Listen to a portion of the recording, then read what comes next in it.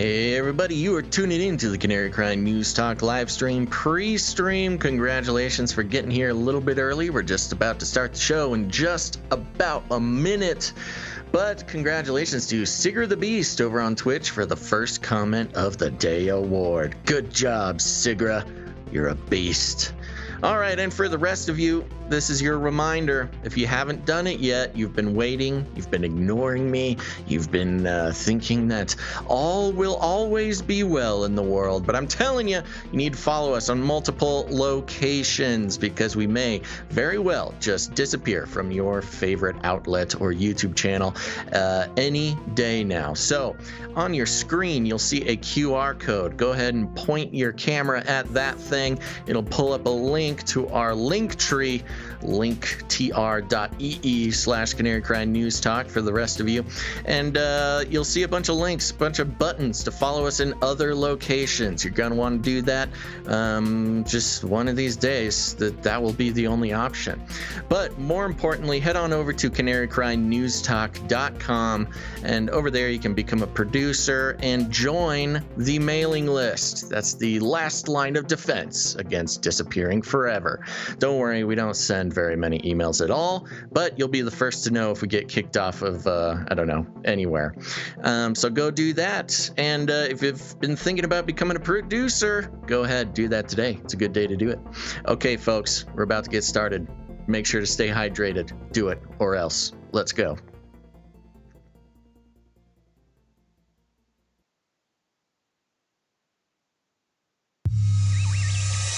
The world is getting crazier. People are acting more and more insane. The end of the world is tomorrow. Tomorrow. There's only one thing to do when the world is falling apart. Listen to Basil and Gonz as they discuss this week's news and events through the lens of Bible prophecy. You are listening to Canary Crime News Talk. You're listening to Canary Crime News Talk. Today is May 24th, 2021. This is episode 334. And today, Wuhan, Razzle Dazzle. I'm your best buddy, Basil. That's Wuhan, but it's okay. And this is Gonz, your favorite Asian provocateur for Christ. Welcome to the podcast where we bring you the best news, which is the gospel message of Jesus Christ, while reporting the egregious with a well-rounded, biblically grounded take on world events. And that's Wuhan. Yeah, but it's okay. It's who and woo, it all sounds the same. I beg your forgiveness. But we're back. Happy to be back. It's Monday, though, so that's always fun.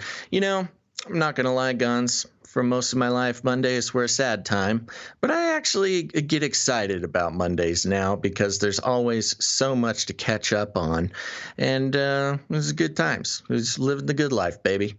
Yeah, that's good. Life is, but a wisp. You do anything exciting? Anything exciting this weekend? What did I do this weekend? No, I did some mixing of a project. That I will not say anything else about. I know. So cryptic. You were watching Great British Bake Off. You were mixing the flour with the butter and a secret ingredient, which you'll never tell. Yes, that's precisely what I was doing. I'm getting ready to audition for Worst Cook in America. It's baking, Gonz. Whatever. Baking and cooking are not the same thing. Baking is harder than I know. Standard cooking is an art. Baking is a science. Yeah. All right, that's enough about absolutely nothing. Let's see here. I didn't go on any bike rides. I have no river people updates, but I'm assuming that they are rebuilding. They're strong, resilient people down there. Let's see. I hung out with some other human beings this weekend. Doesn't seem like even the most liberal among them care about anything anymore. Seems like things are kind of going back to normal. Yeah, they've really, when I say they, maybe the elite, have really dropped the ball, lost the opportunity to really do some of the more nefarious types of control mechanisms that a lot of people were suggesting or fear-mongering. I mean, it's not over. They can always dial it up. Yeah. And bring it all back. But well, it was the turning point. I believe one of the biggest turning points was the poll that anti-vaxxers are mostly Democrats or Democrat leaning. So it was pretty much immediately after that you saw things starting to change. The case numbers have declined. People are not wearing masks. Interesting thing. I'm not in a super liberal area of the country, but it's also not, blatantly conservative. Every company had the mask sign, and I'm speaking on behalf of those with the worldview that masks were a political statement, which I don't necessarily agree with, but that's how they were sort of created. But the mask signage is going down. The waiters, servers not wearing masks. Nobody's wearing masks because everybody is pretending to be vaccinated. I will say I went to a local Trader Joe's this weekend. Oh. Which allegedly are, they don't have the CDC sign on the front of the store or anything like that. It's more of a personal choice type of thing now. And I pulled into the parking lot, pretty busy, on a weekend, and I was a little disappointed. I mean, you have masked people still driving around, getting out of their cars, walking to the store in their mask, and I'm like, you know what? I'm not going to put a mask on, and at least in the store, because like we've mentioned before, we've been somewhat respectful of the private businesses. If they want it, whatever. It's not, I understand the greater, You're not a good free market capitalist unless you let the businesses make their own decisions. I understand that there is a greater symbolic thing going on there with the muzzle and all that. And we've talked about all those issues. But in regards to, stores around here, I was like, I'm just going to walk and see what happens. Disappointed. Everybody wearing masks in the Trader Joe's, at least the one here. And so yeah, I just did my thing. I thought you were going to say something else. I thought you were setting up a big reveal that everybody at a Trader Joe's in Southern California, are not only not wearing masks but setting them on fire and throwing them in a pile before they walk into Trader Joe's. There are circles of people doing that. Yeah, that would have been a thing if everyone's wearing their masks until they get inside.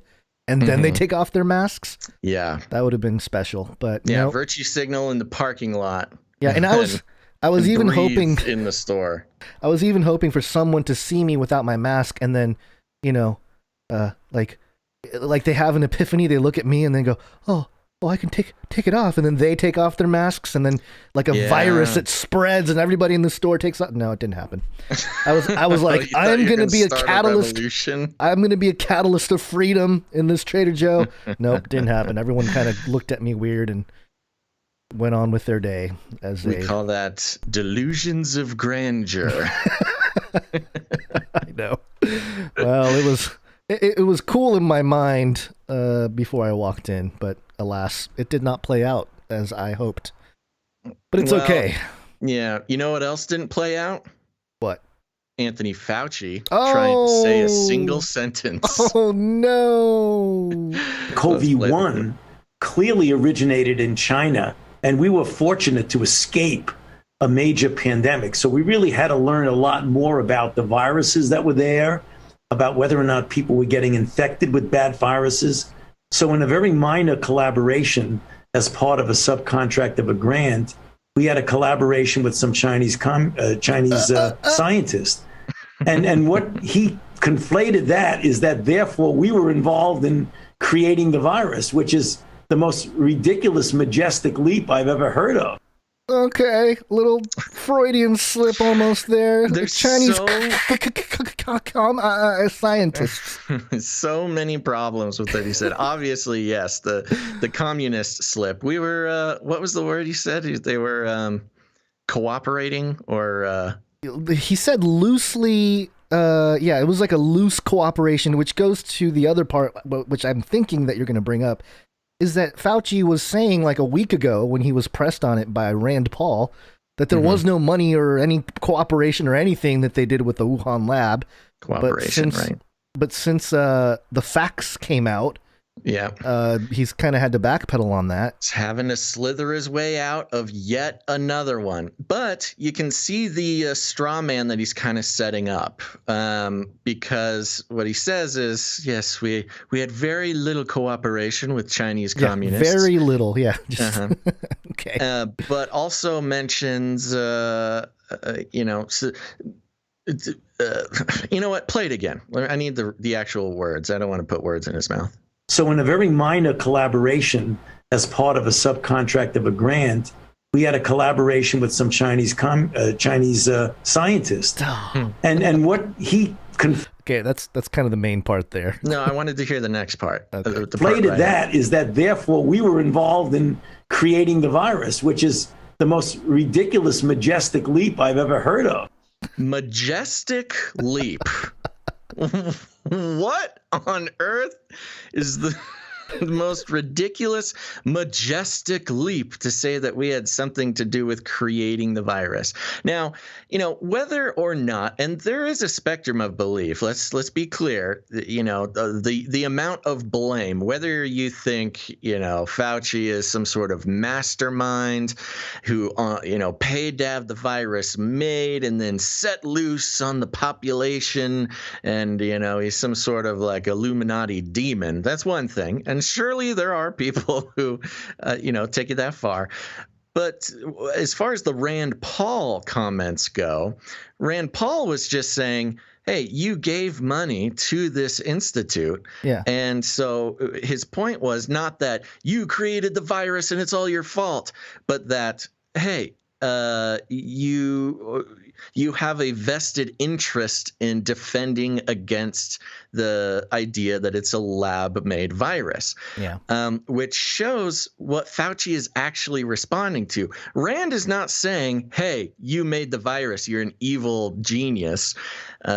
He's saying, hey, you paid you are financially involved with the Wuhan lab, so you defending against the lab-grown hypothesis doesn't mean anything. There's a conflict of interest. But in this, Fauci goes all the way to he feels guilty. Even though he's not technically being accused of creating an evil virus and releasing it on the world, that's what he's defending against, and it's very telling. So I don't know, who knows? But just another example, just blatant example of Fauci having to weasel his way out of a blatant lie to Congress. Yeah, we'll get back to Fauci and some of the flip-flopping he's doing there. With some other issues, including the lab-created conversation or naturally created virus conversation. But this majestic leap seems to be part of his vocabulary to quote-unquote debunk or deflect anything that he doesn't agree with. He used the same phrase back in April when he was talking about hydroxychloroquine being a treatment April of 2020. This is a year ago. Talking about hydroxychloroquine, saying that the using hydroxychloroquine to treat for coronavirus is a majestic leap. So I don't know what kind of. Yeah, he did. He used the same phrase, majestic leap. I'm assuming you don't have a clip. I don't, but I have this Washington Examiner. Well, maybe there is a clip. Let me see if it'll load. Yeah, I mean that's beautiful. I believe you, but it would be so fun to hear him say majestic leap. That's not like that's not a common turn of phrase or something, right? This is just this seems to be sounds like something I would say, honestly. It's a weird thing to say.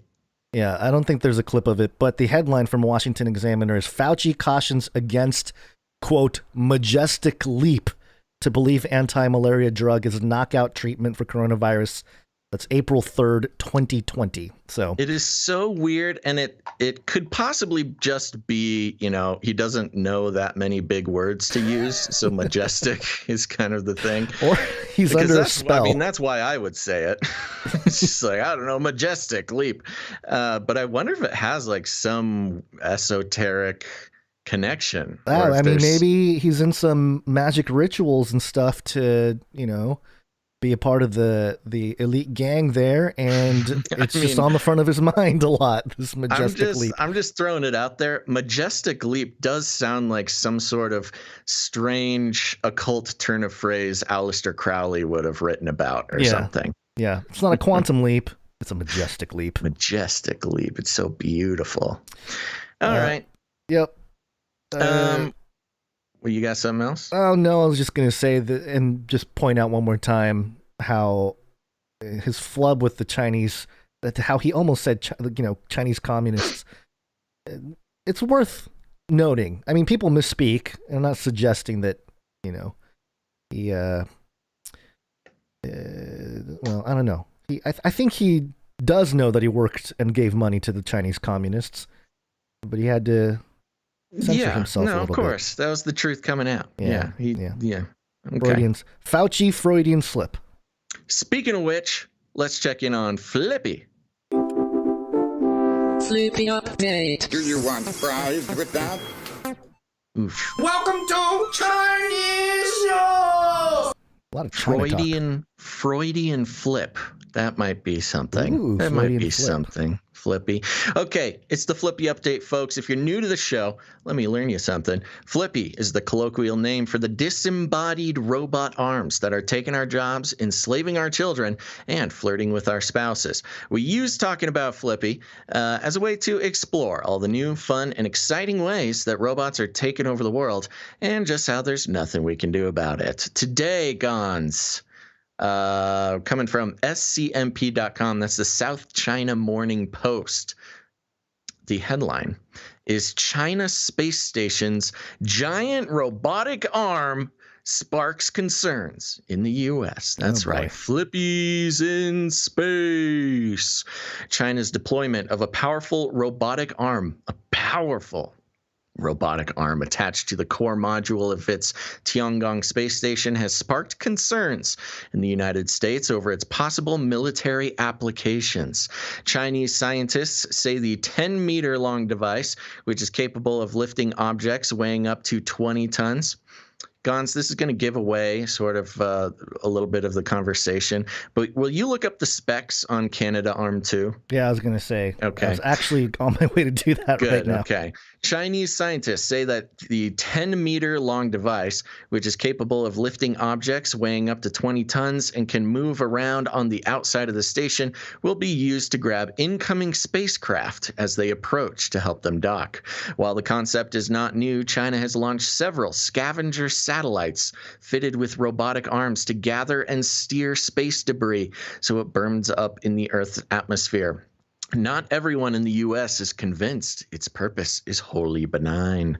James Dickinson, commander of the U.S. Space Command, told a Congress hearing last month that the technology, quote, could be used in the future system for grappling other satellites and was therefore a concern to the U.S. military.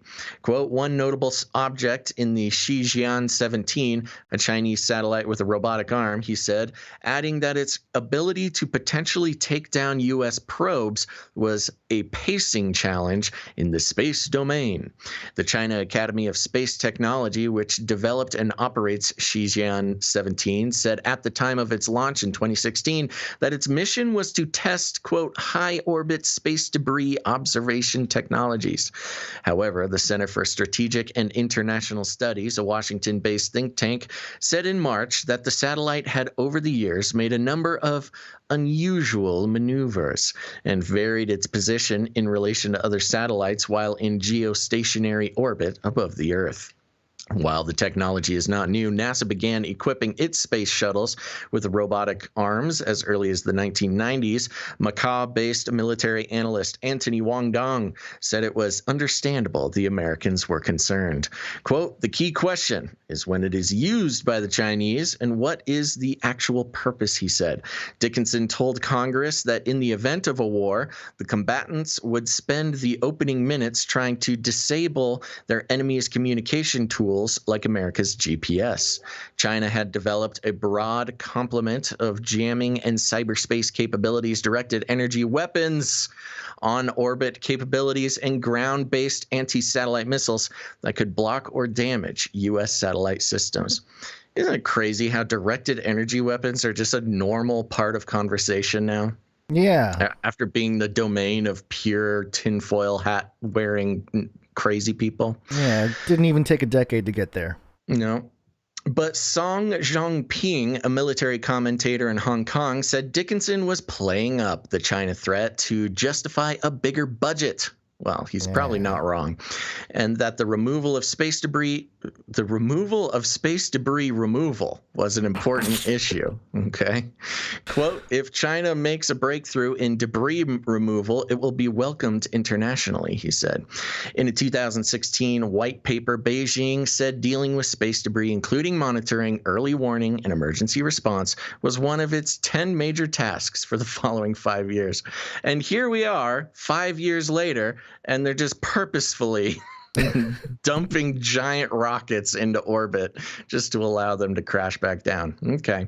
Several methods then we just get into space junk. Who cares about the space junk? Did you know everything in space is CGI? You just go up there and everything turns into just computer graphic imaging. It's pretty amazing. I did not know that, but it explains so much. It explains everything. Yeah. Once you go up there, it's not that it doesn't exist. It's that when you get there, you turn into CGI.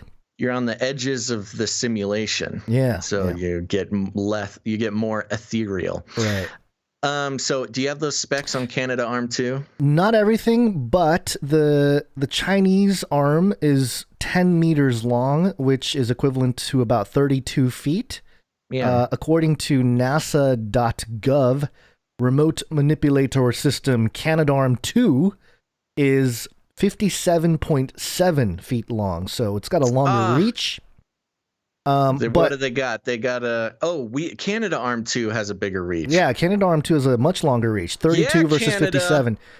However, longer reach doesn't always mean better. You know, if you're if you're more compact and you can pack a harder punch. Yeah. Yeah, so it's the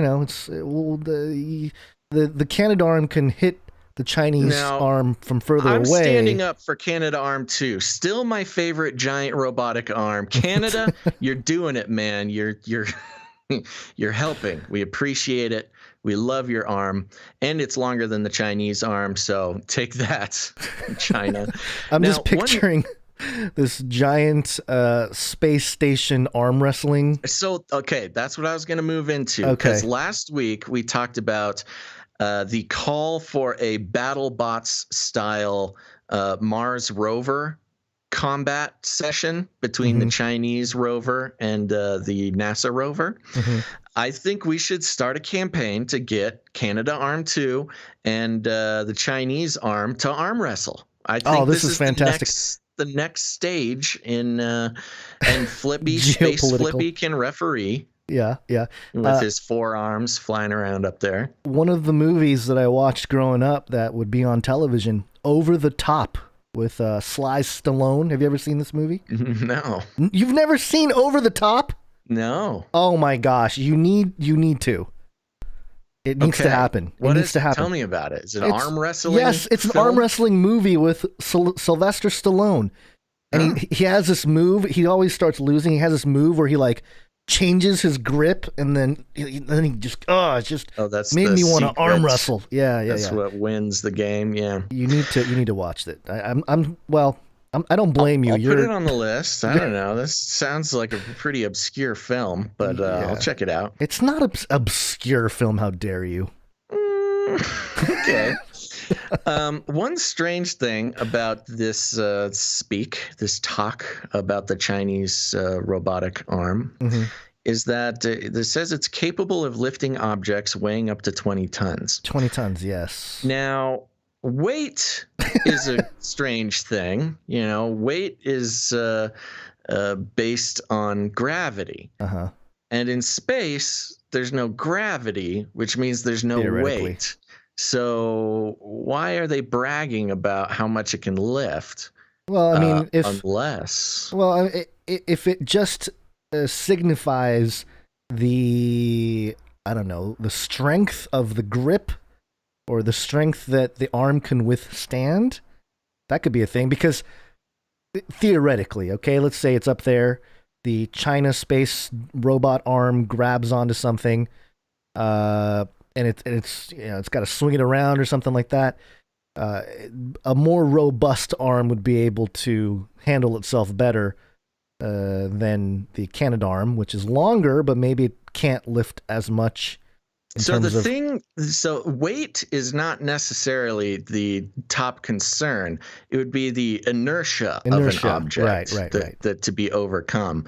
And 20 tons, what I'm saying is I think 20 tons is, I don't think anything has 20 tons of inertia, at least at that size in space. I mean, you're talking about maybe pounds of inertia in a frictionless, gravityless situation. Look, I'm no rocket scientist, but I know all there is to know about robotic arms. Anyways, if there was an arm wrestle, if you're just going to talk about the physics of it, if Canada-Arm 2 and this Chinese arm, it's kind of bumming me out that the Chinese arm doesn't have a name. They probably do have a name, but they just don't want to say it. Because then it's some kind of war. As if I could pronounce it in the first place. If there was an arm wrestle, what would happen is these two space stations would just start rotating around one another. It'll be a romantic dance. Yeah, it would be beautiful. Reminiscent of the actual dealings of the global elite. Yeah. Not so much fighting, but more of a if romantic... indeed space is real. Yeah. Well, there you go. Good job, Canada-Arm 2. Canada, you're still the strongest robotic arm in space in my book, and I will happily spend the pay-per-view dollars to watch the arm wrestle of the space stations. Yeah, I did have this ready for you in case you wanted to go there, but we don't have to mention it or stay on it for too long. But Flippy, who was flipping burgers, is now impressing Spanish chefs. The paella made by robot gets a nod of approval from Spanish chef, and there's some footage out there of the arm. Oh, I don't want to hear the music of the robot arm in action. Putting in the rice and doing all the movements, and I mean, who needs humans anymore? Yeah, riveting. It does look a little more delicate and precise, detailed. I don't know what the word is to use, than just simply flipping burgers. But it did get the approval of a Spanish chef there. So good job, Flippy. You're evolving in your kitchen work. Space Flippy is way cooler. But I do want to thank who sent us the Space Flippy? He emailed that to us. Hold on. Flippy. Oh. I want to make sure to thank the producer who did that. Dun, dun, dun, dun, dun. Ah, nuts. I can't find it anywhere. All right. We don't need to take up more time for it. I'm going to keep looking for it. We'll thank you in a second. Okay. But in that case, let's keep moving. All right. We're going to do a little update on the Space Pope Reptilian. Space Pope Reptilian. A lot of space, a lot of China. NBCnews.com. Pope Francis to get all-electric Pope Mobile from EV startup Fisker. It was David. Thank you, David. David A. Thank you very much for tweeting that over. Appreciate that, producer David. Pope Mobile getting an upgrade, and eat that, Tesla and Elon Musk. Going with another company here. Pope Francis, who has frequently spoken out on environmental issues, will trade in his Pope Mobile for a new model running entirely on battery power. The pontiff met Thursday with Henrique Fisker and Gita Gupta Fisker, founders of the California-based electric car startup Fisker, who provided him with renderings of the vehicle they plan to deliver during the fourth quarter of next year. It will be based on the Fisker Ocean SUV the company plans to put in production in 2022. Quote, I got inspired reading that Pope Francis is very considerate about the environment and the impact of climate change for future generations, Henrik Fisker said in a statement. The connection to the Pope, Fisker told NBC News by email, was made through, quote, a mutual friend who arranged the meeting. Illuminati handler. This is the second zero-emission vehicle that the Argentine-born Pope will receive. Last year, Japanese automaker Toyota delivered a specially customized version of its Mirai fuel cell vehicle. Mirai means future, by the way, in Japanese. It's currently one of the 3 hydrogen-powered vehicles on the market. The Toyota Pope Mobile has not seen extensive use, however, largely due to the challenges of finding a readily accessible source of the lightweight gas during the pontiff's travels. Traditionally, popes have traveled in vehicles provided to the Holy See by Mercedes-Benz, with the first presented to Pope Pius XI in 1930. Recent models have included transparent compartments where the Pope can stand up while also keeping him safe. That became essential following an assassination attempt of Pope John Paul II in May of 1981 in St. Peter's Square. For his part, the current Pope has maintained a low profile when it comes to the vehicles he travels in, preferring to use Fords, Jeeps, and Fiats. Whoa, American made. American, and is Fiat American? I don't think Fiat's American, is it? No, it's Italian, I think. Considering the environmentally friendly nature of the Fisker product and the fact that Francis met with the company's founders, there's a good chance it will find more use than Toyota's Pope Mobile once it is delivered. This is anti-Asian hate from the Pope. Excuse about not using the Japanese. The design is based on the Ocean, the first product Fisker plans to bring to market. Currently, it is set to go into production at a factory in Austria on November 17th. Yada, yada, yada, prices, blah, blah, blah. So, there you go. New Pope Mobile. He's going green. Is it electric or? It's an electric car. Hydrogen? It's got it's an electric car. It's got a little top part where the Pope can stick his head up and wave to people, I guess. Yeah, he's always had that. You got to have his wave chamber. Yeah, so there you go. There's not much else to comment on this other than, I mean, he's so woke. Are you even woke? Like the wokest Pope ever. Nice. Yeah. All right, well, let's get into the WACCINE. That's why people are really here. Yeah. WACCINE. WACCINE. A pandemic special. I wanna die or be decapacitated. I wanna be vaccinated. 33 is the number of completion of the Great War. So this is coming from Mahoning Matters. MahoningMatters.com. And we spoke about the lottery, the jab lottery, a few episodes ago, and I had my facts wrong. I thought it was for $50,000, but let's get some better details here. MahoningMatters.com headline: vaccinations jump 33% after Vax-a-Million news. Okay, so we got the 33%, the Illuminati messaging number, and Vax-a-Million, which is just a wonderful phrase that some PR person got paid to make up. And it goes like this: the number of people in Ohio, age 16 and older, who received their initial COVID-19 vaccine jumped 33% in the week after the state announced its $1 million incentive lottery.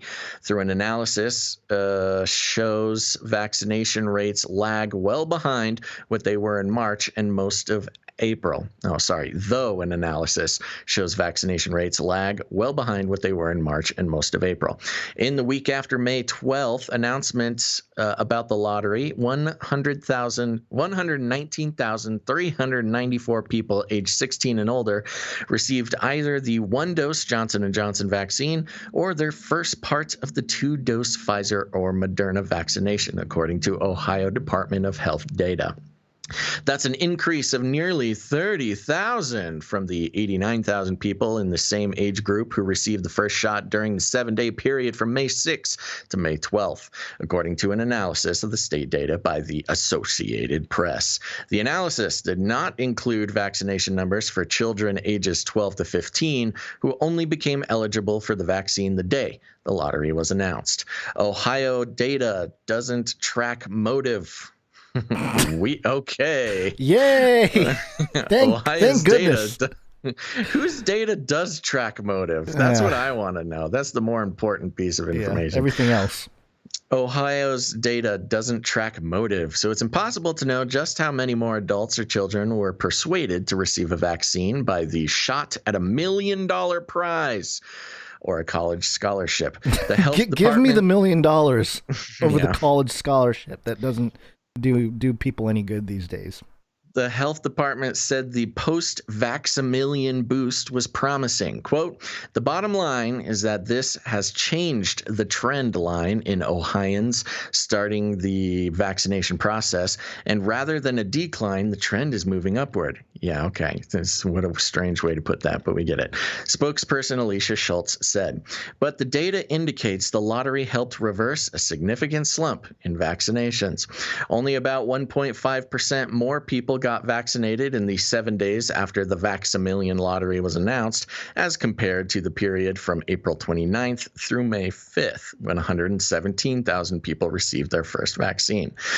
The number vaccinated following the lottery announcement also is considerably lower, by 17%. Than the 143,000 vaccinations during the period from April 22nd to April 28th.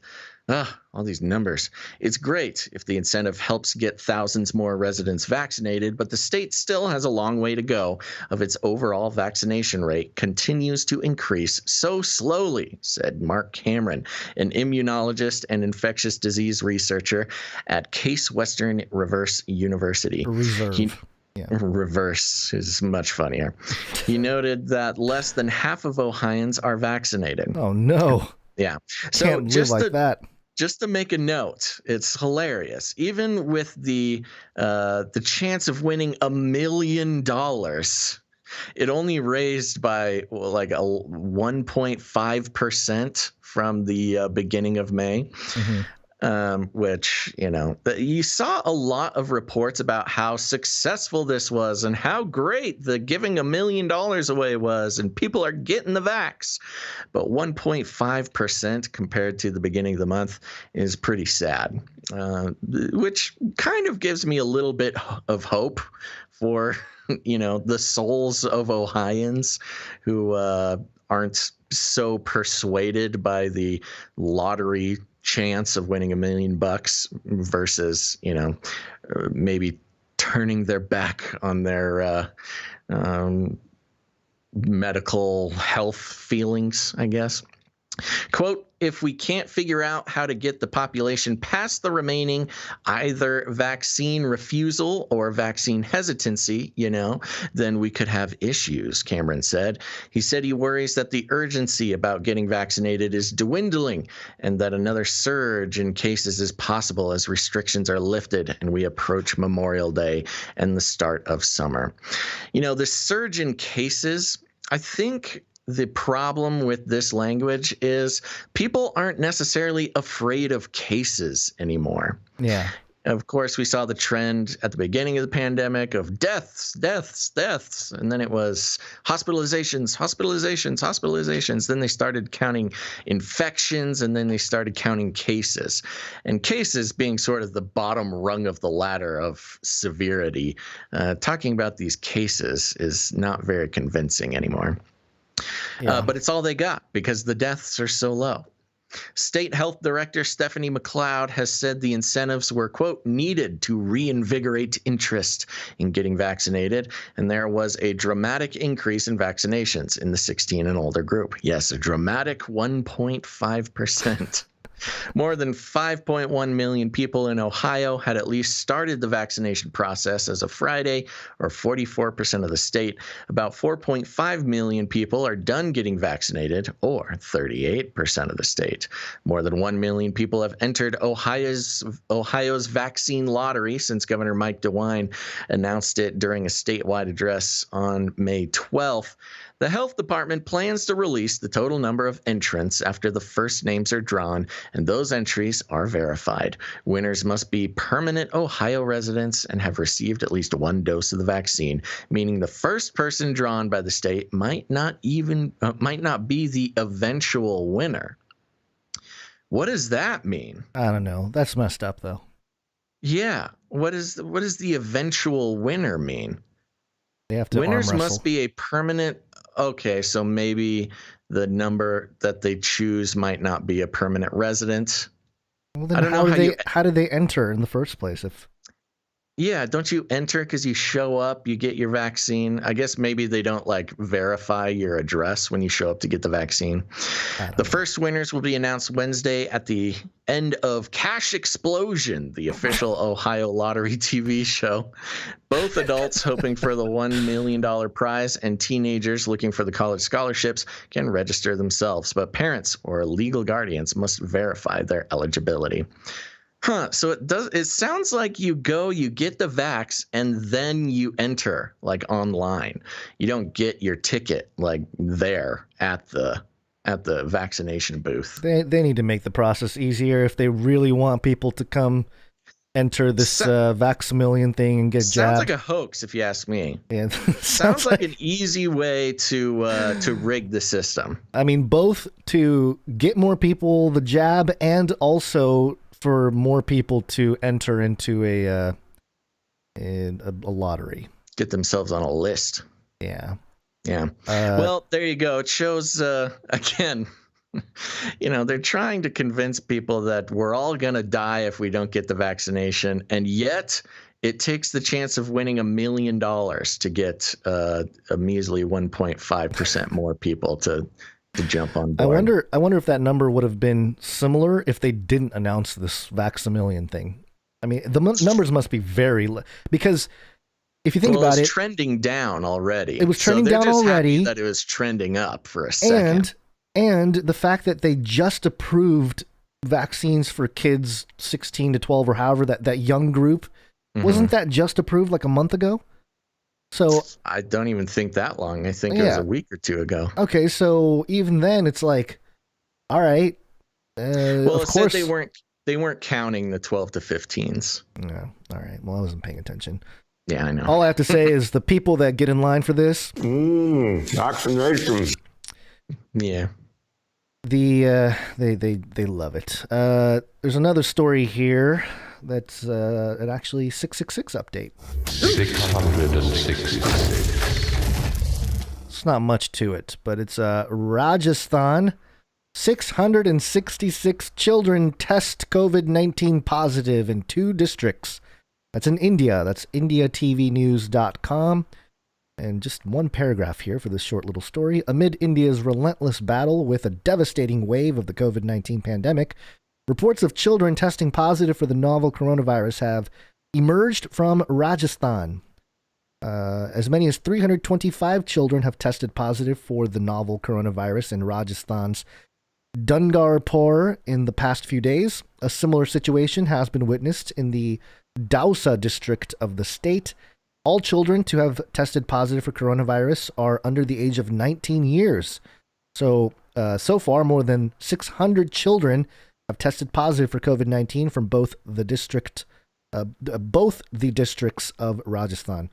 And that's kind of interesting because in the U.S., a lot of the people infected were older, had other issues, health issues, and especially the ones that got really sick and even passed away, allegedly, from testing positive. I'm not saying that they passed away from the virus, but they were counted as such.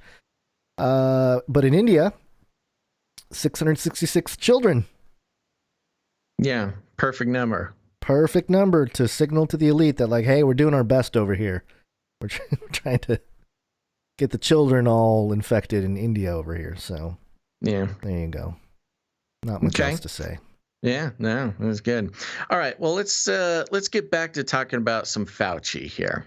Oh, yay. You gotta love science. Science is truth. This is from dailymail.co.uk. Revealed 3 Wuhan lab researchers were hospitalized in November 2019, and Dr. Fauci now says he's not convinced COVID developed naturally and calls for a full investigation into what went on in China. Oh, so now Fauci is calling for a full investigation. What the heck was the other investigation then? Huh?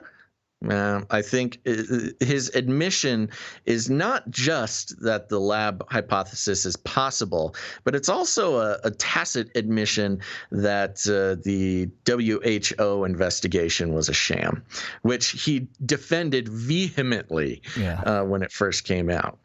3 researchers from China's Wuhan Institute of Virology sought hospital care in November 2019, months before China disclosed the COVID-19 pandemic. The Wall Street Journal reported on Sunday, citing a previously undisclosed U.S. intelligence report. Okay, so intelligence is noted all along. That doesn't come as a surprise.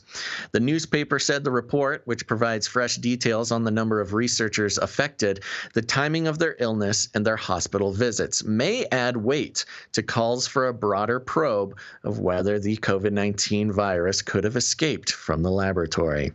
The report came on the eve of a meeting of the World Health Organization's decision-making body, which is expected to discuss the next phase of an investigation into the origins of COVID-19.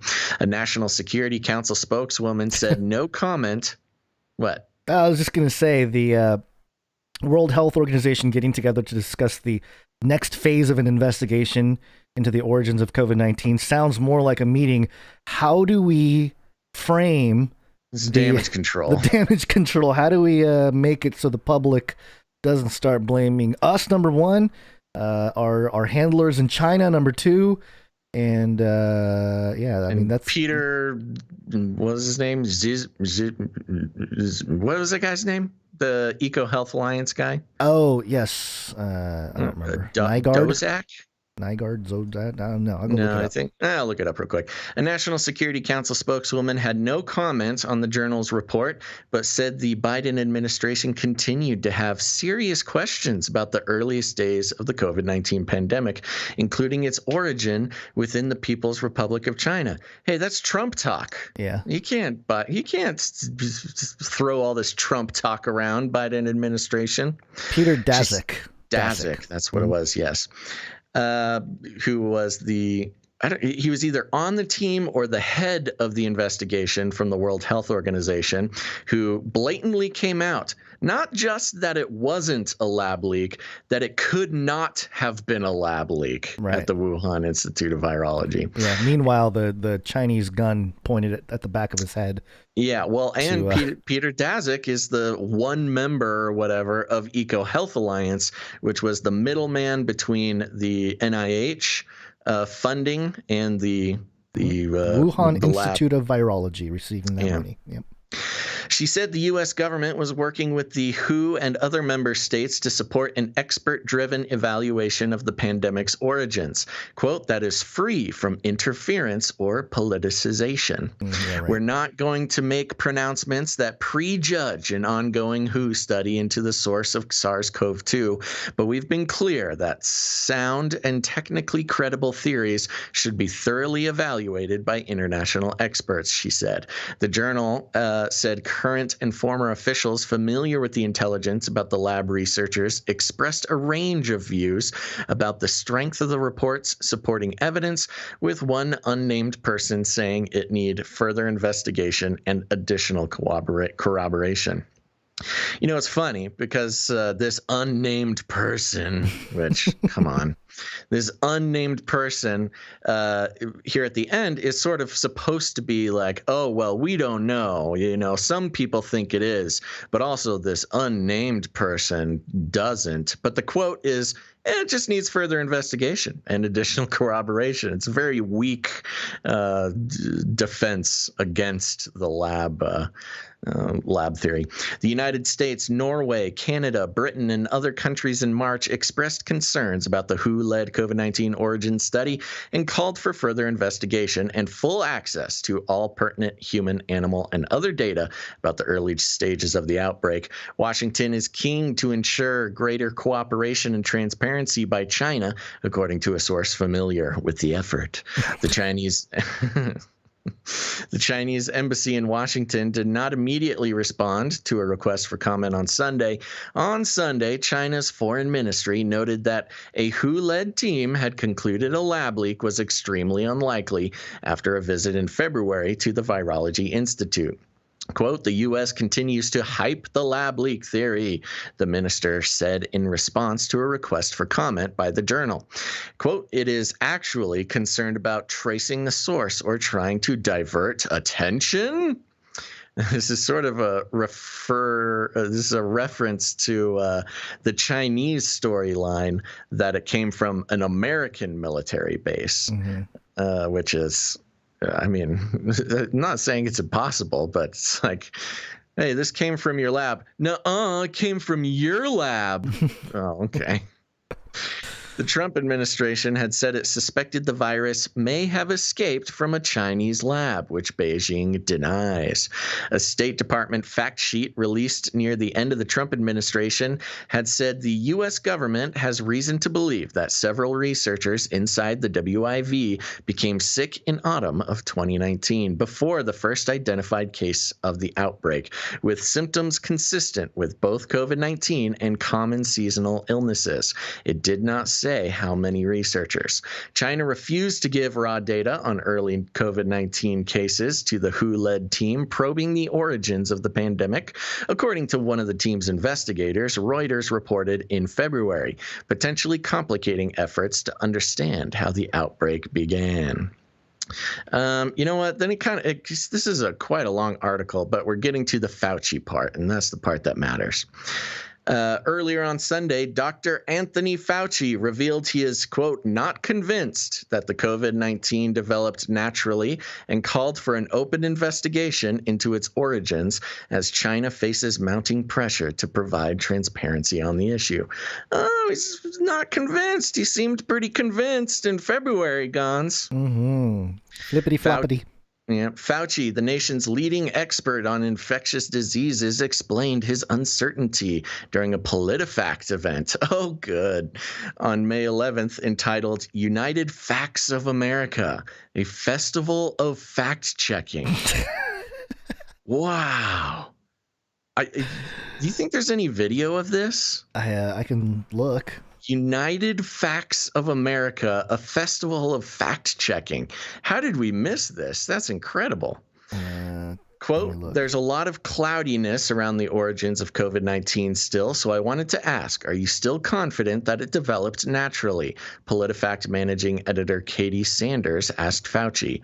No, actually, he replied. I'm not convinced about that. I think we should continue to investigate what went on in China until we continue to find out the best of our ability what happened. I'm looking at the PolitiFact, the Pointner, which is the people that fund PolitiFact. And the Pointner website here, pointner.org, United Facts of America, Festival of Fact-Checking. And the special guests include Christiane Amanpour. Yeah, classic. Dr. David B. Fagbui, Dr. Anthony Fauci, Brian Stelter. Oh, great. And Senator Mark Warner. That's hilarious. Yeah. Anything with Brian Stelter on it is automatic CIA disinfo red flag for anybody paying attention. Project Mockingbird. Yeah. So why would you get that guy?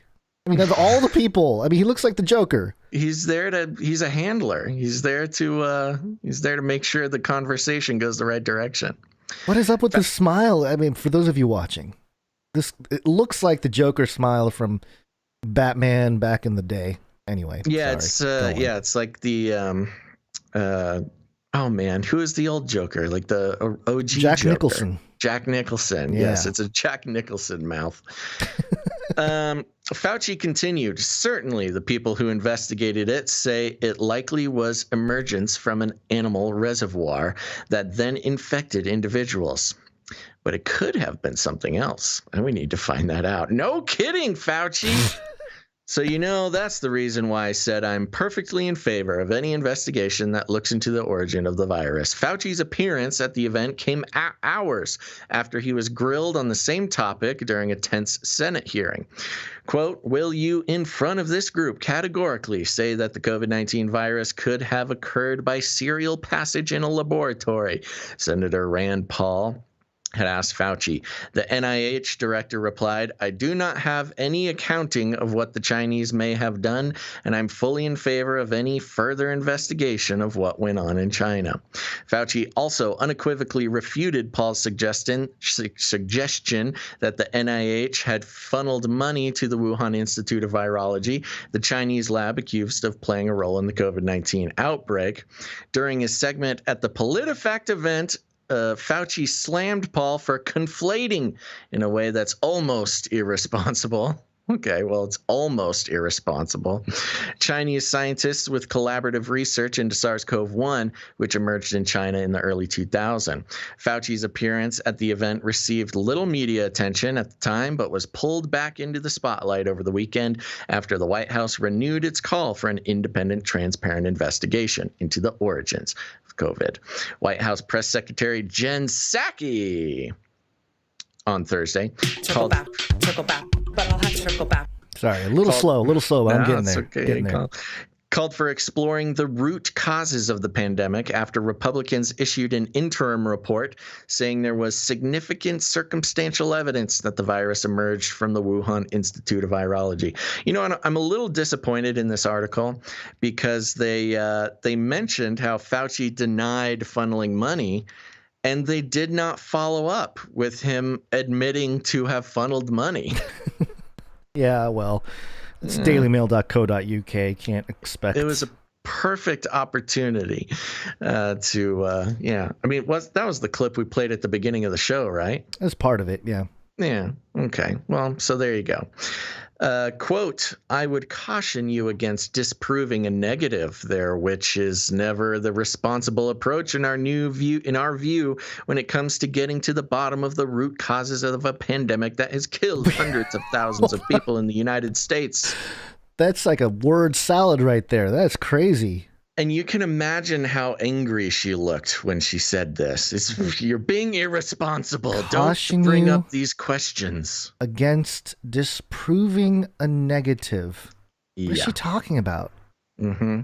What is she talking about? Disproving a negative. So, yeah. All right. Whatever. Okay. My brain is chopped soup after trying to understand what she said. That was her saying she was circling back on her own comment there. Yeah. Anyways, it goes on and on. There's about 30 more paragraphs. Getting to the bottom of the root causes of the pandemic that has killed hundreds of.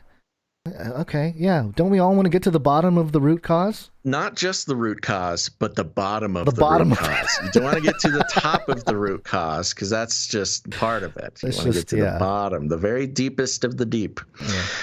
Yeah. So there you go. Just more Fauci getting caught in his lies and trying his best to wriggle his way out of it. The highest paid government employee, by the way, in the U.S. When is the Fauci reign over in the public eye? I feel like I don't know, man. Is he going to retire? To turn a little bit. How come he doesn't just retire? Is he hooked in that much, with some kind of probably Epstein style blackmail thing that he has to come out? I mean, he's got to be tired. Like, it's the only thing you're that making makes me sense. Go out there again and making me look like a fool. He must be mad at his handlers.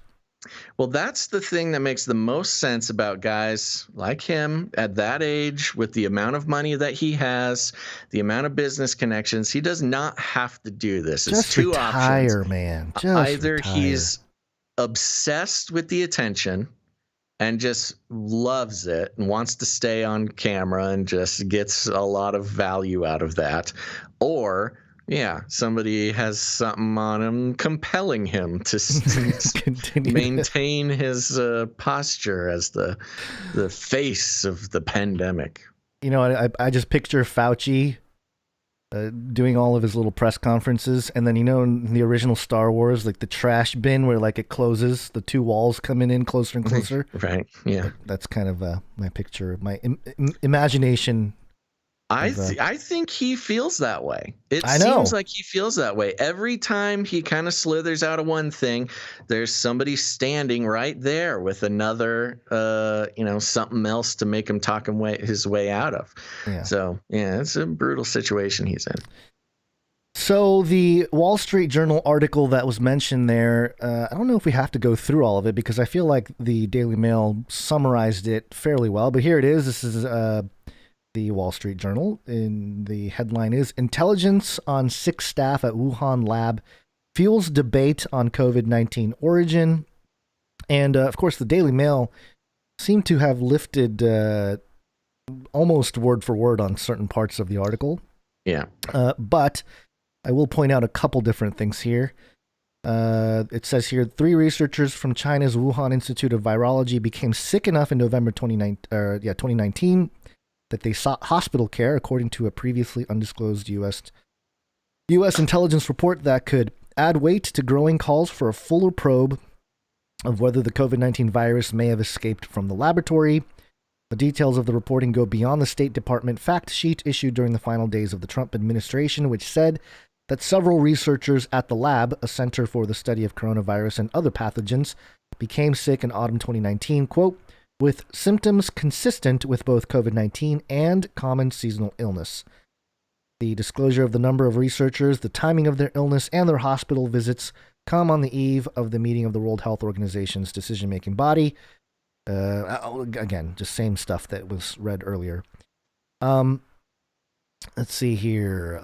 One person said that it provided an international partner and was potentially significant significant, but still in need of further investigation. Another person described the intelligence as stronger. Quote, the information that we had coming from the various sources was of exquisite quality. It was very precise. What it didn't tell you was exactly why they got sick, he said, referring to the researchers. And then I did have some stuff highlighted in the other, have another tab open with the same article here. Let's see. Let's go towards the bottom here, just to save time. The Biden administration hadn't disputed any of the assertions in the fact sheet, which current and former officials say was vetted by U.S. intelligence agencies. The fact sheet was also covered research activities at the Wuhan Institute of Virology, its alleged cooperation on some projects with the Chinese military, and accidents at other Chinese labs. But one Biden administration official said that by highlighting data that pointed to the lab leak hypothesis, Trump administration officials had sought, quote, to put spin on a ball. Several U.S. officials described the intelligence as circumstantial, worthy of further exploration, but not conclusive on its own. And then it just goes through the history here. Oh man, there was a part here. Okay, so I can't remember if this was mentioned in the other article there, but it says the U.S., European Union, and several other governments have also called for a more transparent investigation of COVID-19's origins without explicitly demanding a lab probe. They've called in particular for better access to data samples from potential early COVID-19 cases. Members of the WHO-led team said Chinese counterparts had identified 92 potential COVID-19 cases among some 76,000 people who fell sick between October and early December 2019, but turned down requests to share raw data on the larger group. That data would help the WHO-led team understand why China sought to only test those 92 people for antibodies. Team members also said they asked for access to a Wuhan blood bank to test samples from before December 2019 for antibodies. Chinese authorities declined at first, citing privacy concerns. China using privacy concerns to decline a request to look into blood bank test samples. Then agreed, but have yet to provide that access, team members say. That's where the article ends. So I think it's interesting because it's a lot of growing suspicions around the way China is dealing with the data that is causing more people, including Fauci, to be like, well, we need more investigation. But it's not looking good for the wet market theory of the whole thing. Yeah. Well, it's so funny because it's like none of this is new. This has been it's not new. Talked about for a year and a half. Not even close. Yeah. So that makes sense. There was a tweet that went out by, who is this? I guess it was Ryan Saavedra, saying that that people. Oh, actually, I'm sorry. This was the old 2020 post. I actually found this tweet from last year. It looks like April 1st, 2020. And we tweeted out, and we were talking about it on the show. There was a paper that, and this is kind of the troubling aspect of this, which is that how come you and I and others, these like researchers, quote unquote, armchair sitting on a computer at home, can find these documents like this one here from Nature Medicine, titled "A SARS-like cluster of circulating bat coronaviruses shows potential for human emergence." And it was mentioned in, it was a 2015 article, and it says, quote, "We synthetically re-derived an infectious full-length SHC014 recombinant virus and demonstrated robust viral replication both in vitro and in vivo. Our work suggests a potential risk of SARS-CoV re-emergence from viruses currently circulating in bat populations." And then the mention of the Wuhan Institute of Virology, and then within the same document, the mention. Let me just finish this.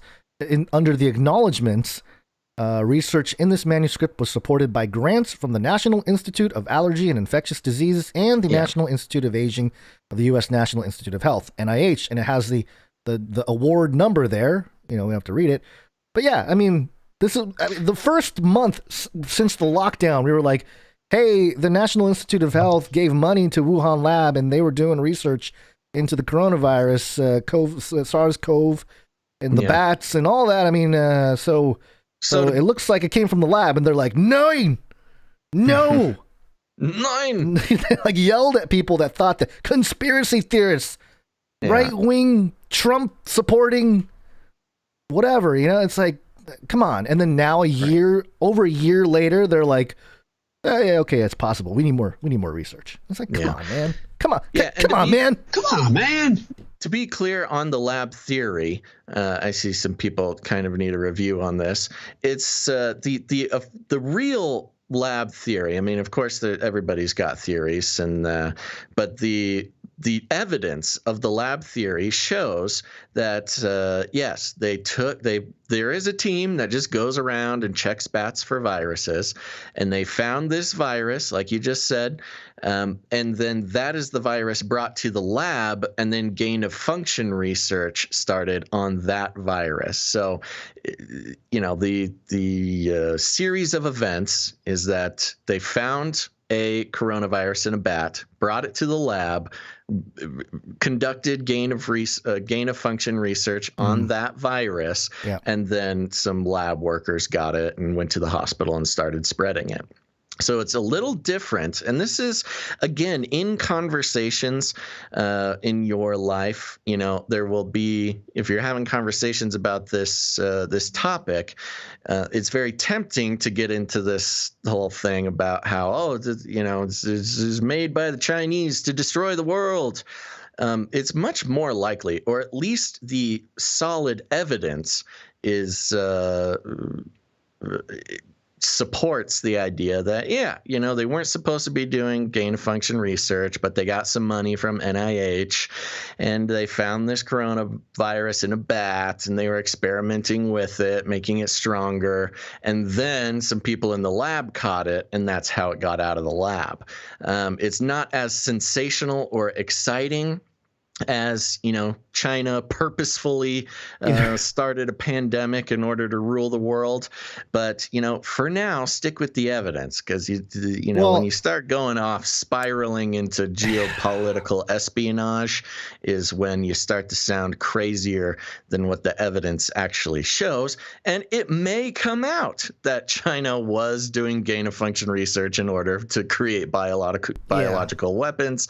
And we'll cross that bridge when we get there. Yeah. But as of now, at least the evidence shows that, this was a lab with a horrible safety record, and they were doing gain of function research, which is illegal for the most part in the U.S., but it was funded by Fauci, and they used, whether or not they actually used those exact dollars, Fauci had a connection with the lab through the NIH funding, and that's where the virus escaped from. I mean, those are the facts.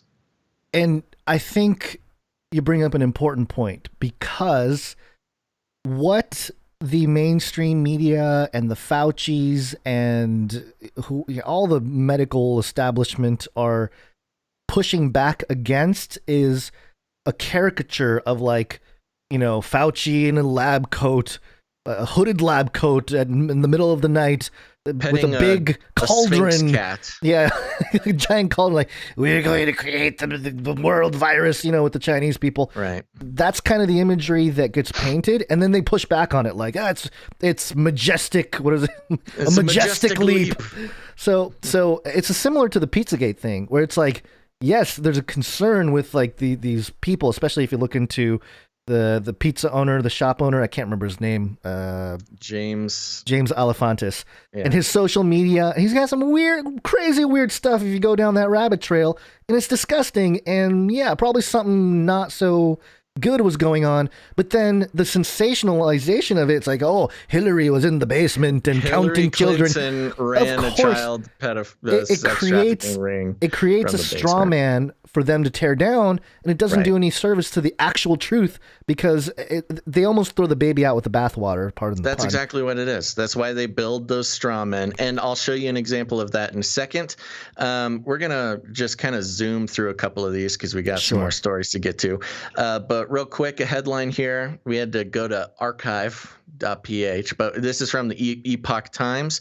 The headline is Politifact quietly retracts fact-checking labeling COVID-19 lab origin theory as debunked conspiracy. We actually I believe we read this fact check on the show. This is Politifact doing a fact check and called it debunked conspiracy that it was a lab originated virus. Just to give a little bit of text here. Politifact has quietly retracted. We triggered people in the chat about Hillary.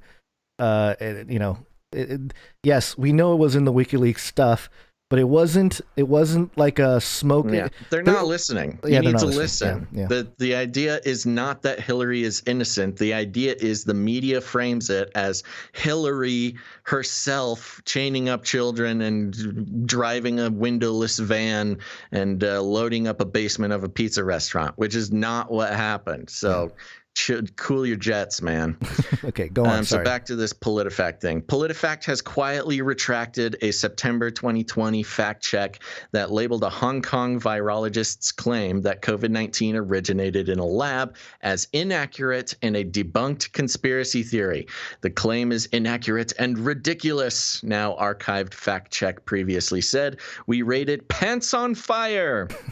In an updated editor's note published Monday, Politifact explained why it has now removed the label. Quote, when this fact check was first published in September 2020, Politifact sources included researchers who asserted the SARS-CoV-2 virus could not have been manipulated. That assertion is now more widely disputed, the note states. Quote, for that reason, we are removing this fact check from our database pending a more thorough review. Currently, we consider the claim to be unsupported by evidence and in dispute. The original fact check from Politifact cited a September 15, 2020 Fox News interview with Hong Kong virologist Li Mengyan, in which she said that she has, quote, solid scientific evidence that COVID-19, the disease caused by the CCP, Chinese Communist Party virus, is, quote, not from nature. And it goes on and on and on. But there you go. Now, the biggest thing with this is it pulls into question, or should pull into question with normies who rely on PolitiFact, the nature of these PolitiFact fact-checking pieces that they do, because, you know, they rebuked the conspiracy theory that it was lab originated with the strongest possible rebukes. Pants on fire, debunked conspiracy theory, et cetera, et cetera.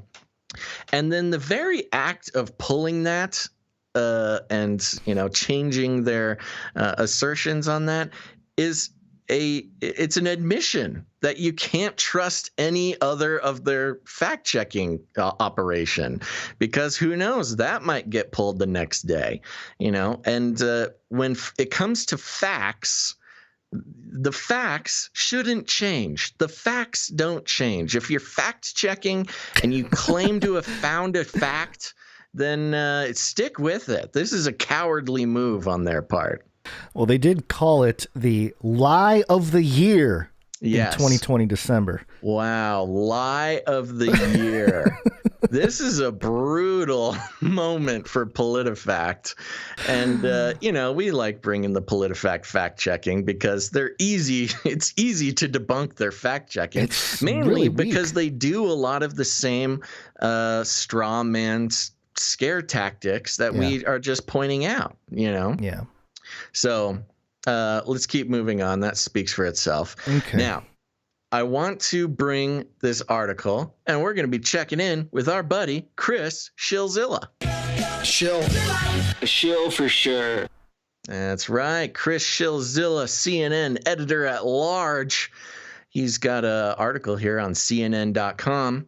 Why is Anthony Fauci hedging on the origins of the coronavirus? Tell us, Shillzilla. Tell us now. Why is he doing this? Why is he a lying, slithering snake? Well, CNN, please tell us. CNN's going to clear it all up. Don't And worry. Shillzilla at the helm. Shillzilla is here to rescue Anthony Fauci from his own grave he's been digging for a year and a half. Anthony Fauci, the director of the National Institute of Allergy and Infectious Diseases, admitted earlier this month that he is no longer convinced that the COVID-19 pandemic originated naturally. Quote, I am not convinced about that. I think we should continue to investigate what went on in China until we continue to find out the best of our ability what happened, Fauci told PolitiFact's managing editor Katie Sanders. Quote, certainly the people who investigated it say it likely was the emergence from an animal reservoir and then infected individuals, but it could have been something else, and we need to find that out. So, you know, that's the reason why I said I'm perfectly in favor of any investigation that looks into the origin of the virus, he continued, which is quite clearly a change from Fauci's previous view that the disease very likely came about after animal to human transmission.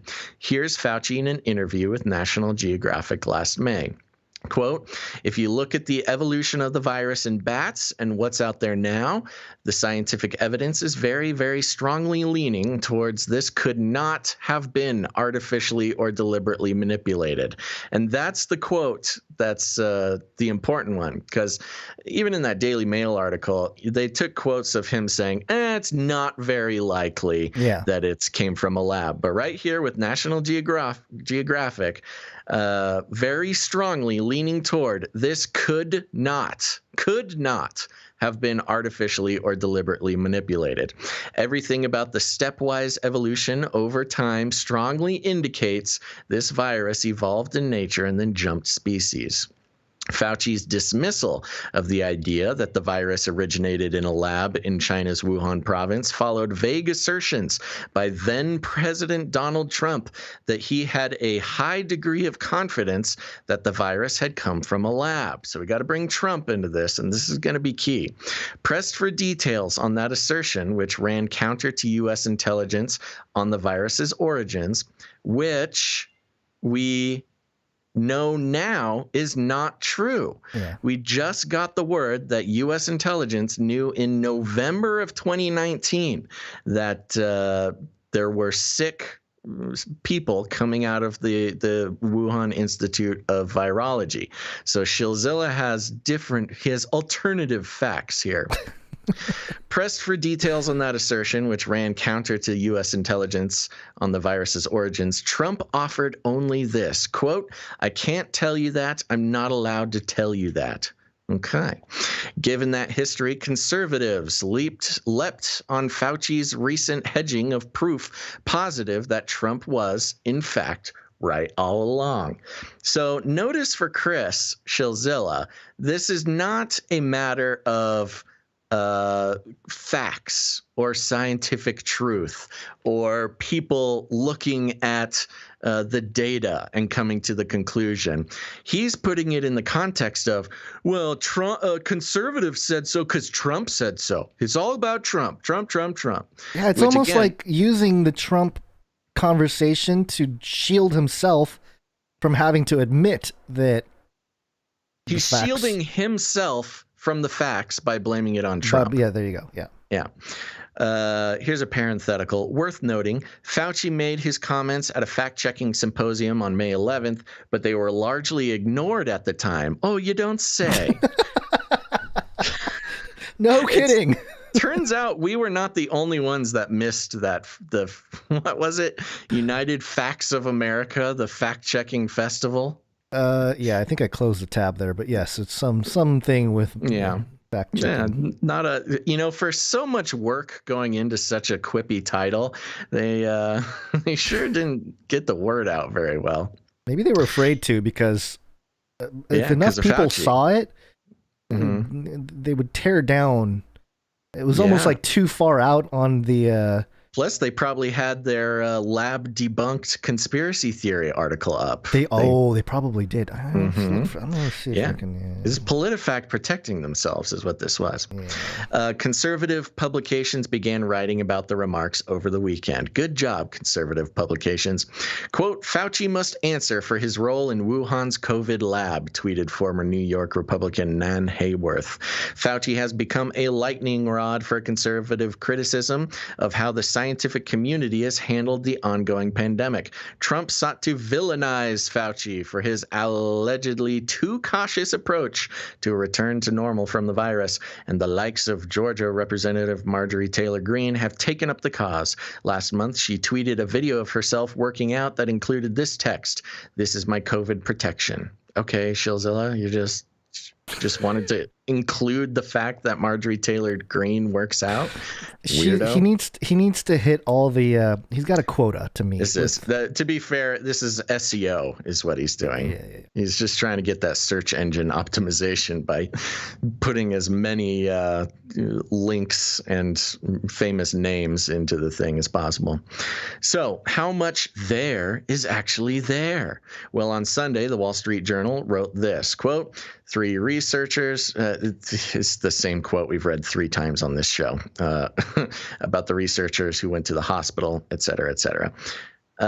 It's worth noting here that, according to CNN reporting, U.S. intelligence officials are not certain what the researchers were actually sick with, and Director of National Intelligence Avril Haines told Congress last month that, quote, "The intelligence community does not know exactly where, when, or how COVID virus was transmitted initially." Okay, thanks, Chris. Also, Another thing to point out with Chris's article here, he says it's worth noting here that according to CNN reporting, U.S. intelligence officials are not certain what the researchers were actually sick with. Yeah, because they were the first victims of COVID-19.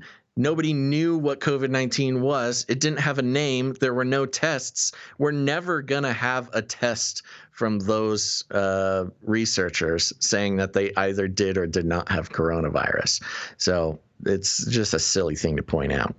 Zhao Lijian, a spokesman for China's foreign ministry, denied the Wall Street Journal report and said that the U.S. is hyping up the lab leak theory. What's clear is that Fauci is significantly more open to the idea of the lab theory than he was a year ago. While he did leave himself some wiggle room, which is the understatement of the century, in his statements about the origins last year, he said he was very, very strongly leaning toward this could not have been artificially or deliberately manipulated. Not very much wiggle room there, Chris Shillzilla. The quote, he says he left himself some wiggle room, and then the quote is very, very strongly leaning toward this could not have been artificially or deliberately manipulated. There was no doubt about where Fauci stood on the question.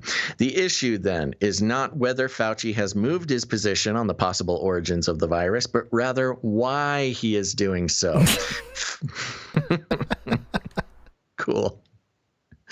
Fauci defenders will insist that he is simply evolving his new base, his view. He's evolving. Yes, he's evolved. He's simply evolving his view based on information that has come out over the last year. Fauci opponents will insist he knew all along that the lab theory was a possibility and downplayed it solely to make Trump look bad. Yeah, it could be both. In the midst of that debate, it's important to remember that, in the midst of this debate about Fauci, it's important to remember that Trump never provided any evidence for his vague claims about the origins of the virus. Quote, something happened was as far as he would go. Ooh, so this is all Trump's fault for not giving away confidential and sensitive U.S. intelligence information.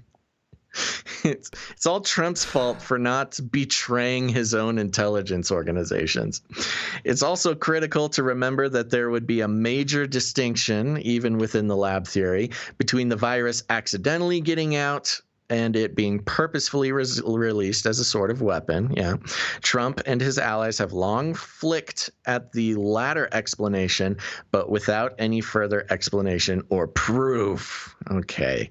The problem with articles like this, and Chris will feel this someday, is that, yeah, just because Trump didn't give explanation or proof at the time doesn't mean that it doesn't exist. Yeah. And, in the very sensitive political time of the beginning of a pandemic, yeah, the president's not just going to jump out there and start throwing manila envelopes with confidential stamped on it just out at reporters like, here's everything we know, our longtime geopolitical rival, here's the secret information we have.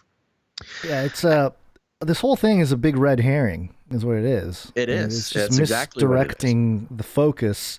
And again, yes, you're right. Misdirecting the focus towards Trump, like, oh, well, Fauci has changed his mind and but Trump, he didn't give us all the information. He gave us the correct analysis. He gave us the correct end point of information, but he didn't show his work. It's like a math test in high school. You can get the right answer, but if you don't show your work, you get it wrong. Yeah. And it finishes up here. As CNN wrote on Monday, quote, the current intelligence reinforces the belief that the virus most likely originated naturally from animal-human contact, the sources said, but that does not preclude the possibility that the virus was the result of an accidental leak from the Wuhan Institute, where coronavirus research was being conducted on bats. So they're trying to say both could be true. And in essence, both could be true, that it came from bats, but that it came from bats and leaked from the lab, which has been the theory all along. But they're putting it in a way that they don't have to be fully responsible for, quote unquote, debunking the lab theory. Yeah. And he ends with this. Here's the point. The origins of the virus remain not fully known. Tracing that is, at root, a medical and public health question. What's up with the root talk with all these people? I know. Get to the bottom of the roots of the bottom end of the facts. Yeah. Well, anyway. Listen to the punchline here. Remember, he just spent all this time blaming Trump. The origins of the virus remain not fully known. Tracing that at root is a medical question, medical and public health question, not a political one. Liar! Chris, you literally just spent 8 paragraphs politicizing the question. And then, okay, whatever, buddy. So there you go. He's a Shillzilla. What are you going to do? It's the scramble. It's all not just the scientists and the politicians and the Faucis, but the media organizations that upheld the narrative are scrambling for damage control right now. And it's just beautiful to watch. It's an elegant leap. Yeah. I'm looking at I'm kind of, while you were reading that, I was trying to dig into the United Facts of America, a festival of fact checking. I don't know how much is going to be public, but it costs either $50 to get in or $100 for VIP access. I'm like, oh my gosh, who's going to pay $100 to? I mean, I might go to report on it or something. It already ended. I mean, I know, but I'm saying a couple weeks ago. That's not that expensive. I know, but $100 for VIP. Do I get to be in the same room as Fauci? The same virtual room? Maybe. Do I get a buffet? Oh yeah, it was probably virtual, huh? Yeah. So, and people were probably wearing their masks on their Skype call, their own homes, Zoom call. Yeah. I don't know. I mean, this whole thing, it is a disaster. And, this is kind of, it's been boiling up because Pointer had an article back in April that, again, we kind of reiterated the points over and over again, but Pointer is the company that funds PolitiFact. And they say here that PolitiFact and fact checkers debunked the conspiracies that the Chinese lab created it as a bioweapon. And I like this sentence here. It's still impossible that the virus was somehow created by scientists, but there is new reporting that suggests the virus might have escaped for a lab in Wuhan, China, the epicenter of the outbreak. Wait, does it say it's still impossible? Yes. Let me read that paragraph again. Yeah, do that again. Okay, so many early posts claimed the virus originated in a Chinese lab as a bioweapon, the conspiracy theorists, right? PolitiFact and other fact checkers debunked those conspiracies.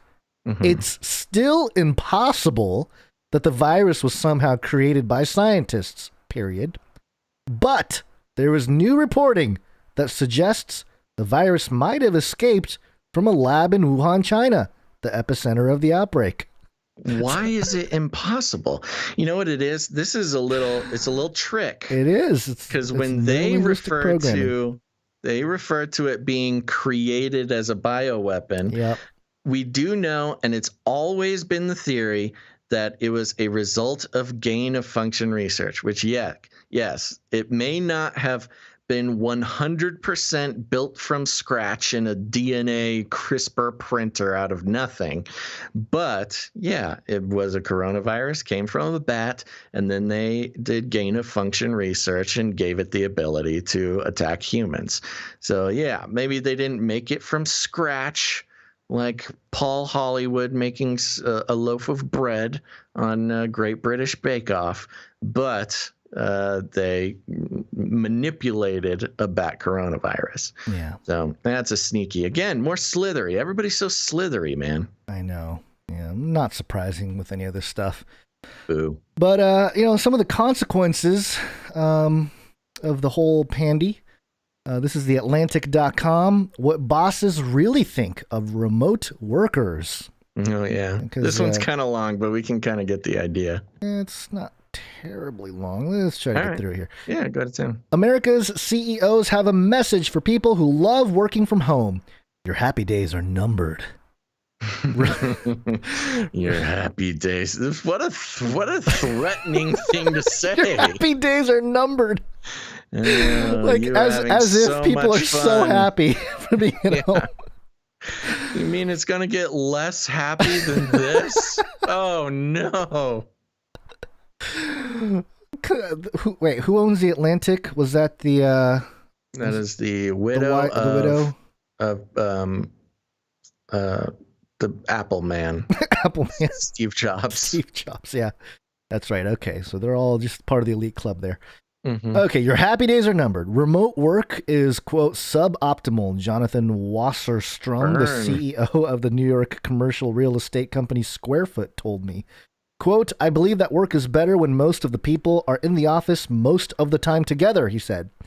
As if to prove his point, at the moment, our phone connection grew fuzzy, prompting him to sarcastically add, quote, oh, because remote is so great, right? Right? That's what it says. What really gets Wasserstrom's goat is when people say no one should come into the office because that would be more fair to the people who don't want to come into the office. He said that although he wouldn't fire someone for asking to work remotely full-time, Squarefoot is a real estate company. Quote, if somebody didn't believe in the value of an office at least one day a week, they probably shouldn't be at the company anyway, he said.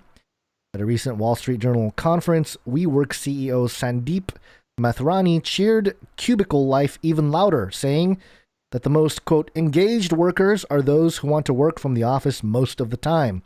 Quote, people are happier when they come to work, he added confidently. What kind of crazy capitalist spell is being cast? I love how they just tell people when they're happier or crush people. I don't know. You know what? Wait a minute. Hold on. This is completely contradicting the first two paragraphs. Sad, but it works. Because they're basically saying that people that work from home are happy because this first CEO says your happy days are numbered, like you're going to have to come back to the office. And the second guy they quote says, no, you're happier when you're here. Yeah. This is a very confusing message. Yes. Well, he is the boss, so he gets to say when you're happy and not. Perhaps you're thinking that people are happier when they come to work sounds like something a literal office building would say. Good one, guy. This is pretty funny. Of course, Mathrani and Wasserstrom extol the virtues of putting on work clothes, sitting in traffic, sharing an elevator, and trudging to your desk. Their companies won't make money if people work from home. But the pushback against remote work hasn't come only from real estate executives. Earlier this month, Washingtonian Magazine's CEO, Kathy Merrill, wrote that workers who want to, quote, continue to work from home and pop in only when necessary are practically begging their bosses to change their status to contractor, thereby cutting their benefits and pay. Begging. What in the world? This is a crazy mind control article. Well, not only that. You love to come to the office. You don't want any expensive benefits. Not only that, they're interviewing all these like high-end CEOs, and this is really proving that idea that the capitalist system, the way it works now, the CEOs, you have to kind of be a sociopath to make it to that position. Sure, it certainly helps. These people are just out of touch. Her op-ed prompted a wildcat strike among Washingtonian staff, but ultimately she can still make changes to her employees' lives at any time. She is, after all, the boss. Herein lies the rub for workers who would be happy to never again drag an extra sweater into the office to protect themselves against the Arctic blast of a corporate air conditioner. Remote work might feel great, but unless you go to extreme lengths to signal your devotion to your company, it can irritate your boss and hurt your career. At first, the idea that remote work could hurt your career doesn't make sense. Workers and bosses agree that remote work generally increases rather than decreases worker productivity. 2015 study of a Chinese travel agency found that productivity went up. Yeah, weird. found that productivity went up by 13% when call center employees started working from home. Okay. In a 2020 survey of 592 people, most of them office workers, respondents said that both they and their subordinates, if they had any, were more productive while working from home during the pandemic. If given a choice, the respondents said they would want to work from home even more after the pandemic ends. This increased productivity isn't always rewarded, however. Compared with those who work full-time in an office, bosses are less likely to promote or monetarily reward those who work from home. The 2015 travel agency study found that people who worked from home liked their jobs more, but weren't promoted as much. A more recent study of 405 tech company employees found that remote workers received as many promotions as in-office workers, but that their salaries grew at a slower rate. And the more people telecommuted, the greater the hit to their salaries. That's weird that they're only working on like a year's worth of data on that. That's all they have, really. We've never had a time in history. Well, that's what I'm saying. Yeah. I mean, they're only working on a year's worth of data, and usually in a corporate setting, you really only get, at best, you get a raise a year. Yeah. So, yeah, it's true. Yeah. And we just went through an economic disaster with the coronavirus pandemic. So it doesn't seem like this is taking everything into account. And it seems like the Atlantic. Yeah, right. Well, it's funny because Apple, Steve Jobs is notorious as sort of this head of industry, corporate shark monster, and his widow's news agency is writing a pro-corporate control, chain your citizens to a desk type of working environment. Yeah, it's all about making the CEO look good. Yeah. Because that's exactly the model of Steve Jobs, right? Well, he was telling all his engineers to figure out how to put all that music on a little piece of technology, and then he, I don't know, went surfing or something. But then he goes on stage, gets all the credit. Yeah. I don't know if we have to read the rest of this. I guess it is a little bit longer. We get the point. It basically just reiterates the same point over and over and over, which is, the Atlantic doesn't want you to keep working at home. I think they're going to have a much harder time. This is an interesting opportunity for, collectively. We'll go into Commie Cry Radio for a second. Commie Cry News Talk mode for a second. This is a moment where, the CEOs and big corporations, the power centers of American capitalism, they really want to try to regain control over people's lives, their employees' lives that they lost during the pandemic. And now, without the threat of a virus that'll kill off your workforce, they're trying to reestablish control in a number of ways. One of them being the vaccine. You can move this in with the whole vaccine battle. Is if people are working from home, it's harder to force them to get the vaccine. Yeah. If you force people to come into the office, then you suddenly have a stake in saying whether they get the vaccine or not.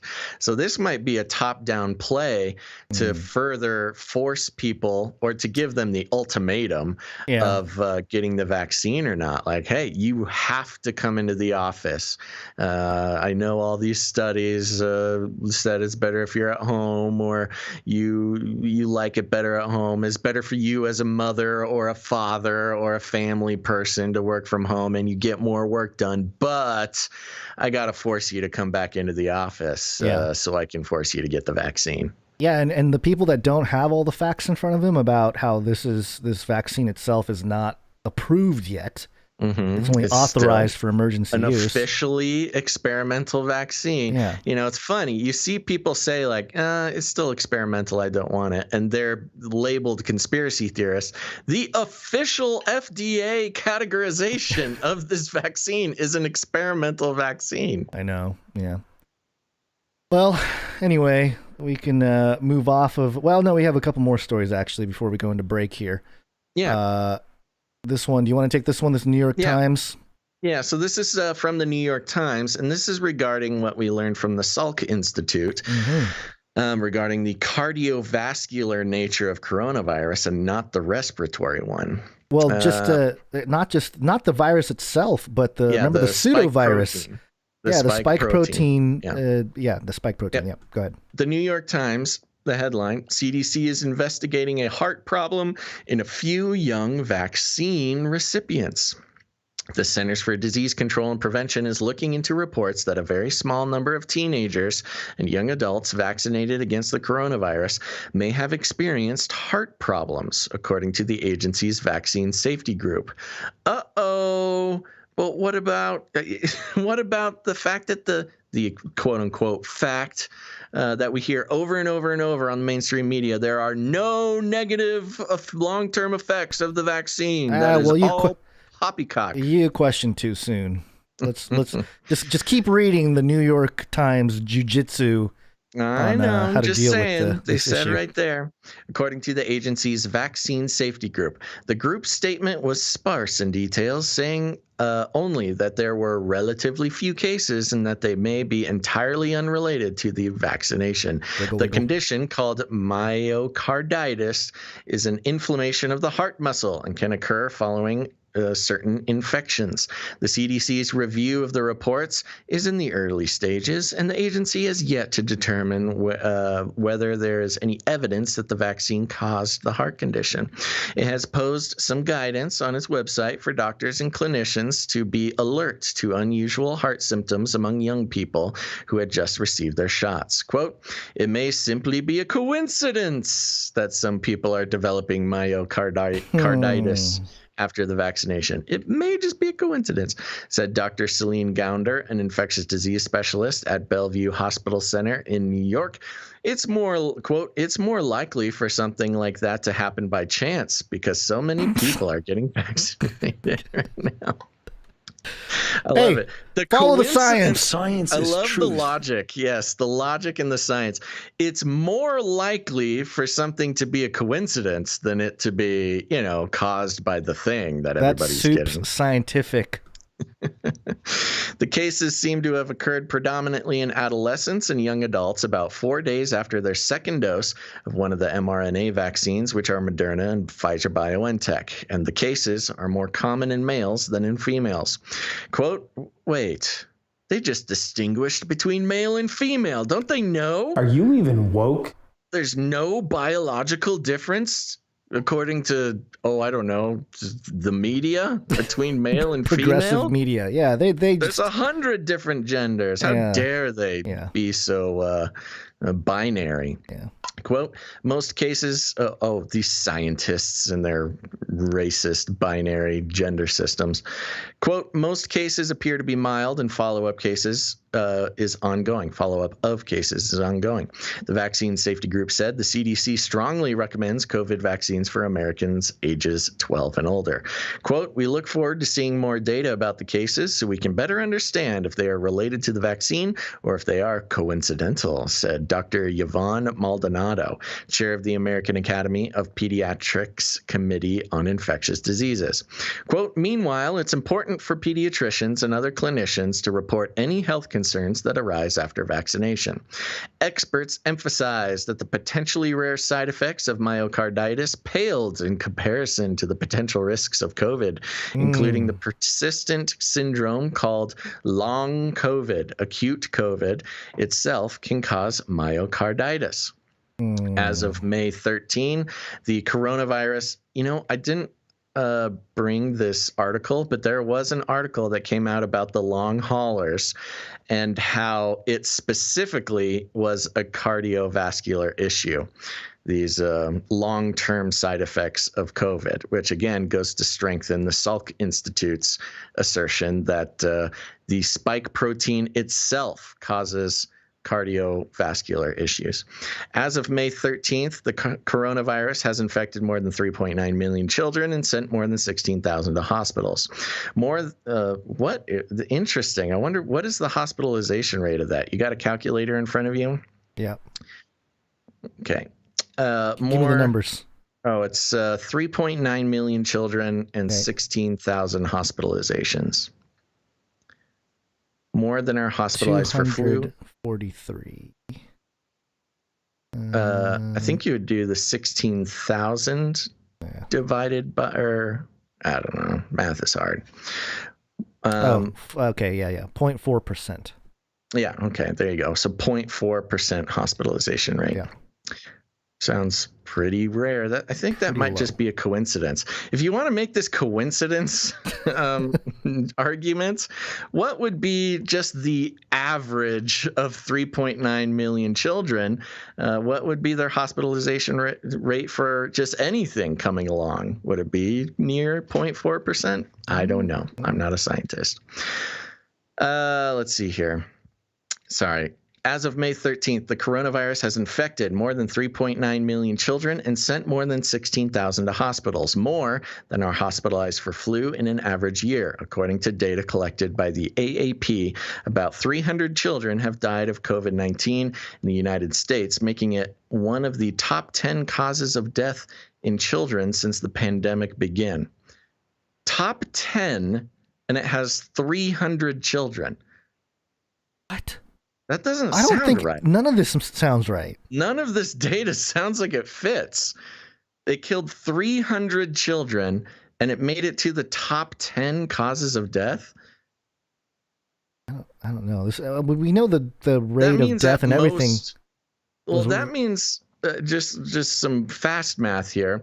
If 300 dying made it to the top 10, let's just say that the rest of the 9 causes, they would have had to kill at least 3,000 children. So we're talking about, 300 apiece, which puts it at 3,000. I don't think this is right. Again, I'm not a mathematician, but I don't know how they're getting these numbers. 300 children puts coronavirus in the top 10 causes of death for children since the pandemic began.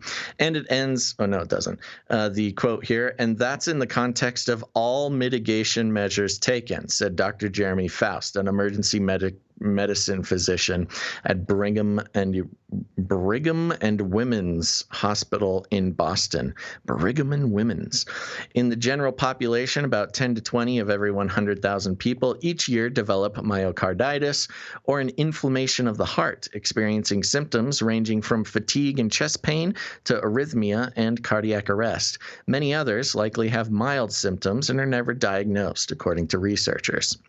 At the moment, the number of cases of myocarditis reported after vaccination does not appear to be greater than would normally be seen in young people, according to the CDC, but members of the agency's vaccine safety group felt that information about reports of myocarditis should be communicated to Now providers. on to the latest on the COVID-19 pandemic. Oh, the auto plays on some of these websites. Love it. Love the surprise video playing. The agency did not specify the ages of the patients involved. The Pfizer-BioNTech vaccine has been authorized for ages 16 and above since December. Earlier this month, the Food and Drug Administration extended that authorization to children 12 through 15 years of age. On May 14th, the CDC alerted clinicians to the possible link between myocarditis and vaccines. And on May 17th, the working group reviewed data on myocarditis from the Department of Defense, reports filed with the Vaccine Adverse Event Reporting System, and others. State health departments in Washington, Oregon, and California have alerted emergency providers and cardiologists to the potential problem, and a report of 7 cases has been submitted to the journal Pediatrics for review.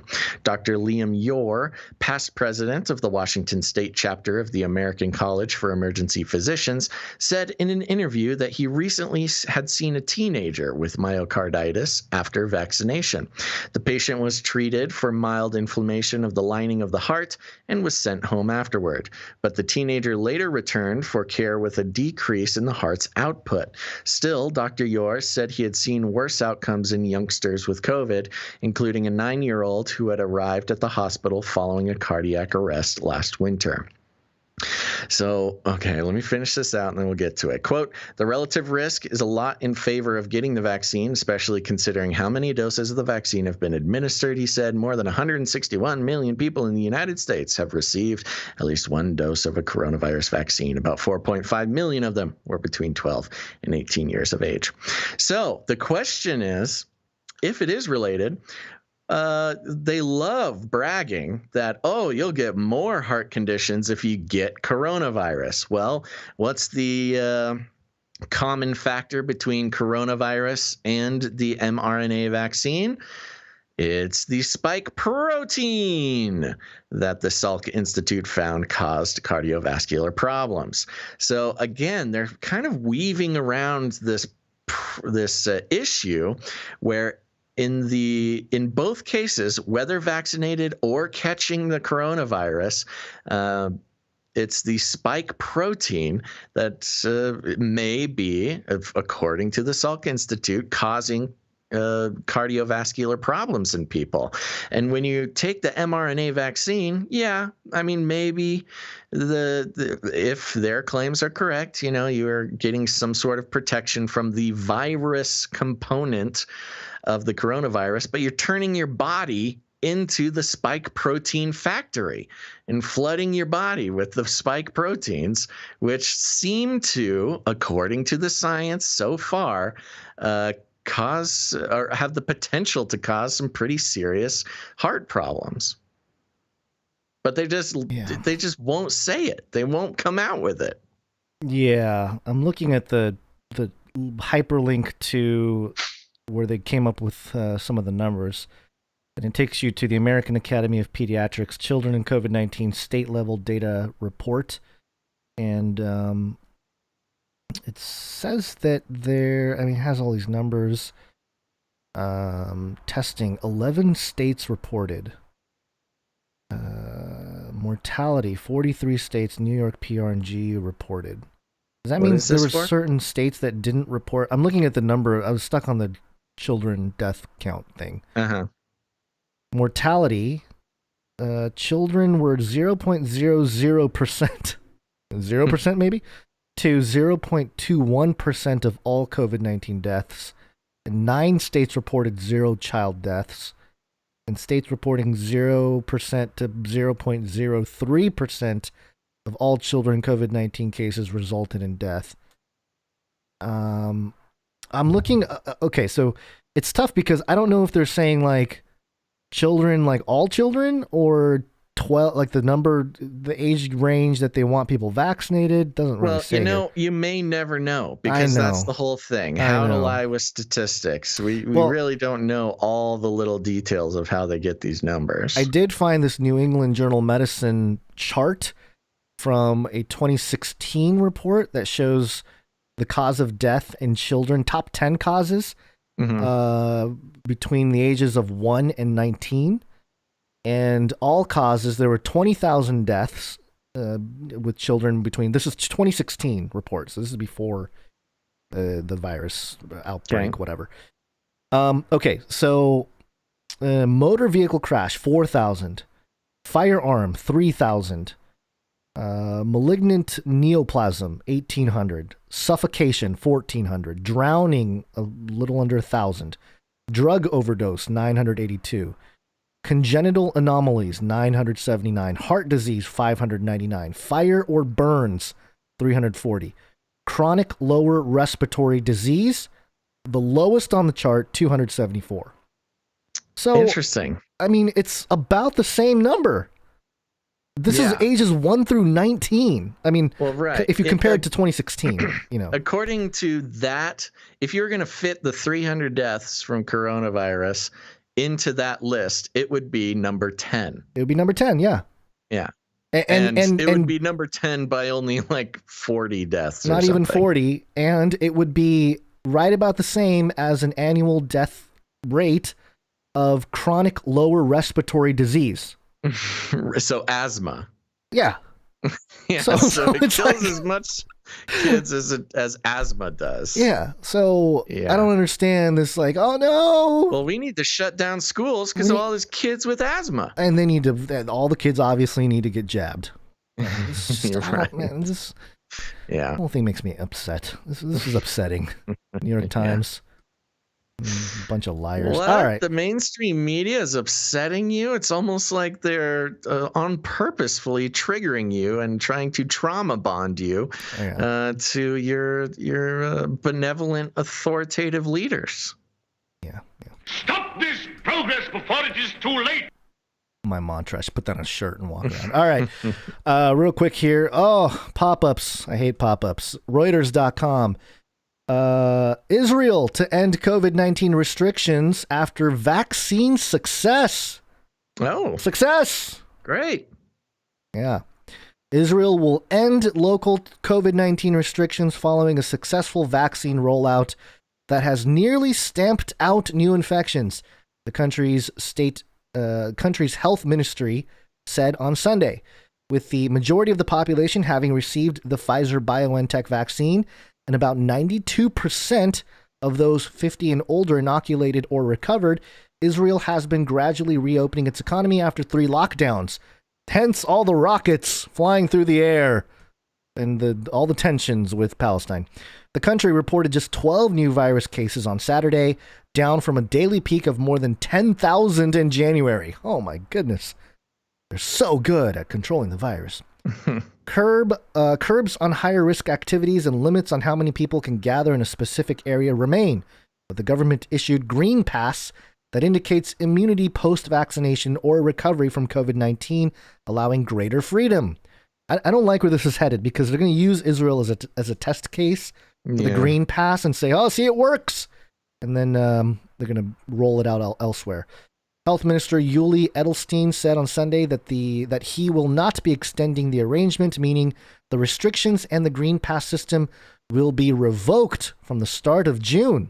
There you go. Oh, quote, interesting. The economy and the citizens of Israel will get extra room to breathe, he said. Oh, extra room to breathe. but also warned that they could be reimposed should the situation take a turn. See, they always have that on the people now. Like, oh, we lifted you. Look at, we are the messiahs of the pandemic. Yeah, in context of this, I'm going to drop you something, and I know it's a pain in the butt, but when we're done with this article, I think it's worth looking at. Okay. Are you going to do it in the actual document? You want it in the Skype or you want it in the doc? No, do it in the doc, so it's... Okay. Yeah. All right, keep One going. more paragraph here. Israel will still keep its borders closed to most incoming travel, though it has started to let in small groups of vaccinated tourists. The health ministry will also re-examine the requirement to wear face masks in closed spaces. So, no, not total freedom, but freedom. Freedom. Yeah, that's crazy. Revoking the Green Pass thing. Yeah, but again, it's one of those like... It's almost like, oh, you were such a good boy, Johnny. Here's a cookie, but if you do bad, I'll take the cookie away. Reserving the right to bring it back. Yeah. And on that note, somebody shared this on social media. I don't think this is this is from Amnesty International. Okay. Let me know when you got that up on the screen. It's not even loading in the doc here. So okay, give it a second. It's got to upload and stuff. So this is from Amnesty International in 1994. Okay. It's called Biderman's Chart of Coercion, a tool designed to demonstrate and explain the coercive methods of stress manipulation used to torture prisoners of war. Ooh. It has been applied to explain the coercive techniques used by perpetrators of domestic abuse. This list directly reflects the original chart. It has not been changed to fit the domestic abuse context. You got it up? Mm-hmm. Okay, so it starts with isolation, deprives victims of all social support, of their ability to resist, develops an intense concern with self, makes victim dependent. Can also, variations could be complete solitary confinement, complete partial isolation, group isolation. Sounds familiar. Mm-hmm. Next, we have monopolization of perception, fixes attention upon immediate predicament, eliminates information not in compliance with demands. Hello, censoring. Mm-hmm. punishes independence and or resistance. Anybody who doesn't, agree with the official narrative is a terrorist. This includes physical isolation, dark, bright, restricted movement, monotonous food. Then, next step is humiliation and degradation. Makes resistance more costly than compliance. This includes personal hygiene prevented, demeaning punishments, insults and taunts, denial of privacy. Okay, you can the social engineering of people who don't wear masks, want to kill your grandma. They're the unvaccinated, dirty animals, things like that. Next is exhaustion, weakens mental and physical ability to resist. Semi-starvation, sleep deprivation, prolonged interrogation, overexertion. I think just generally the whole last year was filled with that. Yep. Then the next step is threats. Creates anxiety and despair, outlines cost of non-compliance. If you don't get your vaccine, you don't get to fly, you don't get to do nothing. This includes threats to kill, threats of abandonment or non-return, threats against family, vague threats, mysterious changes of treatment. Then there's a little circle around it here. The person who posted it was pointing this out. Occasional indulgences. Ooh. Positive motivation for compliance. Oh. Hinders vaccination. Yeah, there you go. You get a free cheeseburger. You get a donut. You get a free beer. You can win $1 million. You can win $1 million. This hinders adjustment to deprivation. This includes occasional favors, rewards for partial compliance, and promises. Oh, get your vaccine. You'll get all your freedoms back. Occasional indulgences. And the point is, this is where we seem to be on this list, on this Biderman's chart of coercion. And it's, this is good to note. There's only 2 more steps on this list. I know. It's making me nervous. The next step is demonstrating omnipotence. Oh, no. Suggests futility of resistance. There's confrontation, showing complete control over victim's fate. And, I don't know, what will that look like? The next step. Then there's forcing trivial demands, develops a habit of compliance, enforcement of rules. Oh, my gosh. We're only, if you're kind of paralleling this with what, we've kind of been keeping an eye on and what things might look like in the future, you can see forcing trivial demands, develop habit of compliance and enforcement of rules as being like the complete beast system. Yeah. The medical transhuman tyranny where there is no privacy and you got your social credit score to where you must be compliant, et cetera, et cetera. I don't know. I just found this a little too spooky, a little bit too on the nose. Yeah, I don't like it at all. Yeah.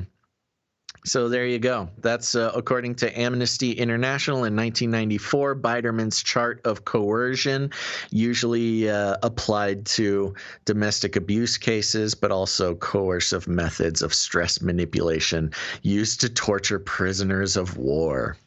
And we'll have that chart in the show notes at canarycrynewstalk.com. And, you got one more story here before the break, if you want to run it real quick. Yes, we do.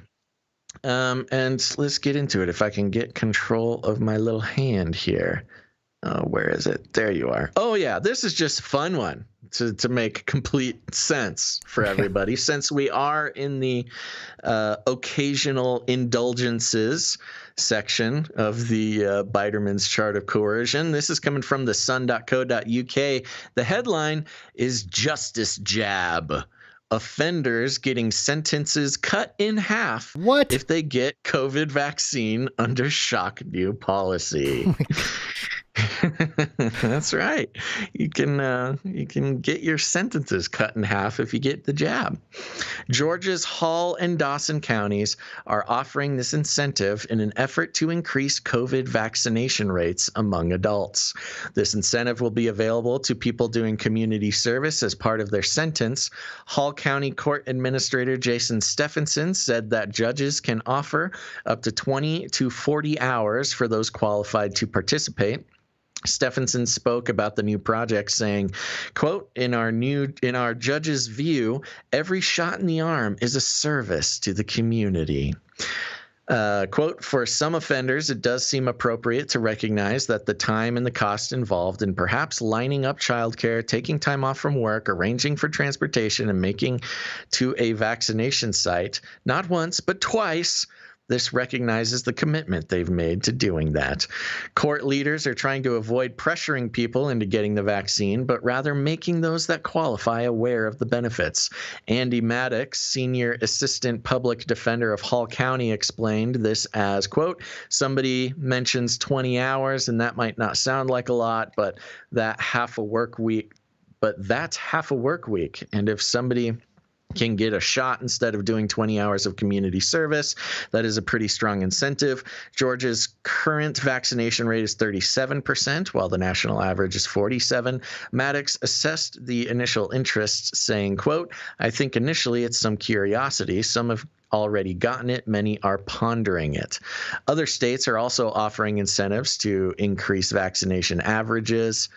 And then it goes into like the lotteries and stuff.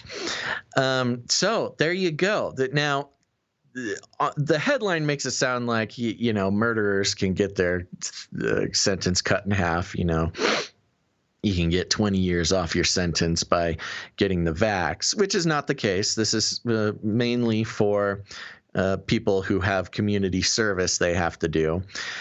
But this is almost more sinister if you think about it, because, the crimes that you just get like 20 to 40 hours of community service, for the most part, there are exceptions, but for the most part, these are kind of the lower level things, maybe too many traffic tickets, maybe, maybe you do some urinating in public, or again, I'm not saying these are good things, but they're sort of lower level things that you'll get this community service, and you can get your community service cut in half by getting the jab. But what this incentivizes the court system or the law enforcement system to do is catch as many people in these low level offenses in order to attract more people to getting the jab.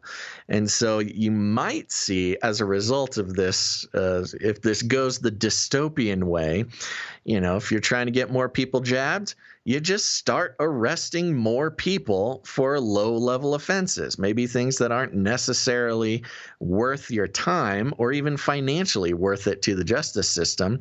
But if you get enough of these people rounded up and offer them a jab, and they don't have to, go pick up trash on the side of the highway for 40 hours, it's like a catch and release program for the jabbers. It's social engineering at its worst. But it wouldn't work in California, because we skipped this article a couple weeks ago. Mm-hmm. I do want to mention real quick, just along those lines with prisoners in California, 41 DAs petition against potential early release of 76,000 state prisoners. In California. So, and they've been doing that all year. I know. And all of it was done in the context of emergency regulations. But I'm glad the DA is pushing back a little bit, but who knows? I mean, this is just ridiculous. Yeah. Maybe now that there's more of an incentive policy with the vaccine, they can push it as like a, hey, what if we get all these people vaccinated? And then I'm sure Newsom will be like, yeah, let's do that. Release the criminals and get them vaccinated. Yeah, well, you need the criminals. He needs the criminals out on the streets in order to replace the tax dollars from all the people who left the state. Yeah, I guess. Anyway, this is just a mess. It is making me angry. Let's thank some people before I lose my cool here. Okay, let's take a quick little break and celebrate some producers. It's break time. Come on, take a break. Celebrate. All right, folks, we're just going to take a quick little producer party here, but don't go anywhere, because after this, we're going to get into some politics. We're going to be checking in with Biden and the Israel-Gaza issue there. We're going to be, we're just checking in with Biden across the board, basically, so you're not going to want to miss it. We're also going to be talking about a next step into the future dystopia of private police forces going on right now. And then, of course, we'll check in with the Great Reset at the end of the show. So stick around. But first, we want to thank some producers. That's right. I said producers. What I didn't say was we're going to go into an ad read. We're not going to thank some sponsors and some advertisers. We're not going to give you any affiliate codes and try to convince you to go buy things you don't need. We're also not going to try to sell you our super secret supplement formula that'll make your biceps the size of, bigger biceps. Instead, we are on the value for value model, baby, which means no corporate money, because as you all know, every corporate sponsorship is a form of censorship. Thank you for that, Adam Curry. Now, here's the thing, folks. A lot of shows, they'll play you advertisements, and we get it. It might seem sort of innocent, and people have even requested that we put advertisements on this show. But the problem is, I don't think they're necessarily thinking this all the way through, because advertising industry is got its cold, dark tentacles wrapped around the world in so many ways, not just the world or the economy, but also your mind. Advertising industry relies on the Hegelian dialectic, reminding you that your life is not perfect and you're not as happy as you could be. You're not as good looking as you could be. You're not as rich as you could be. If only you purchased this item, then finally you'd find some happiness in this world. It's a sick, sick system, and it incentivizes creators like Gons and I to gather up as much attention and trust from our listeners as possible, and then to bundle you up in nice little plastic bags and sell you off to the highest bidder, any advertising company that would give us the most money. It's just a sick system, and we don't think it's right, and we've been pushing against this system for quite a while now. And here's the thing. I believe we are healthier for it, and we believe that you guys are healthier for it. At least we hope so. Google, big tech, Facebook, all those Silicon Valley companies, they get most of their profits from advertising. It's the reason for big data concerns, privacy concerns, facial recognition, tracking your every move. It's, of course, there's beast system, reasons for that. But the justification is because, we can advertise to you better. We can monetize that data and turn you into just a little economic unit that we can manipulate whenever we want. But not here, folks. Here, you are human. Here, you are a free spirit to float around and take all the information that you want, leave the rest, and not have your mind turned into a product. Instead, we're on the value for value model, which means we create value. We do it 3 times a week, and we work really hard at it. And if you get any value out of what we do on this show, you have the opportunity or the responsibility to put value back into it. And it's that simple. And it's the only way that the show works.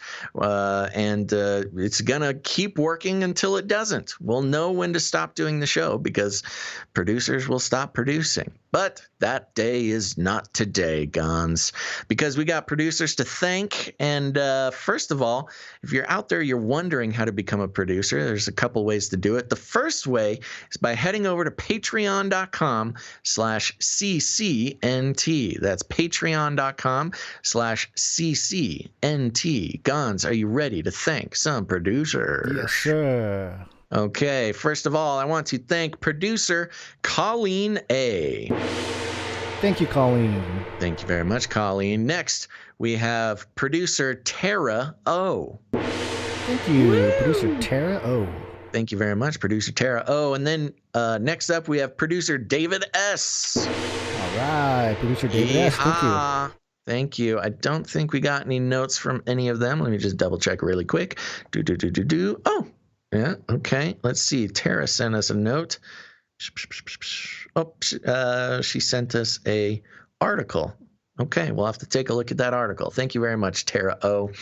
Okay, now here we go. We have another Patreon account. It's called patreon.com/Canary Cry Radio. And I'll take this opportunity to let you know, Canary Cry Radio is a different show. You are listening to Canary Cry News Talk, our news analysis program, but we also have Canary Cry Radio, which is an interview-style show that explores all of these topics and more with researchers, scholars, filmmakers, authors, all sorts of cool people. So go check out Canary Cry Radio on your podcast player. And we have patreon.com/Canary Cry Radio, and we want to thank those producers here too. And coming in is double trouble. Producer David S. came in over there as well. Thank you, producer David S. Doubling producer up. David. Yeah, that's right. Next, we have producer Edwin R. Thank you, producer Edwin. Then we have producer Martin B. came in with an upgraded producership. Thank you, producer Martin B. Thank you, Marty B. All right, that's all for our Patreon producers here. But here's the thing. A lot of people don't like Patreon. That's okay. You don't have to use Patreon if you don't want. That's why you can head on over to canarycryradio.com/support. canarycryradio.com/support. That's right, canarycryradio.com/support. It's a great place. You can read about all the value for value model stuff. You can learn about the Canary Cry Roundtable of Knights and Dames. And there's also cryptocurrency options there for you cool crypto chads. But there's also other options, like you can come in as a monthly producership, a nice set it and forget it option. We still thank you on the show here, but if commitment is not your thing, you can go ahead and make a producership in any amount, a one-time amount, and the options are endless there. Gons, who do we have coming in on the PayPal?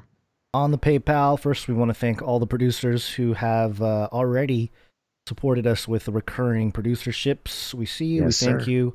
Don't always mention your names, but we do appreciate it. First up, we have John K. Thank you, John K.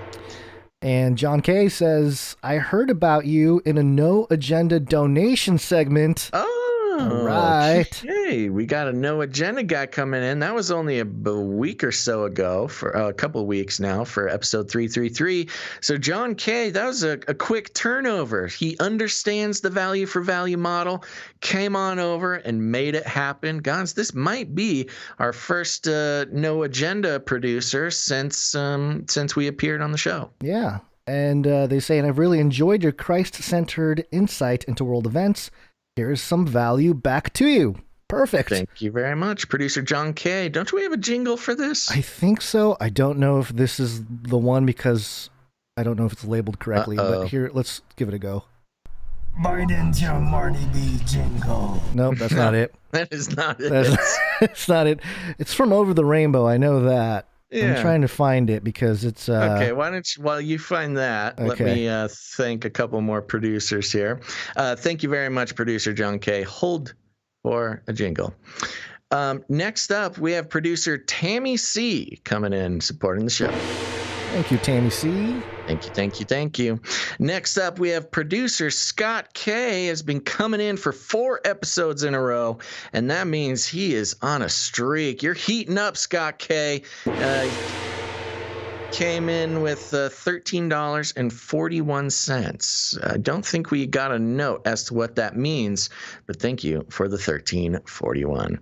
Oh, it's we're on episode 341, right? Yeah. So it's like a little boost. It's the show number producership with a nice little boost. Thank you very much, Scott. Yeah, he didn't want to give too much, but also not too little.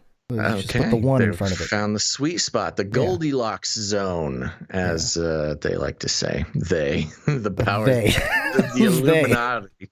Yeah.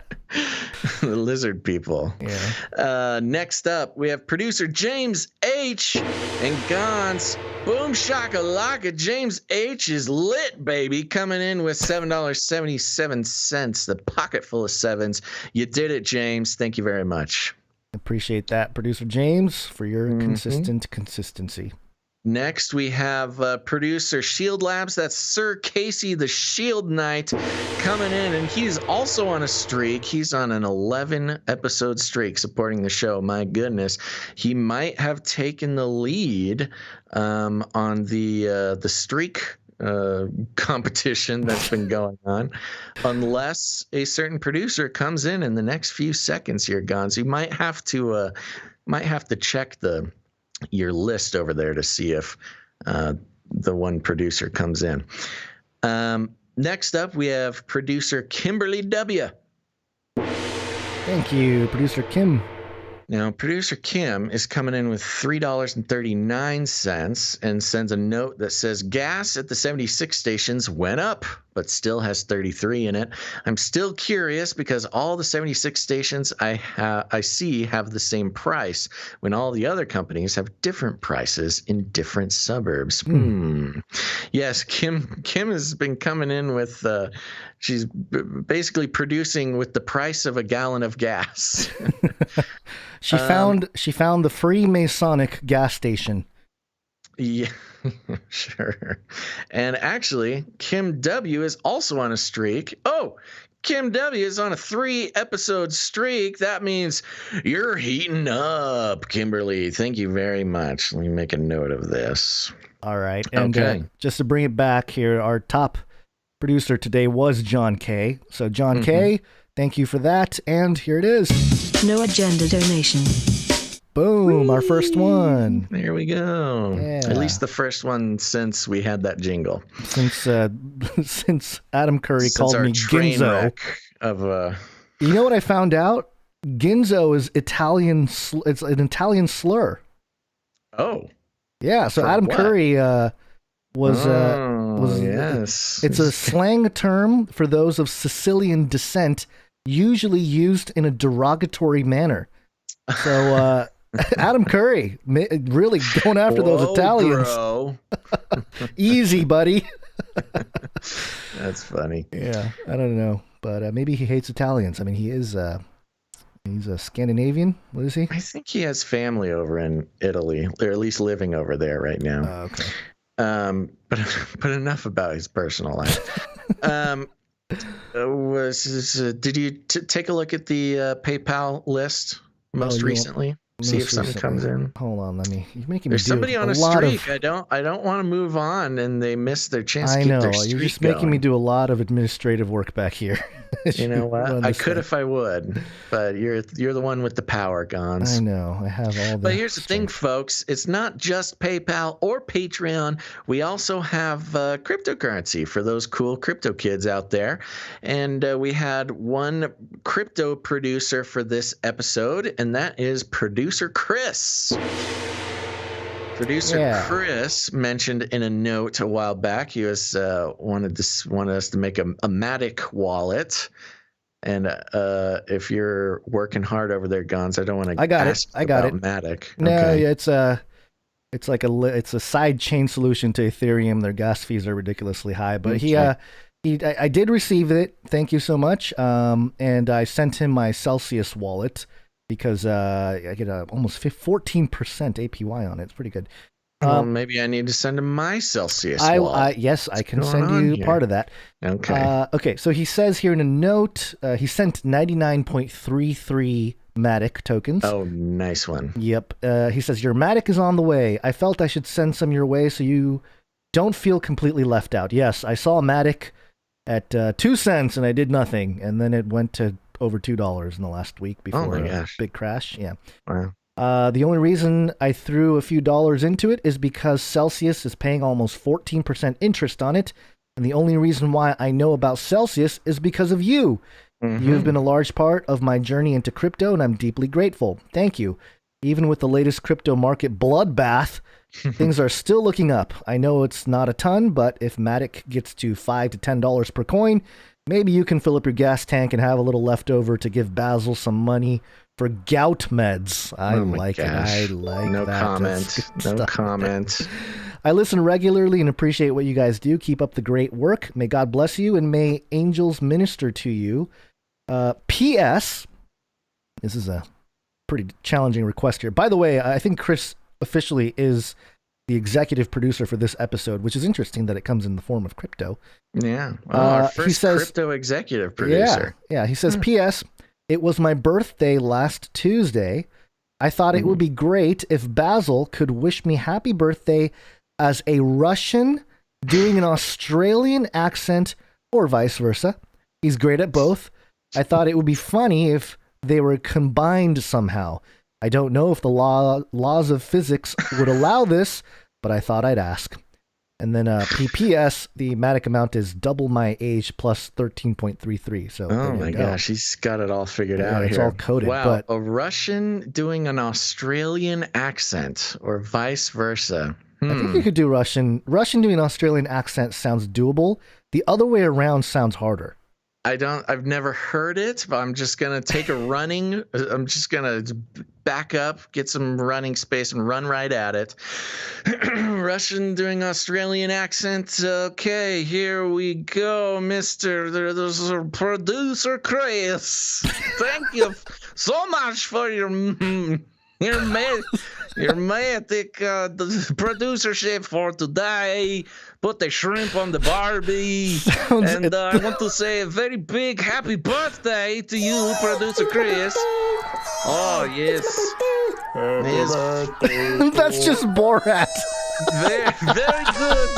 Very good. Happy birthday to you. That is so Producer spot on Chris. in the chat there. That's Milky Tea. That's just Borat. That was Borat. That's not a Russian doing Australian accent. Well, Borat is from Kazakhstan, which is close. south of Russia and north of Australia. All right. So yeah, the geography works out on that. I like your cop out there. Very nice. Good job. Nice way to slide out of that. That is challenging. A Russian doing an Australian accent. I don't do accents, so I couldn't help. But I don't know, man. I think I nailed it, and you're welcome, Chris. Happy birthday. You had maybe if you did.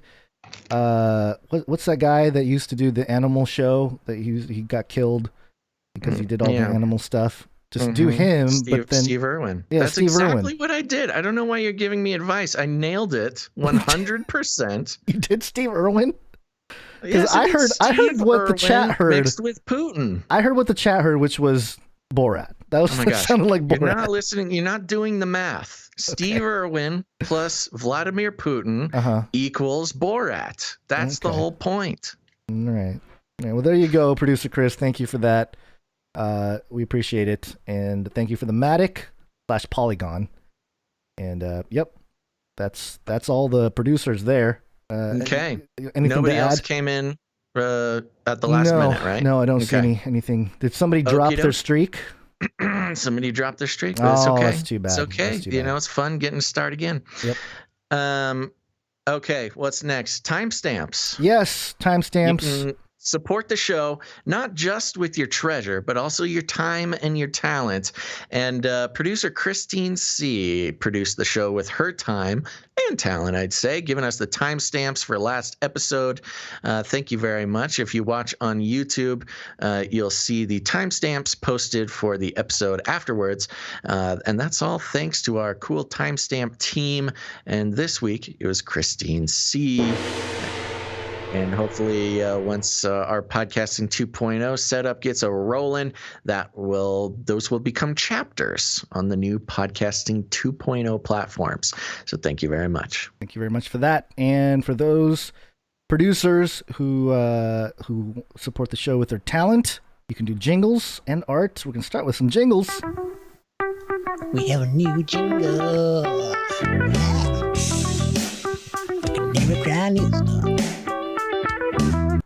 And the first one is from producer Marty B. That's the one that put together People Zoo.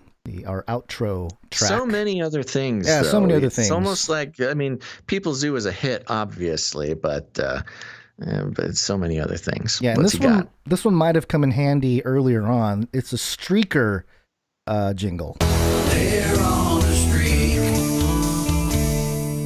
Ooh, that's nice. Pretty nice good. And short and poppy. Yeah. Oh yeah, we could have used that earlier. Well, that's okay. We'll have it for every episode from now on. Yep, there you go. Thank you for that, producer Marty B. I think there was like a mastered version that came in. I don't know if I grabbed that one on time, but we will have that ready to go for future streakers. That doesn't sound right. Next up, we have producer, I'm going to say Stefan M. Thank you very much, producer Stefan. And he came in with a banana jingle. He has a note. Hello, I hope that you can use this for banana talk. Attention, I am removing all bananas from the kitchen.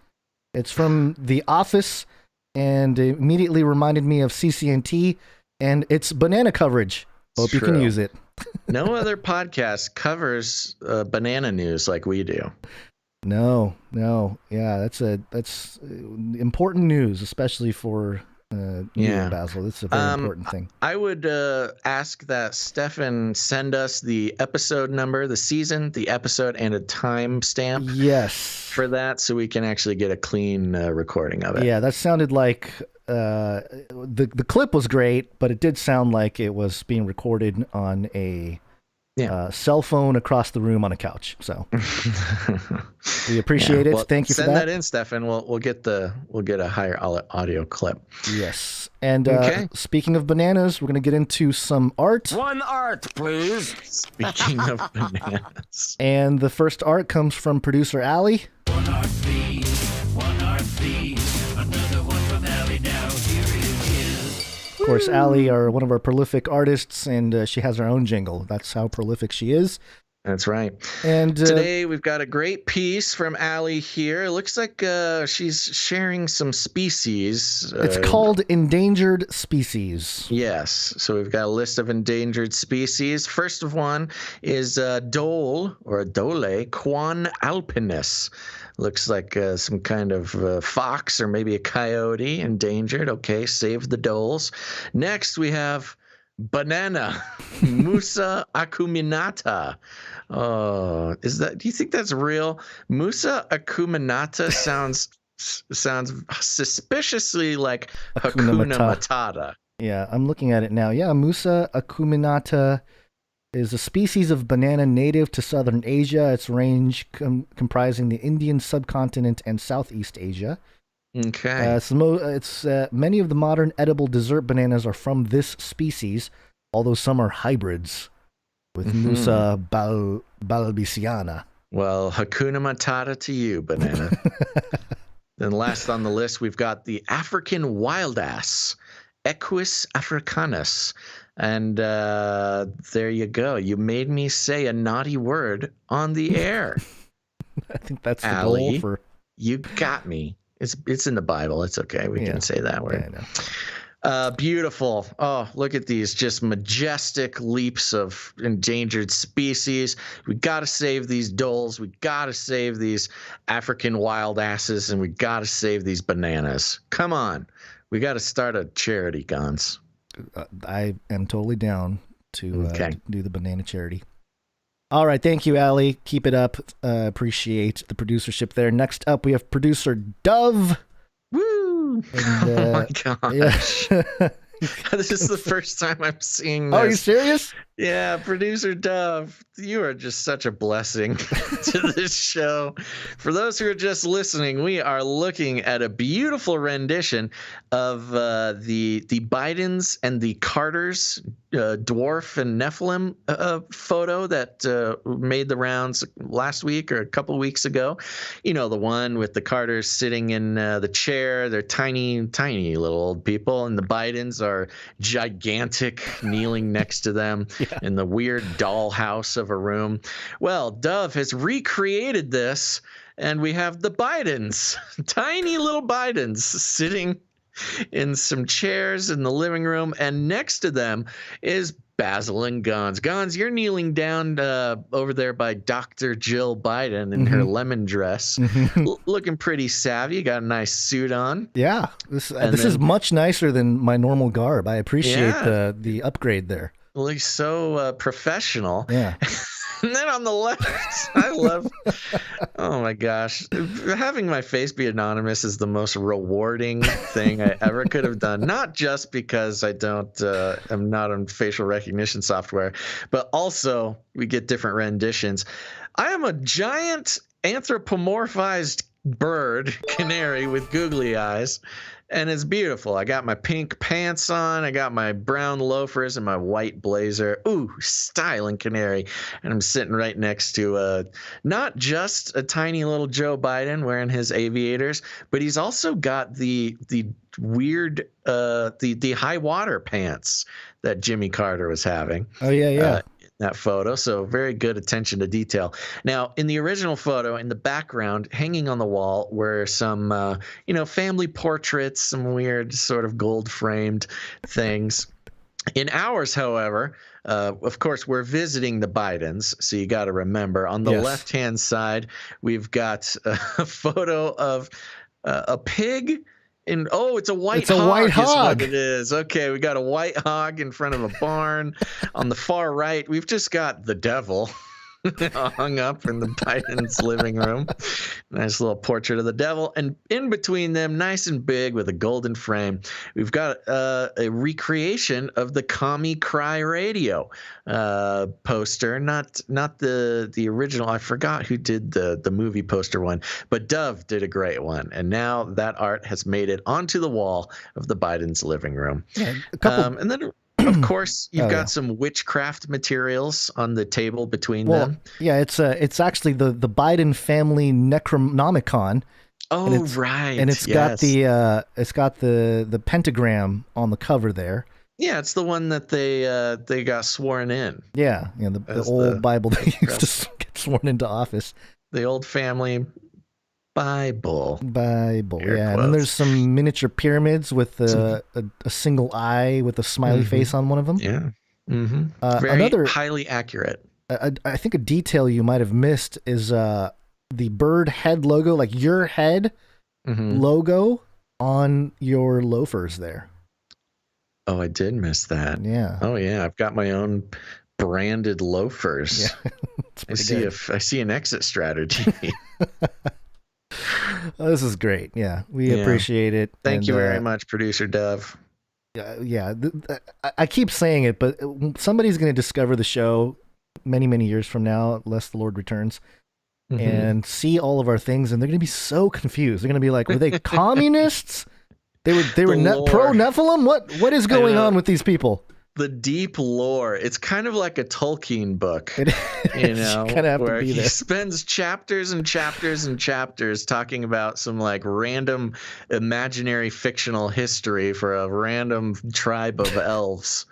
And that's kind of how this show is. There's just centuries of lore behind every detail.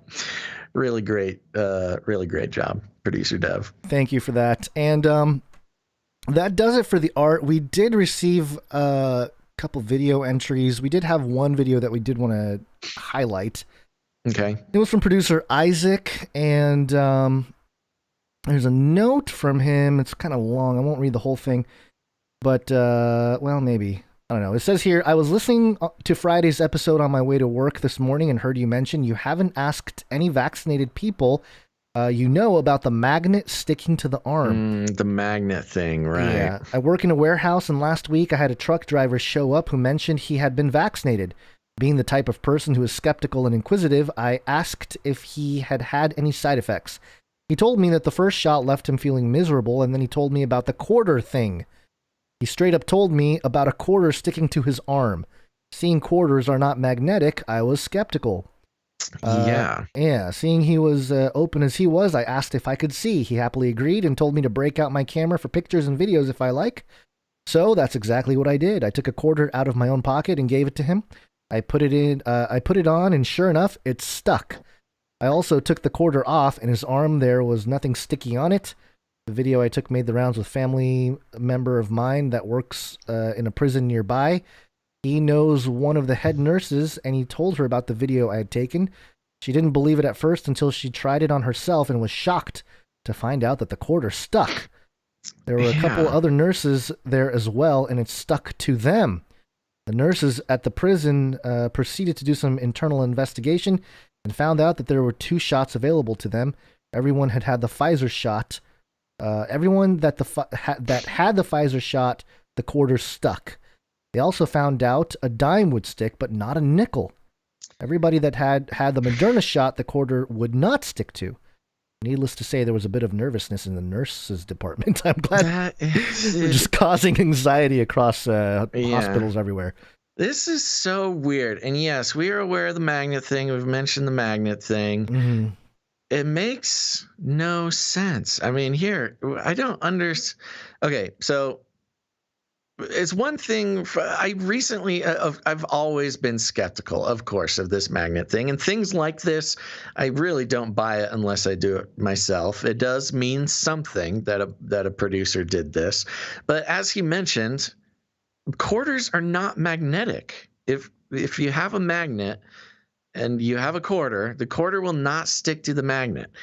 And so I'm very skeptical of this. I mean, I wish we could find a clear frame of this video to really zoom in and see if this is a real quarter or not. I did do some looking. I guess some Canadian quarters are magnetic. I mean, and look, I'm just talking about the magnetism of a quarter. I'm not even talking about the rest of the claim. Of course, the claim is pretty strange. There are a ton of videos out there of this happening, which, not just because there's a lot of them doesn't necessarily mean it's true. Now, there is, at least the word on the street is that there has been some research done and some experiments carried through of what do they call them? Magnetoproteins or something, where they have in mice replicated biological proteins that have magnetic properties. And of course, again, I have not looked at the documents for this study straight up. I've just read about them, so I'm not giving my seal of approval on the magnetoprotein theory, but it is just very strange. But I do go back to what I mentioned last week, which is kind of like, why in the world would this even be a thing? And it does kind of go back to the tagging aspect, where if there was some sort of magnetic residue on a vaccination site, I think it would be more useful as an identifier rather than, I don't know, some sort of weird mind control or tracking thing. Because, if there were magnetoproteins or something developing at the site, then you could, if somebody forgets their vaccine pass or doesn't have their green pass or their vaccine card or whatever, you could take a little wand and see if their arm has any magnetic stuff on it. And it's more of like a wireless, are you vaccinated or not signal. That's the only thing that would make any sense to me. But this magnetic quarter thing is very strange. I'm going to have to track down some, what is it? They're saying the Pfizer one is doing this and not the Moderna. Yeah, I can probably find some people. I think I know some people that have the Pfizer, 2 of the Pfizer jabs. So. I got to see it for myself, man. I can't believe anything on the internet anymore. I have a hard time. I mean... But that's exactly what our producer did. Yeah. They didn't believe it, and here's what I want to know from producer Isaac. Did he try to stick it on himself, too, Does the video include the quarter actually going onto the arm? No, there's just a 5-second clip of him moving his arm around. See, you can lick a quarter and stick it on your arm, and it'll stick there for a while. Yeah. I don't know. I got to look at this one myself. Yeah, it was kind of like with the flat Earth moonshine versus sunshine experiment. Yeah. You're aware of that, right? Yes, I am. You did some experiments on that, didn't you? I did the moonshine experiment. Not moonshine, you alcohol. Cool guys out there. But, the I guess, claim by flat earthers that the moon shines cold light versus warm light. So you get a laser thermometer and you measure the temperature in moonlight and then in moon shade. I did it a few dozen times and it came out that moonlight was colder. Now since then I've had some people suggest different ways I could run the experiment, but it freaked me out too much. I just kind of stopped doing it. We need to do some experimentation on this quarter thing, Gons. Yeah. Well, there you go. Thank you for that, producer Isaac. And that's it. I think that's I was hoping to hear a report from producer Ciara, about the Florida meetup, but I don't think we've heard anything yet. Not that I know of either. But hopefully we'll hear from her soon, and we can learn more about what happened. We did dedicate this producer segment to the Canary Cry dads out there. Oh, that's right. Yeah, I don't know if it's coincidence or not that the Canary Cry dads, had a little bit lighter of a producer segment than the Canary Cry moms. But hey, who knows? Canary Cry dads out there, we love you guys. Keep tuning in. You're doing the Lord's work, being dads. That includes you, Gons. I know. Being a dad is it's a lot of work. Although, I am learning. And I don't know how to feel about it, but I'm learning that I guess I do things that a lot of dads, well, I don't know.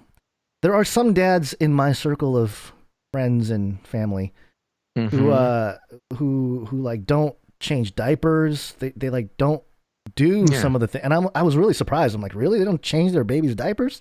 Yeah, well, their wives don't have as good of a right hook as your wife does. or you mean the laser eyes burn a hole through my soul? Yeah. Like, anyway.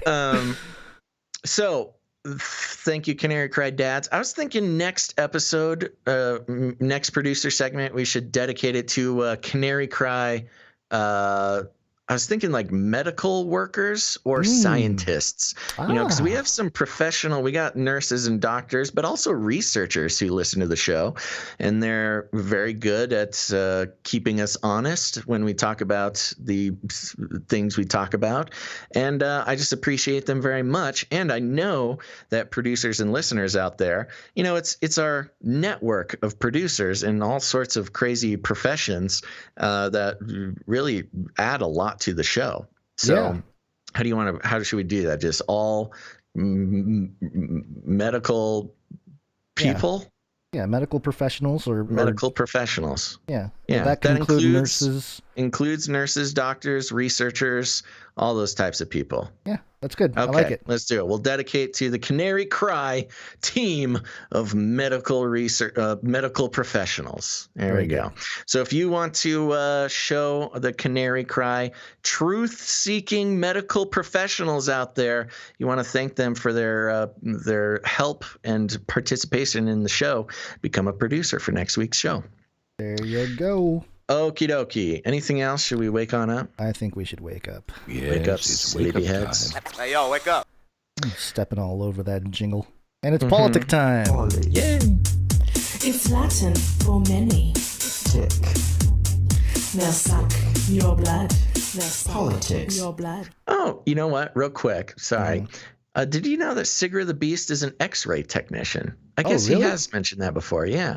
So there you go. Sigrid the Beast is an example. Of course, N. Numati, our microbiologist, is an example. I know we have nurses and doctors out there. Feel free to identify yourself, and we'll thank you on the next episode. When I broke my hand and I went a week without getting it x-rayed, and I was vacuum cleaning the house, and I'm like, my hand doesn't feel right. I'm going to go get it checked out. During the x-ray technician from like behind the curtain was like, oh! That's when I knew it was broken. I don't think he's supposed to do that. He wasn't. He was like, sorry, but it was. I guess it was pretty bad looking. So, pretty funny story there. But it's pretty funny. Yeah, I don't know if Sigrid the Beast has ever doxed himself that way or ousted himself that way, but my guy did. I'm like, what? What happened? He's like, oh, your hand's broken. I'm like, well, I knew that, but did you have to react that way? I thought he found like something in there. And a microchip? Yeah, a microchip in there or something. All right. It's like, have you ever been abducted by aliens? Have you ever seen Biden's hairy legs? Got hairy legs. Got hairy legs. This is CNN.com. We love reporting from CNN just to see what they're up to. Shillzilla's got some competition from Stephen Collinson. Uh-oh. Headline, Biden faces crunch moment in his presidency. Crunch moment. Oh, am I doing the wrong one? That's fine. No, I think the order is better this way. Okay. Crunch moment. The Biden presidency, remember, this is CNN reporting. The Biden presidency and top Democrats suddenly face a moment of truth with an audacious nation-changing agenda imperiled by the treacherous political math of divided Washington and stiff resistance by pro-Trump Republicans. Man, Trump's gone, but he's still pro-Trump Republicans. A crucial phase is now unfolding with President Joe Biden's plans to redefine the concept of infrastructure. The concept. He's going to redefine the concept of infrastructure. This is what does crazy. That even mean? This is akin to, redefining the concept of gender, redefining the concept of, words. We've been tracking the changing of words, the redefining the concept of a domestic terrorist, redefining the concept of what it means to be American. This is some postmodernism nutball stuff. Yeah, I was already triggered when I read that line. I was like, redefine the concept of infrastructure, build back better, with huge government social spending slowed by stumbling bipartisan talks with the GOP. Hopes of a sweeping voting reform law to counter Republican efforts in the states to restrict access to the ballot have no clear path forward in the Senate. Again, just misrepresenting a lot of that. Again, just passing right by it without recognizing, the fact that it's a complete lie, but okay. The bipartisan drive for a relatively modest tightening of background checks for some gun buyers is a risk of fizzling. Is at risk of fizzling. Okay, because it's nonsense is why it's fizzling. The best chance for a headline-grabbing win may be intense talks on police reform between Republican Senator Tim Scott and two top Democrats, but hopes that a deal can happen before the anniversary of George Floyd's death this week have faded, and the president is yet to unveil expected efforts to tackle immigration reform and climate change, two highly divisive policy areas. I like it. Saying he's done almost absolutely nothing. They just throw it's like a giant stew of everything, and they're like, Biden is not succeeding. Yeah, well, again, just a reminder, he signed more executive orders than anybody else. Yeah. But most of these executive orders, they are not policy level things. Now, this coming from the guy that said that a president should not sign executive orders because that's what dictators do. And then he did more than anybody else. Yeah. But that has been interesting. And, I got to say, I've been saying it all along when it comes to Biden and him being some sort of tyrannical communist. He's been pretty impotent almost entirely. I mean, as far as a policy level thing goes, not just a rhetorical thing, policy wise, he's done almost nothing. Yeah. And the things that he has done, like the border things, has made the problems way worse. And then avoided the whole thing. And then remember his gun thing? Like, he was all stern about it. He was all confident about his thing, but then again, it's a big nothing. Yeah. Biden is trying to capitalize on the perception among Democrats that after a once-in-a-century pandemic and grave economic crisis, the country is ready for a fundamental shift in attitude toward ambiguous government solutions. Wow, this is... I'm telling you, man, they're kind of enjoying this article from CNN, though. They're setting up his demise. Yeah, they really are. They're again. Where's Kamala? Where is she? What is she doing? Yeah. Is she being injected with President vaccine juice or something. I don't know what's going on. What is she doing?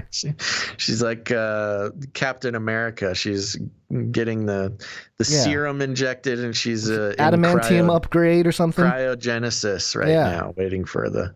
But the reality, this is good. But the reality of Go back a sentence. I'm sorry. I just want to hear it again. Biden is trying to capitalize on the perception among Democrats that after a once-in-a-century pandemic and grave economic crisis, the country is ready for a fundamental shift in attitude toward ambiguous government solutions. Mm-hmm. But the reality of a 50-50 Senate means he cannot even guarantee all of his own party is on side with his biggest goals. Republicans, still in thrall to ex-President Donald Trump, have already shifted to a warpath to the 2022 midterm elections. This week in the Senate, they are expected to block a bipartisan independent commission into the January 6th Capitol insurrection. The move would further enshrine the turn by a party that once boasted it won the Cold War against totalitarian communism away from safeguarding democracy in its own country. Perceptions of the economy. Blah, blah, blah. I know, it's all blah, blah. Always an important driver of political sentiment and key to a president's authority, are caught in a strange limbo. Some signals are pointing to a bounce back to match the roaring 20s 100 years ago, but other data on jobs and inflation offers an opening for GOP claims that Biden's big government policies are inviting trouble. Mm-hmm. A critical moment. During his first 100 days in office and in a largely successful attempt to scale distribution of the COVID-19 vaccines he inherited from Trump, Biden was able to ride a tide. Whoa, yeah, I know. This CNN article is brutal on Biden. I know. If you're CNN and you're starting to attribute Biden with Trump, like them being on the same surfboard. Yeah, and you inherited the vaccines from Trump, Biden, even after they went so far to say that they started from scratch and yada, yada, yada, yada. Biden was able to ride a tide of public support based on the fact that at last a president was taking the pandemic seriously. Yeah, a little side. You can't be all pro-Trump there. You got to. Sure, but still. Now, however, as he sets about implementing a partisan agenda, his political task becomes far more complicated. It is the nature of a presidency born in crisis to experience successive tests of authority and political dexterity, and Biden is about to face another one. The president has made the push to find common ground on infrastructure reform, the acid test of his vow to bring the country together that anchored his 2020 campaign and is a centerpiece of his entire presidency. That belief in bipartisanship was on show last week when the president signed into law a bill shielding Asian and Pacific Islander Americans from a rising tide of hate-motivated attacks, while largely garnered support across the aisle despite 62 Republicans in the House and 1 in the Senate opposing it. Yeah, that's interesting too that they're making such a big deal about it, because that is like the one thing that he's been able to pull off. And it's, again, I mean, it's a great show legislation. It looks good and it sounds good, but really doesn't change too much except for give more ability to spy on Americans and censor people. Yeah. That's all it did. It just does nothing for the economy. It does nothing for any of the major things. Quote, I'm proud today of the United States. I'm proud today of our political system, the United States Congress. I'm proud today that Democrats and Republicans have stood up together to say something, the president said. Biden, however, may be the only person in Washington with such faith in a system seared by the most bitter partisanship, assaults on democratic norms by Trump, and a fundamental disconnect on the purpose of government. Some Democrats believe the president is wasting time in negotiating with Republicans. They think will never offer a counterproposal that comes anywhere near progressive hopes. Still, Biden's faith, or a desire at least, to show voters he hasn't given up on the aspirations that bankrolled his appeal to more moderate voters, led him to take a key role in talks with a small group of Republican senators that started with encouraging noises, but seemed to be foundering on the unbridgeable divide between the parties. If the president's attempt to carve out a bipartisanship infrastructure deal fails, it is hard to see any other issue where his vision of unity has any chance of being realized. Republicans are balking both at Biden's wide vision of infrastructure, which includes significant social spending and partially rolling back Trump's corporate tax cuts to pay for it. But the White House insists that its trimming of the package from $2.2 trillion to $1.7 trillion is a good faith offer to keep the GOP on board. There is a palpable sense in Washington that the crunch moment for the plan is approaching. Quote, Biden will not let inaction be the answer. And when he gets to the point where it looks like that is inevitable, you'll see him change course, Cedric Richmond, a senior White House advisor, said on CNN's State of the Union Sunday. The problem for Biden is that a move to go The problem for Biden is that a move to go it alone to try to pass a bill based on Democratic votes with intricate parliamentary maneuvers in the Senate could puncture an aura of unity and centrism with which he has cloaked his presidency and was most important to the passage of his COVID-19 rescue bill. Still, presuming the president could solve the riddle of how to get moderate Democrats, like West Virginia Senator Joe Manchin, to support the bill, he could get credit from voters for standing up to GOP obstruction if any subsequent partisan infrastructure plan ends up being widely popular. The president increasingly needs to be concerned about his left flank, as well as the deteriorating hopes for talks on infrastructure with Republicans to his right. Vermont Senator Bernie Sanders, who chairs the Senate Budget Committee, sent a clear signal of progressives' increasing impatience about bipartisan efforts that many of them feel do not enjoy good faith partners. Quote, we would like to have bipartisanship, Sanders told CBS's Face the Nation, but I don't think we have a seriousness on the part of the Republican leadership to address the major concerns, blah, blah, blah, blah, blah. Yeah, well, this is just getting sucked into this left-right paradigm nonsense back and forth.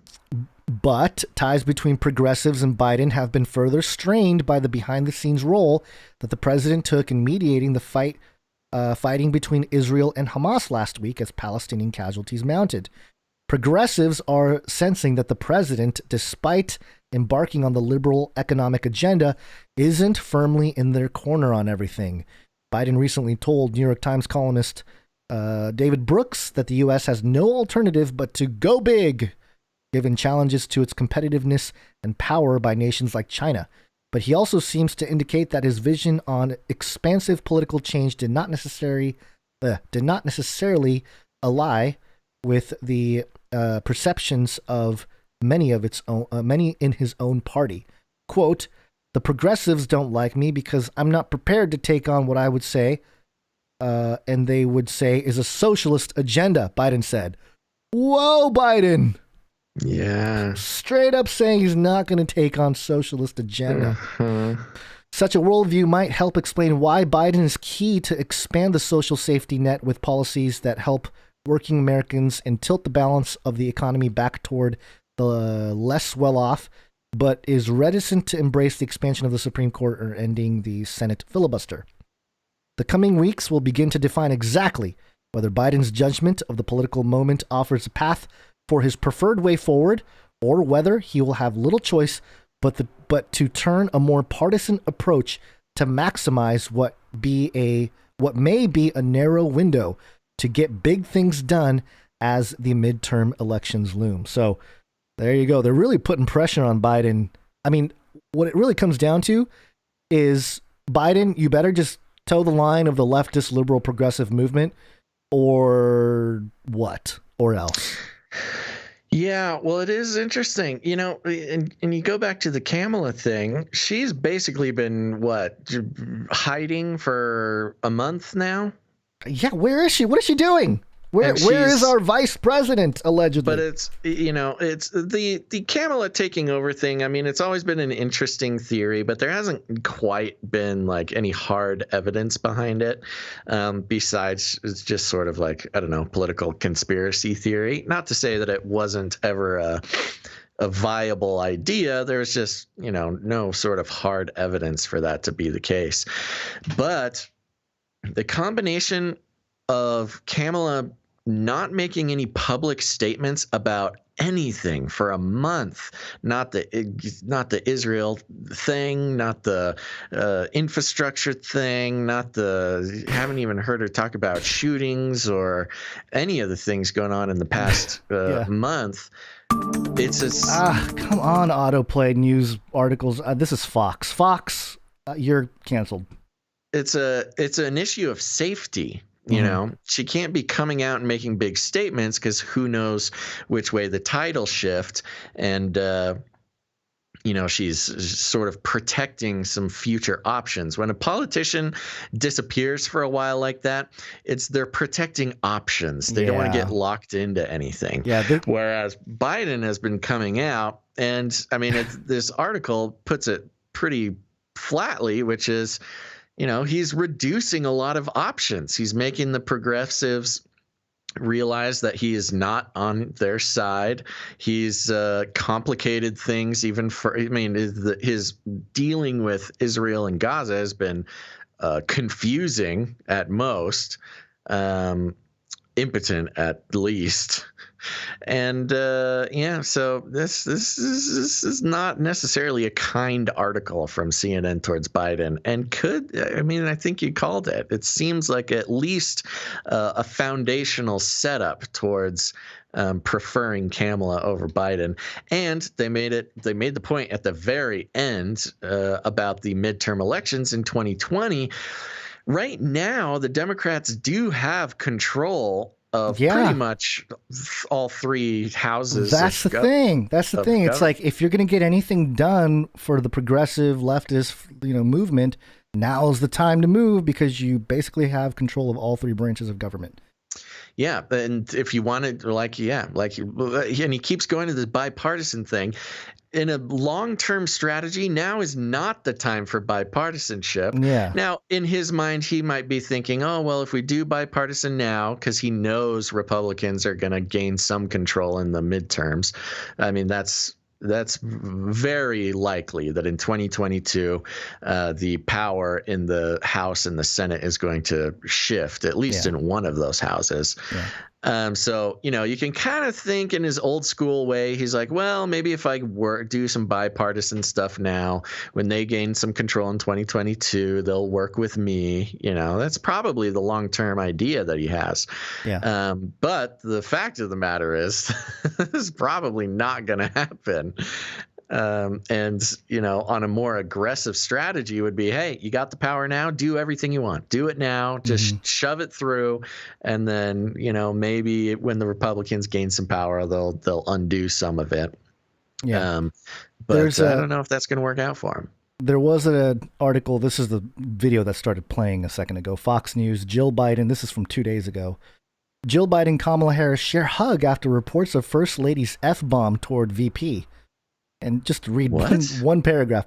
Bygones appear to be bygones at the White House Friday, with First Lady Jill Biden getting chummy with Vice President Kamala Harris, days after a forthcoming book revealed Biden said Harris should, quote, go F herself for attacking her husband during the Democratic primaries.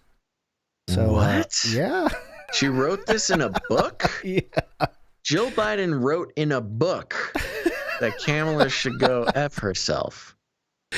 And then they hug it out. Look at that. Oh, they're hugging. Oh. Wow. This is so weird. We live in such a clown world. Strange group those Democrats are. Just Democrats, really? I mean, it's just the whole thing. Yeah, because that was a big thing. Kamala came out pretty hard against Biden in the primaries. Yeah, which made it so strange that she was the VP. Yeah, but that's a weird thing to say in a book too. The editor didn't get a hold of Jill. Like, hey, to put it in black and white, to put it ink on paper. Maybe use some euphemisms, or maybe don't go in so hard on a colored woman who's the vice president. Yeah. Wow. I don't know. Weird. Jeez Louise. Okay. Well, something there. Okay, let's check in with, mention the Israel-Gaza thing. Let's check in with the Times of Israel. Zionist pig! hour by hour behind the scenes of Biden's push for a ceasefire in Gaza, from the timesofisrael.com. The diplomatic flurry was over and Prime Minister Benjamin Netanyahu was on the phone telling U.S. President Joe Biden that it appeared the furious fighting between Israel and the Gaza ruling Hamas terror group was about to end. But Biden remained wary even after the Thursday afternoon phone call with the Israeli premier. Things still could go crosswise with hours to go before the ceasefire took effect. Biden's team reasoned. Nervous they have reason over there? Good job. Nervous White House aides dialed contacts in Tel Aviv and Cairo to suss out whether the truce would hold. Officials in both the U.S. and Israel worried about a barrage of Hamas rockets. Another barrage of Hamas rockets could sink the Egyptian brokered agreement, according to an official familiar with the conversations. The vagaries of sources continues. They're just familiar with the conversations. Then came another call from Netanyahu, his second to Biden that day, with reassurances for the American president that the 11-day war really was halting. Biden's first, what? What are you laughing at? Netanyahu must spend all day on his phone. He does make a lot of calls. He's just like, every time there's a report on Netanyahu, it's like, yeah, he called again and again, and then this was his third, fourth, fifth, 33 calls to Pfizer? Yeah, something like that. Yeah. Biden's first extended foreign policy crisis, one he handled largely by avoiding the cameras and maneuvering. Instead, behind the scenes, had abated.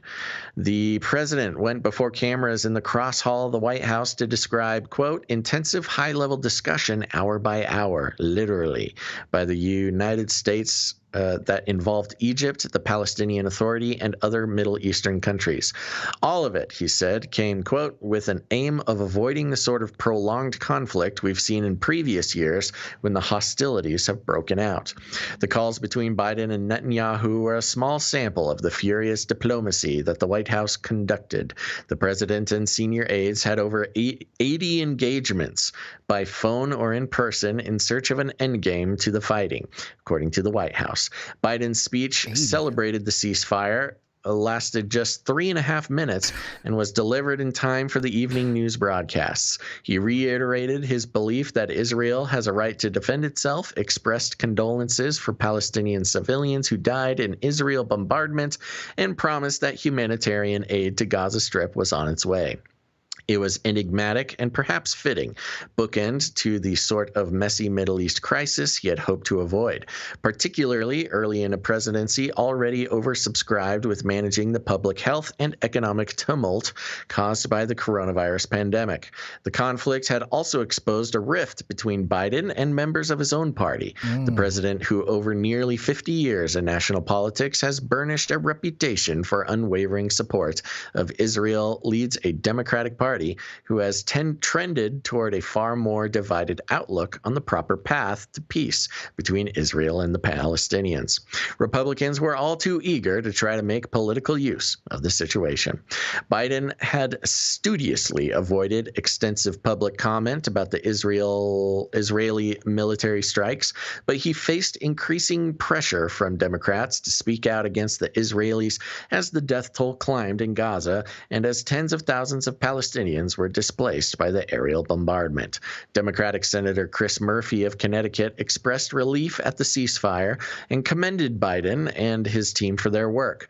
But he also laid out ongoing worries, saying, quote, I am deeply concerned that without meaningful progress towards a two-state future, the conditions of despair will deepen, further fuel extremism, and lead to a tragic renewal of the cycle of violence. The ceasefire announcement came after Biden on Wednesday stepped up his pressure on Netanyahu, telling the prime minister that he expected, quote, significant de-escalation of the fighting by day's end, according to the White House. But Netanyahu came right back with a public declaration that he was, quote, determined to continue the Gaza operation, quote, until the objective is achieved. Biden's advisors were not overly concerned that Netanyahu's comments seemed to reject the president's public call to ease off, said the official, who was not authorized to publicly discuss private discussions and spoke on condition of anonymity. Interesting. I mean, they just said that it was a leak. There's a mole. There's a leaker in the Biden administration. In fact, soon after Wednesday's conversation between the leaders, the Israelis signaled to the White House that they were prepared to propose a time for a ceasefire, according to officials. Netanyahu, who saw daily polling that showed the vast majority of Israelis opposed a ceasefire, was looking for assurances that if such an offer was extended, it would in fact be accepted. And he wanted the Biden administration's help. Biden on Thursday morning called Egyptian President Abdel Fattah el-Sisi and asked him if he could guarantee that Hamas and other terror groups in Gaza would abide by a ceasefire if Israel agreed to a deal. Sisi told Biden that he was confident the answer was yes, and the White House quickly relayed that to the Israelis. Hours later, Netanyahu sat down with his cabinet for the roughly 2.5-hour meeting.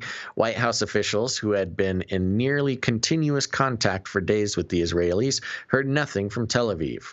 When it ended, Netanyahu called Biden and told the president that the cabinet had approved the ceasefire. The Israelis wanted it to take effect quickly in hopes of mitigating chances that Hamas would attempt to rain rockets on Tel Aviv in the final moments of the war. Still, Netanyahu conveyed some trepidation that the deal would fall apart. About 40 minutes later, as Biden was preparing for his remarks, Netanyahu called again and told the president he was confident the ceasefire would stick. Yeah, this Netanyahu just like, text me, man. Yeah, just send a text, man. By all these calls. That's funny. It's also interesting they're calling this a full-on war, the 11-day war. I know. I noticed that. Yeah. Had not heard it put that way before. While Biden and aides were deep in the back-channel efforts, domestic pressure was building on the president.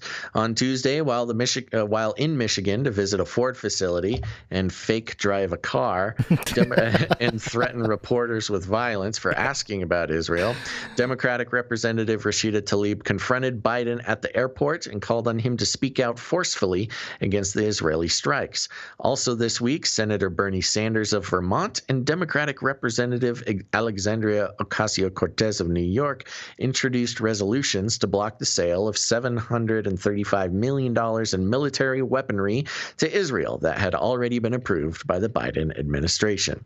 Quote, "Let us hope that the ceasefire in Gaza holds," Sanders tweeted Thursday evening. Quote, "But that's not enough. Our job now is to support desperately needed humanitarian and reconstruction aid to Gaza's people and find a way to finally bring peace to the region." Biden's advisors had concluded in the first days of the crisis, as Hamas fired hundreds of rockets on Israel, that a call from the president for Israeli restraint would have fallen flat. At the same time, early in the crisis, there was a deep worry inside the White House that the fighting could escalate into something that would take months to tamp down.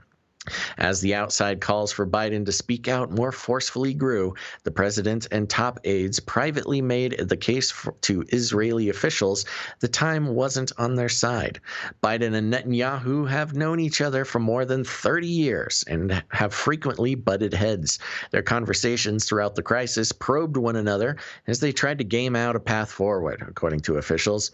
Netanyahu insisted that his half-dozen conversations with Biden during the fighting were warm and friendly. Biden in the calls referred to Netanyahu by his nickname, Bibi. Oh, Bibi. Come on, man. Bibi. Bibi. Come on, man. While the prime minister addressed the president as Joe. That is his name. So that's not necessarily Joe. Bibi. Joey. What you got for me now? Ceasefire. Nah, Joey. Nah, quote, Joe. They're not going to stop shooting them rockets. Quote, "I told him that any country coming under fire from thousands of rockets on its cities would not sit with folded hands, and I told him that we will halt the fighting once we achieve the objectives of the campaign," Netanyahu said. Quote, "The president understood this, and this is exactly what we did." Biden ended his own brief remarks about the ceasefire on a hopeful note.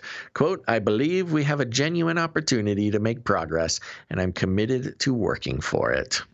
So there you go, a play-by-play breakdown of Biden's actions. Joe Biden's political strategy is to just continue to make promises. I'll work on it. I'm looking forward to working on it. He never gets anything done. Just always looking forward to doing things. It's worked for him so far. And that's why the CNN article in the last one, it's like, hey, pressure's on, Biden. Yeah, do something. Do something about Go on, things. Do something. Yeah, well, along the same lines here, there was one more article that I wanted to touch on regarding this Middle East issue. It's from New York Times. And the headline, a look inside Israel's Fortress of Zion, Ooh. the military command beneath Tel Aviv. And it's sort of long. It's not super long. All right, let's get into it, though. It was a little past midnight on Friday, and Israel's Supreme Command Post was racing to complete as many strikes as possible in the final hours before a ceasefire with the Palestinian militant group Hamas was to take effect at 2 a.m. On a wall covered with huge screens, a three-dimensional diagram of a high-rise building with one of its apartments marked in red popped up. On another screen, a live video from the air circled above a building in Gaza that looked a lot like the one in the diagram. This room is the nerve center of a bunker dubbed the Fortress of Zion, a new Israeli army command post deep underground beneath its headquarters in the heart of Tel Aviv. It is designed to command the kind of high-tech air wars that have supplanted ground invasions fought by tanks and infantry battalions. The latest conflict with the Palestinians was the first time the sprawling facility was used during wartime. It was also the first time the army allowed foreign journalists inside one of the most fortified and secretive installations in the country, an effort to showcase Israel's military and technological prowess, but also to counter criticism over civilian casualties.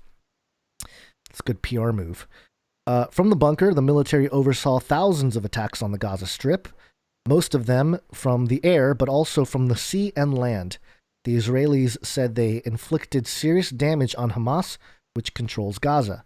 Those attacks took a high toll on civilians. Of the 248 Palestinians killed, 66 were children, Palestinian officials say. That toll brought an international outcry and pressure on Israel from its close ally, the United States, to end the hostilities. The Israeli assault also caused widespread destruction to buildings and other infrastructure in the already impoverished Gaza Strip, deepening a long-running humanitarian crisis. The ceasefire continued to hold on Saturday afternoon as Egyptian diplomats tried to mediate a longer-term agreement between Israel and Hamas. There were just a few protests against the Israeli occupation and the war in Gaza, easing fears of a military flare-up. The first noticeable thing one notices upon entering the bunker is the silence. None of the drama and tragedy of war is apparent, and people appear alert, focused, and calm. The command post is built for operations based heavily on intelligence and carried out from the air or by a small group of special forces. It compiles information from disparate agencies into one database and translates it into operational terms. It is a place where people are measured by the number of approved targets, warehouses, tunnels, or weapons that the military can attack. When a senior officer approves one, it is added to a, quote, targets book that the chief of staff reviews once a month. Over the last 2 decades, the targets have increasingly been people, like senior Hamas figures. The military is well aware of the criticism of its tactics and the loss of innocent lives, which have drawn condemnation from inside and outside the country. One senior officer, aiming to show that Israel had tried to minimize civilian deaths, pointed to detailed aerial photographs of an operation that he said had been canceled because its target was a Hamas facility near a Gaza hospital. He said many others had been similarly canceled out of concern for civilian casualties. The head of the Intelligence Division's Targets branch, identified as Lieutenant Colonel S., because the military does not allow the intelligence officers to be named in the news media, said he did not think soldiers became cold-hearted by reducing people to targets. Okay. Another commander working in the bunker said, however, quote, "You can't kill someone without something dying in you, too." Major General Nitzan Alon, a former director of operations for the Israeli military, said he understood that the distance from the battlefield and the treatment of people as targets could create indifference in human lives. Quote, "This is part of the commander's challenge," he said, "to ensure that the operation is effective and, quote, to know that there are human beings at the other end." Israel also regularly accuses Hamas of hiding its facilities and weapons inside or near civilian buildings, effectively using civilians as human shields. During regular times, 300 to 400 soldiers work there around the clock. When Israel decided to launch its air assault on Gaza, thousands from military headquarters above ground joined the bunker. Also present were members of intelligence agencies like the Mossad and Shin Bet, Israel's domestic intelligence agency, and foreign ministry and police representatives. For 10 days, they commanded operations from the bunker. Most of them scarcely left. Inside the nerve center, about 70 people were arrayed on different levels so that everyone could see the screens on the wall. Most were in military uniform and under 25, and those out of uniform were mostly older. They sat at tables with computers, landline phones, or more obscure communication devices. Some of their keyboards fed data into the wall screens, a detailed breakdown of attacks carried out and damage done to Hamas. Israel estimates that it destroyed 15 to 20% of Hamas's rocket arsenal and some weapons production facilities. It claims to have killed about 200 Hamas operatives and eliminated 30% of the tunnels under Gaza used for sheltering militants, housing command systems, and moving weaponry around. The nerve center also had a map with locations of ground forces and military aircraft throughout the Middle East. In the hours just before the ceasefire, it was clear that Israel was eager to deal powerful final blows to Hamas. One screen tracked rocket launches from Gaza and a possible hit on the kibbutz in southern Israel. At 2 a.m., the commander echoed the chief of staff's order to cease hostilities, but no one was going home. The post remains on combat alert until Israel determines that the fragile ceasefire will last. Fortress of Zion took 10 years to design and build. Dug deep into the earth, it is protected from a variety of threats, including nuclear attacks. It has enough energy, food, water to function even if its occupants cannot get to ground level for a long time. It is an extension of an old command post nicknamed The Pit that was expanded several times but was deemed too small and gloomy and had electricity and sanitation problems. More important, Major General Erhan Haliva, the current director of operations for the military, said, quote, "Over the years, the Israeli Defense Forces' needs have changed. The huge ground wars of decades gone by gave way to more frequent but smaller operations known as the, quote, war between the wars. And that shift meant relying more on technology and a digital network of pool intelligence," General Haliva said. The bunker is connected via technology to another underground command post for Israel's political leaders near Jerusalem, the Air Force's ground headquarters, and the Shin Bet's command center. The complex includes a gym, a synagogue, a kitchen and dining rooms, and a bedroom for guests with a row of clocks from different parts of the world, Tehran among them. There's also a lounge with food and non-alcoholic drinks, the only spot where soldiers can use their cell phones.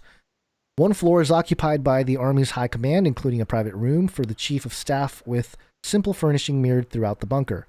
Various military and intelligence departments feed the nerve center with information and have a representative physically present. The combined operations allows for a large number of strikes in an almost continuous stream. Some efforts were made to give the windowless bunker a pleasant atmosphere, decorated with pictures of scenic places in the country and a famous quote by Israel's founding father, David Ben-Gurion, that reads, quote, "In the hands of this army, the security of the people in the homeland will now be entrusted." And if those of you who know a little bit of history, Ben-Gurion had some pretty racist-sounding remarks in his quotes, too. But that's the article. I thought it was interesting that they call it the Fortress of Zion. And just to kind of connect it to some Bible prophecy here, in brief, not to get into it too much here, but in Daniel 11, talks about the man of sin, Antichrist, and his warpath. And in verse 37 and on, he says, "He shall pay no attention to the gods of his fathers, or to the one beloved by women. He shall not pay attention to any other god, for he shall magnify himself above all. Verse 38, he shall honor the God of fortresses instead of these. The God whom his fathers did not know, he shall honor with gold and silver, with precious stones and costly gifts. He shall deal with the strongest fortresses with the help of a foreign god. Those who acknowledge him, he shall load with honor. He shall make them rulers over many, and shall divide the land for a price. I don't know. I'm not saying that this Fortress of Zion is that, but there is a little bit of like a weird thing going on. You're talking about a military post underground, a fortress, and honoring technology and stuff like that. So I just thought it was an interesting look inside one of the world's top military facilities that took 10 years to build and is an extension of the pit. The pit, yeah, that was a weird detail. Yeah. I mean, not to get all biblical, but I think things are going to get biblical. It's got to be biblical. Well, speaking of things getting biblical, Gons, let's check in with the beast system. Speaking of the beast system, beast system. Okay, as defunding the police continues, Gons, again 1 year-ish away from the George Floyd event, a year of protests and defunding the police experiments here and there, and continued plans for that down in your area over there in LA, amid the homeless crises and things like that. We've talked about the issue of private police forces sort of being the dystopian future of quote-unquote defunding a government police force. This is coming from Vice.com, and the headline, it's Motherboard technically, and the headline is Leaked Emails Show Crime App Citizen is Testing On-Demand Security Force. Crime and Neighborhood Watch app Citizen has ambitions to deploy private security workers to the scene of disturbances at the request of app users, according to leaked internal Citizen documents and Citizen sources. The plans mark a dramatic expansion of Citizen's purview. It is currently an app where users report incidences in their neighborhoods, and based on those reports and police scanner transcriptions, the app sends real-time safety alerts to users about crime and other incidents happening near where a user is located. It is essentially a mapping app that allows users to both report and learn about crime, or what users of the app perceive to be crime in their neighborhood. The introduction of in-person private security forces drastically alters the service and potential impact that Citizen may offer in the future, and provides more context as to why a Citizen-branded vehicle has been spotted driving around Los Angeles. The news comes after Citizen offered a $30,000 bounty against a person it falsely accused of starting a wildfire. Wow. Quote, the broad master plan was to create a privatized secondary emergency response network, one former Citizen employee told Motherboard.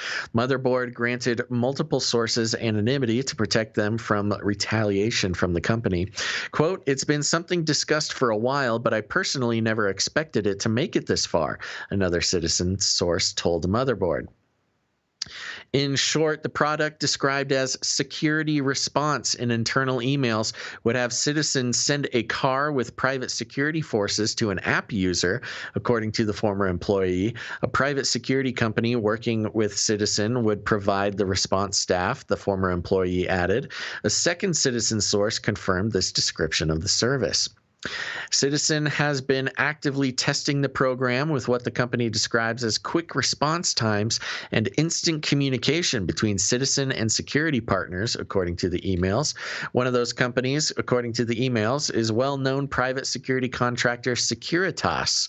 The email about the tests say that Securitas average response times have improved to around 20 minutes. In one case, a guard showed up in 10 minutes to escort a Citizen employee to get coffee in Los Angeles. One of the former employees also said Securitas was involved. The email added that the user and agent experience needed to be improved and that Citizen was reviewing the results with Securitas to make those improvements. The email also names LAPS, or Los Angeles Professional Security, on Friday.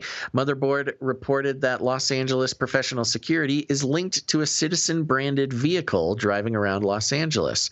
A Citizen spokesperson told Motherboard that the vehicle is part of a pilot program, but declined to say exactly what the program consisted of. On its website, Los Angeles Professional Security describes itself as a subscription law enforcement service. Ding, ding, ding. Yeah. The internal Citizen email says the company is an additional response partner. A Citizen spokesperson told Motherboard that LAPS offers a personal rapid response service that we are testing internally with employees as a small test. For example, if someone would like an escort to walk them home late at night, they can request this service. We have spoken with various partners in designing this pilot project. The spokesperson did not address other questions from Motherboard about the content of the leaked emails. One of the emails says Citizen has pitched the security response service to the Los Angeles Police Department at a high level. The email claims that LAPD said the solution could be a game changer.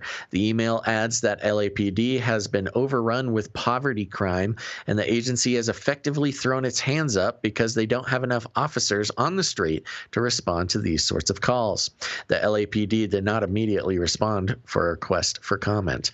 Currently, Citizen offers a subscription product called Protect, which costs $19.99 per month.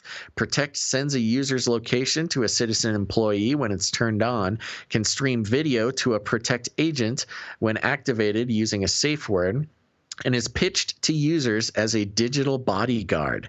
Protect also advertises instant emergency response to your exact location and says, quote, live monitoring means you never have to walk alone. It is not clear if the private security response would be tied to Protect or another service. Securitas did not respond to a request for comment. Los Angeles Professional Security acknowledged a request for comment but did not provide a response in time for publication. Experts have criticized Citizen, saying the app may lead people to report things that aren't a crime and may foster racism. Quote, honestly, Citizen as an app simply doesn't need to exist, and it's more and more apparent as the months go on that leadership is just a bunch of scum, the former employee said. Oof. So crazy. So let's see here. There's a lot to go through, but they full on said that they are testing a subscription private security service, which, they're basically talking about privatized police force at the whim of individual subscription holders. Yeah. It's one thing to have this sort of, Protect service for $20 a month. You can basically just live chat with somebody in an office if you're walking down a scary alleyway or something, and hope that a 20-minute response time is going to help you. Yeah. It seems like a 20-minute response time is, you just have somebody coming to find your body 20 minutes later. But yeah, this is it, man. The fact that it's happening in LA is a direct connection to the defund the police situation. What did they defunded it by a couple billion or something? I think it was like 1.4 billion, 1.7 or something, and they brought it down to 1.3. I can't forget. I do forget. Is a significant amount of money of defunding going on with the LAPD. Not that they're broke or anything, but certainly in a town like LA that needs more police, especially at a time like now, any defunding of that department is sort of catastrophic. But there you go. The private sector is here to pick up the pieces, make some money, as well as, you can have a private security guard at your own whim. All it takes is a press of a button on an app. This is truly a dystopian future becoming real. And again, I hate to say it. We say it so often, but we really did call it immediately last year when this defund the police nonsense started coming up. that private police would be the answer. And here it is. It only took a year for it to materialize. The other interesting thing is that it's a former employee doing this snitching. You know, this is not AOC coming out and speaking against a social injustice, the inequality of, rich white hogs being able to pay for their own police force. No, this is an employee of the company saying, why does this exist? It shouldn't exist. And this is going to be really bad. Oh, and just straight up calling leadership a bunch of scum. Now, it could be a spurned lover. Maybe this particular employee, got a bad shake. But it's interesting because the former employee said, honestly, Citizen as an app doesn't need to exist. Well, what is the alternative to a private police force is not defunding the government police force. It's a state police force, yeah. Yeah.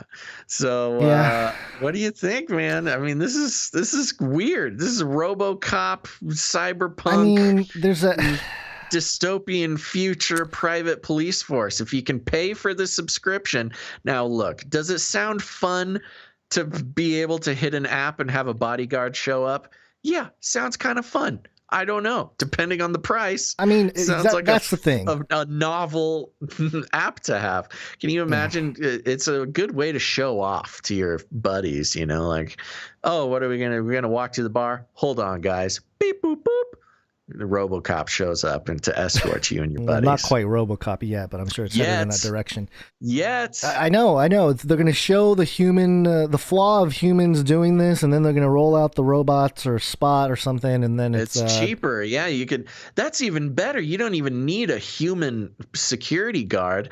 They just have a warehouse full of armed Spot the robot dogs from Boston Dynamics. You hit a button on the app. No humans involved. It just activates one of those dogs to come to your location. It'll become a decentralized autonomous organization. Wait a second. I need to get on this right now. I need some investment dollars. Boston Dynamics is not going to allow you to weaponize their dogs. You're going to have to. I do know a Chinese company that stole the technology that will be happy to sell me those dogs. Oh, and as long as Newsom is in office, that'll be a great pitch too. Hey, we're going to use the Chinese robot dogs. Newsom will back me up. He'll pay billions of COVID relief dollars to buy a bunch of these Chinese robot dogs. It's Newsom science, baby! Ha! The thing that's troubling to me, though, is that remember when apps in the iPhone and everything came out? What did everybody say? It was like a joke. It was overdone. Oh, there's an app for that. Yeah. That. I believe that was Steve Jobs' last. Oh no, that wasn't true. But Steve Jobs did, a claim to come up with all of those sorts of slogans. That was sort of supposedly his genius. Sure. And notorious occultist. There's an app for that. Is that was one of his spells early on. Yeah. But that's, literally, people don't say that anymore per se, but it's becoming a reality when you're talking about. Now, here's the thing. Private security in some situations, I can see it theoretically working. If you want some kind of protection. Now, you mean like the subscription service? Yeah, like a subscription service. Private security already exists. Yes, I know. A subscription service, but the problem is, if you're only paying $20 a month for a service, it's kind of like you get what you pay for. What are you getting? That's just for the live chat one. You don't get a guy coming to you. Okay, well, how much? $20. How much do you pay a month to get a guy to come out? They didn't say. It's in experimental mode, but it's kind of like Uber, where you don't get a guy with you the whole time, or maybe you join the service and then you pay as you go, or you pay for the service. You pay whatever. $99 for the subscription, and that allows you to 3 bodyguard hours a month or something. But then the other side of this is, you got all these guys who are in private security. I would say a lot of them are ex-cops. They'll leave the police force to join Citizen, or they're ex-military. And instead of having like a legit security job where their skills are getting put to use, they are basically the Uber drivers of private security. You're kind of stuck in this let's just say it's kind of a crappy job as far as security goes. You are driving around this Citizen Jeep going from call to call all throughout the day, and most of the people making these calls are going to be Karens and angry people, who have kids walking in their yard. They call private security. You got to, tell some kids to get off the lawn, that sort of thing. So it's not a fun job for these security guys. But if this catches on, the work, in my opinion. Well, not just that, but if this catches on, how big of a force would you need to have to answer? Because Uber is a citizen thing, right? Like anybody can become an Uber driver. Yeah, well, who knows? Maybe you just take a little course and get a little certification, and you get a vest and a badge. They won't give you a gun or anything, but you just show up as sort of a community escort type of thing. Yeah, but then you're going to get...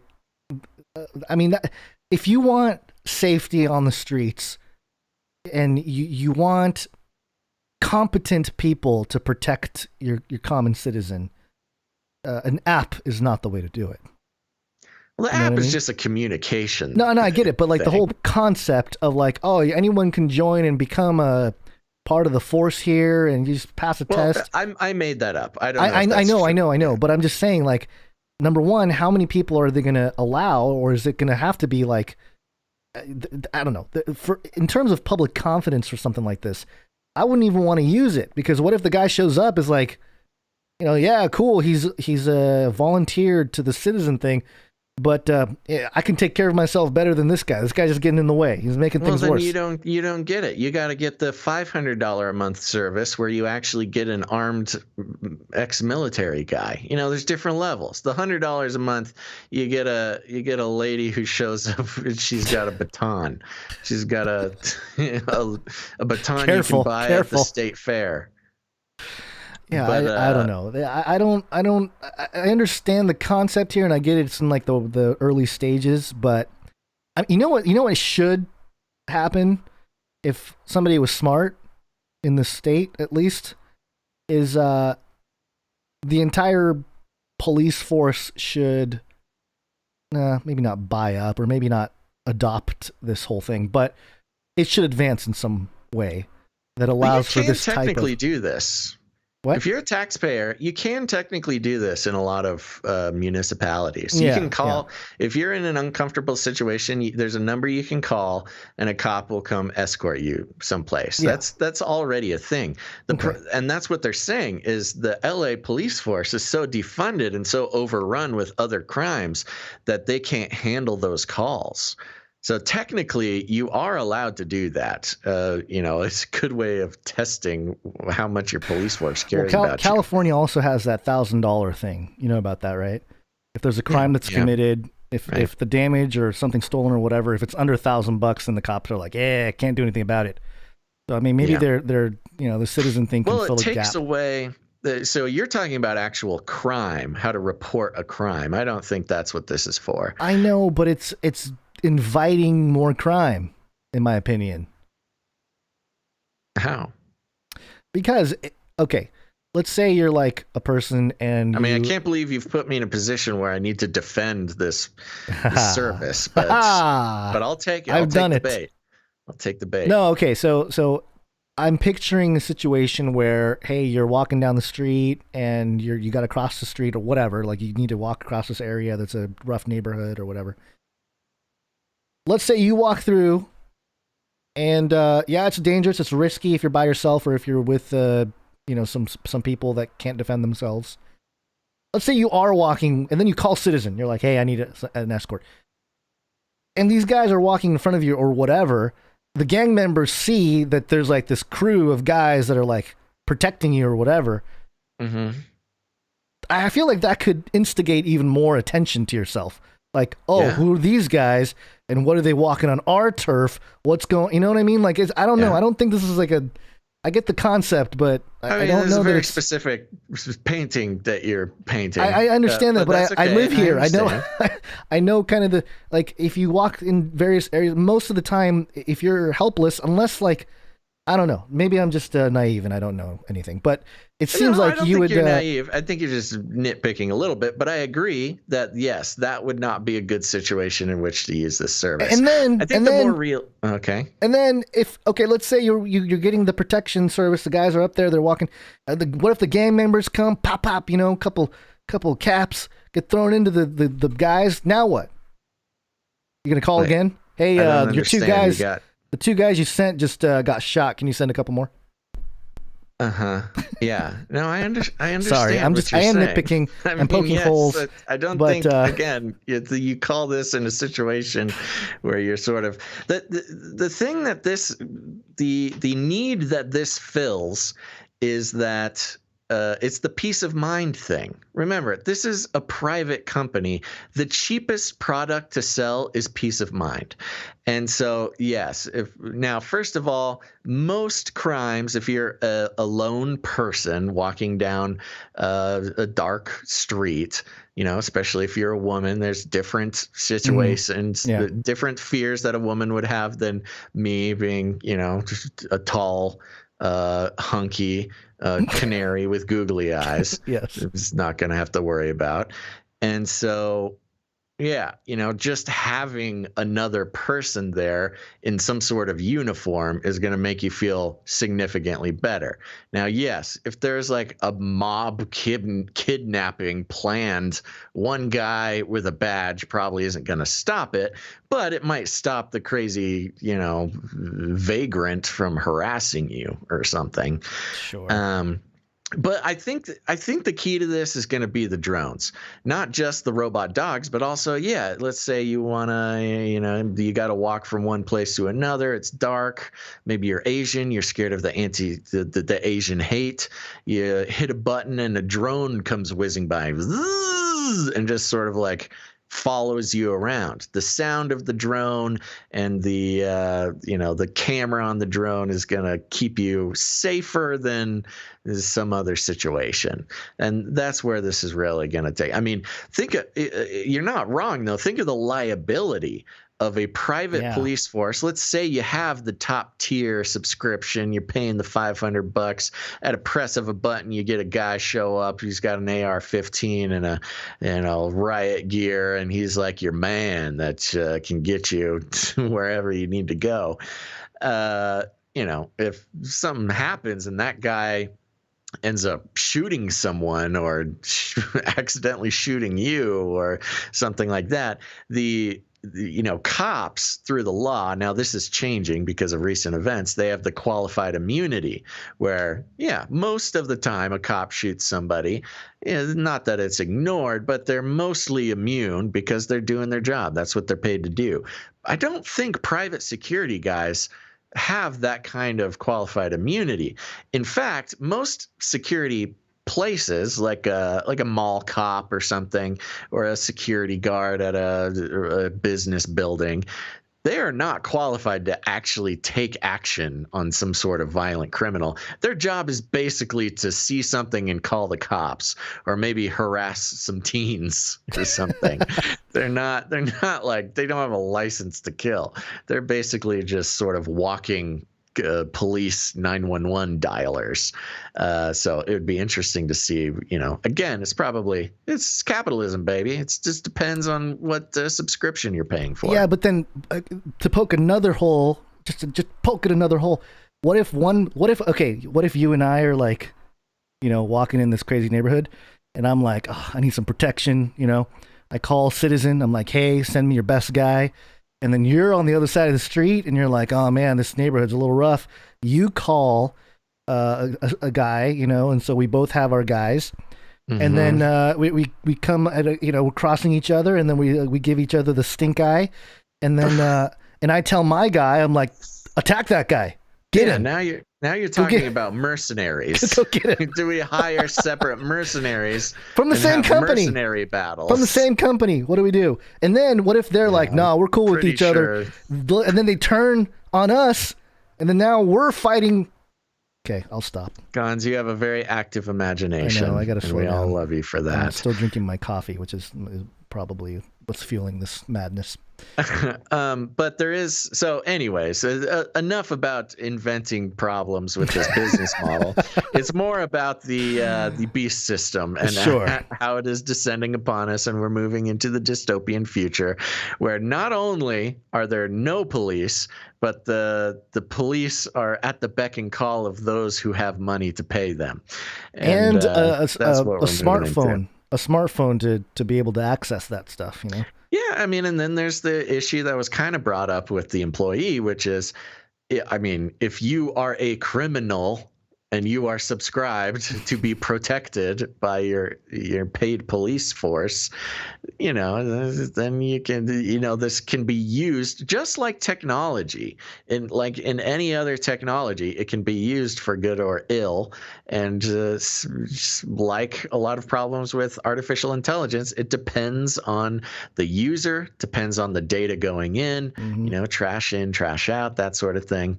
But we are coming to it's another step to a time where there is a pure dystopia where you know, roves of marauders are coming through your neighborhood, and you gotta have your security bill paid up, or else you know, the cops aren't showing up. In the same way that Uber became viral and everybody started using Uber, I don't want to live in a world where everybody has to have a citizen protection security force to get anywhere around town. You know, yeah, it's possible. I just don't like the idea that it invites that environment. So, you see the threat, yeah. Although, I don't know, depending on the price points, might be fun to press a button and have a big burly guy with a gun show up. I don't know. And then hop on his shoulders and run around. And carry me around. A baby Bjorn on his chest. Just kind of hook in. Yeah. All right, one more. All right, there you go. One more story, and then we're out of here. We should invite fewer people to be born. BusinessInsider.com, the declining American birth rate could actually be good for the economy. Wow. Oh, this goes absolutely counter to everything we know about debt fiat economy systems. Yeah, but okay. Eugenics in the news here. Earlier this month, the Center for Disease Control and Prevention, CDC, dropped a new report. Oh, they dropped it. That revealed the U.S. birth rate fell by 4%, the sharpest single-year decline in nearly 50 years and the lowest number of births since 1979. The news seemingly sent America, the American media, into shock. One demographer deemed the trend a crisis. In an interview with CBS, while the New York Times explored how the pandemic may be fast-forwarding American decline, and another demographer told CNN the baby bust could have the opposite effect of the 1950s baby boom. I wrote about the baby bust a few weeks ago prior to the latest data, tracing the pandemic's influence on the decision to have kids and how it could either slow down the economy in the long term or result in a delayed baby boom. But here's the thing. A declining birth rate isn't necessarily bad news. It's both the continuation of a decades-long trend and a symbol of progress and gender equity. And while it signals some economic distress, it may also represent the start of a solution to America's affordability problems. What? What are you talking about? The big question is less people. This is so stupid because there's less people. There'll be less competition for buying houses, and the houses go down. The house prices go down. The thing that they have not mentioned yet, and maybe they get into it in the article. I have not pre-read it.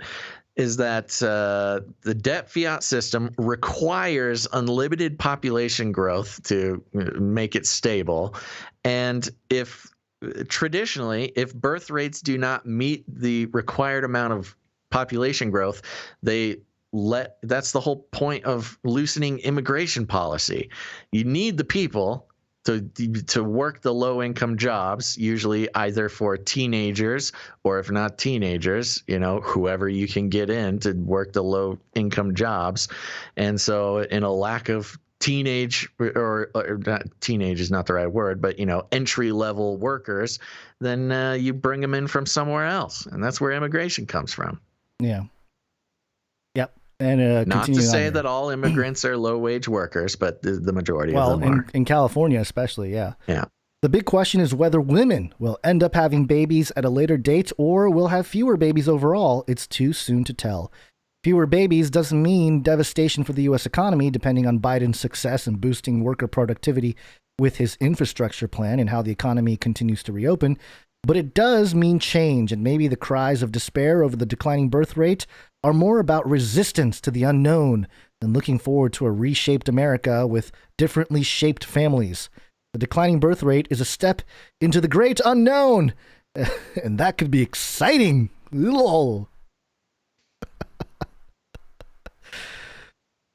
I feel like my IQ just slips down every time I read stuff like this. A sign of progress. American birth rates have been declining for 6 years as millennial women have been waiting to have babies until a later age. Birth rates among teens, which have fallen nearly every year for the past 3 decades, were down by 8% last year. This is normal. Boo-hoo, less teen pregnancies. If there's any trend to be proud of after the show... that MTV show, what was it? 16 and a Baby, whatever that show was on MTV that showed all these pregnant girls and they're like in high school. Mm-hmm. Might have discouraged young kids from I think that was the point. Yeah. This is normal if you look at worldwide trends. Christine Percheski, associate professor of sociology at Northwestern University, told me last month that there's been a broader shift among high-income countries and some middle-income countries for women to postpone having kids until later ages. The U.S., she said, was a little slower to see that increase. Look no further than the declining fertility rate or the number of live births a woman is expected to have over her lifetime. It tracks closely with birth rates, and since 1950, the worldwide fertility rate has dropped from an average of 4.7 children to 2.4 children. It all signals economic progress. Quote, "It's about women having access to education and employment opportunities," Percheski said. Quote, "It's about the rise of individualism. It's about the rise in women's autonomy and a change in values. Women," she continued, "are choosing to stay in school longer and waiting until later to marry. The Pew Research Center found that the more educated a woman, the more likely she was to postpone having a child until her 30s. This stat can be partly explained by the fact that women today find themselves with more life options than women 50 years ago. In parentheses, it could also indicate that educated women are financially burdened, but we'll get to that soon." Claire Mehta, an associate professor of psychology at Emmanuel College, who studies established adults. It's weird. Previously told Insider that millennials are finding fulfillment in building a professional life for themselves now because of new opportunities previous generations didn't have. Quote, "Women want to have careers now before they settle down. People want to feel as though they're financially secure," Mehta said. That wasn't happening in the past. It's part of how millennials are redefining adulthood. While many people have described the generation as behind due to their myriad economic woes, they're really just creating a new normal. This person's so woke. Are you even woke? All the lines here. Now, while the rise in women's autonomy has helped birth rates climb for women in their later 30s and their 40s in recent years amid the overall declining birth rate, they declined for this cohort during 2020. This might spark some concern over just how severe the effects of the pandemic are. Declining birth rates during an economic downturn also aren't abnormal. Recessions typically have the strongest economic influence on birth and fertility rates. Quote, "People tend to wait during periods of political and social unrest," Percheski said. The Great Recession saw a 9% decline in births per Brookings, about 400,000 babies fewer than there would have been otherwise. And while the Spanish flu only resulted in an economic contraction instead of a recession, that public health crisis also led to a drop in births. that the pandemic combines both health and economic crisis could have a greater impact on birth rates. You know, it's like almost affirming this idea that this entire corona thing was a giant eugenics program. Yeah, not least of which remember is the COVID baby boom that was supposed to happen? Yeah. It was the exact opposite effect. Yeah, that's crazy. But recession or no recession, underlying macroeconomic factors are influencing the birth rate. Millennials have long been facing an affordability crisis plagued by the lingering effect of the Great Recession and soaring living costs for things like housing, healthcare, and of course, childcare. Yeah. Well, I mean, I don't know. I don't know what else is in there, but it's interesting because, I'm not to get all boo-hoo millennials, but millennials are the first generation in a few generations at least that they're expected to be poorer than their parents. And, there's a lot of reasons for that. Of course, there's the funny jokes to pop about millennials, all wanting to be bloggers or YouTube stars or whatever and stuff like that. But, they did go through a couple recessions and are sort of victimized at the peak of student loan scams, at the peak of mortgage housing crises and scams, plus the COVID pandemics right at sort of a coming of age time in their lives. I mean, I'll stand up for my fellow millennials. We've had a different time than most other generations in American history. Yes, we didn't have a draft. That's great news, as if we would be effective in that sort of thing in the first place, I'll admit. But it's the point is the lack of certainty, the lack of stability in the millennial generation certainly does not instill some sort of positivity with the idea of bringing on an extra mouth to feed or person to house. Sure. And then, of course, we've got sort of a re-emergence of 60s morals and expectations from life, where you've got sort of a social breakdown of the value of traditional values, which hasn't been seen since the 60s. So you've got sort of the social engineering going with that with the millennials. And you've also, got all the economic factors I listed before. This does not surprise me whatsoever. Not to mention the fact that, having a dog is it's sort of socially, ethically equivalent to having a child. Yeah. So that's nice. Let me just read the last two and a half paragraphs here, and then we'll call it quits. And that's only the beginning. It's not having kids or childcare and paying for everything. That's only the beginning of a few issues that could be addressed. Expensive health care or lack thereof, climate change, and debt are other hindrances to having kids. For many millennials, the latter comes in the form of student loans.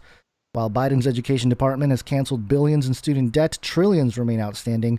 Borrowers and politicians alike have been arguing for more student debt relief.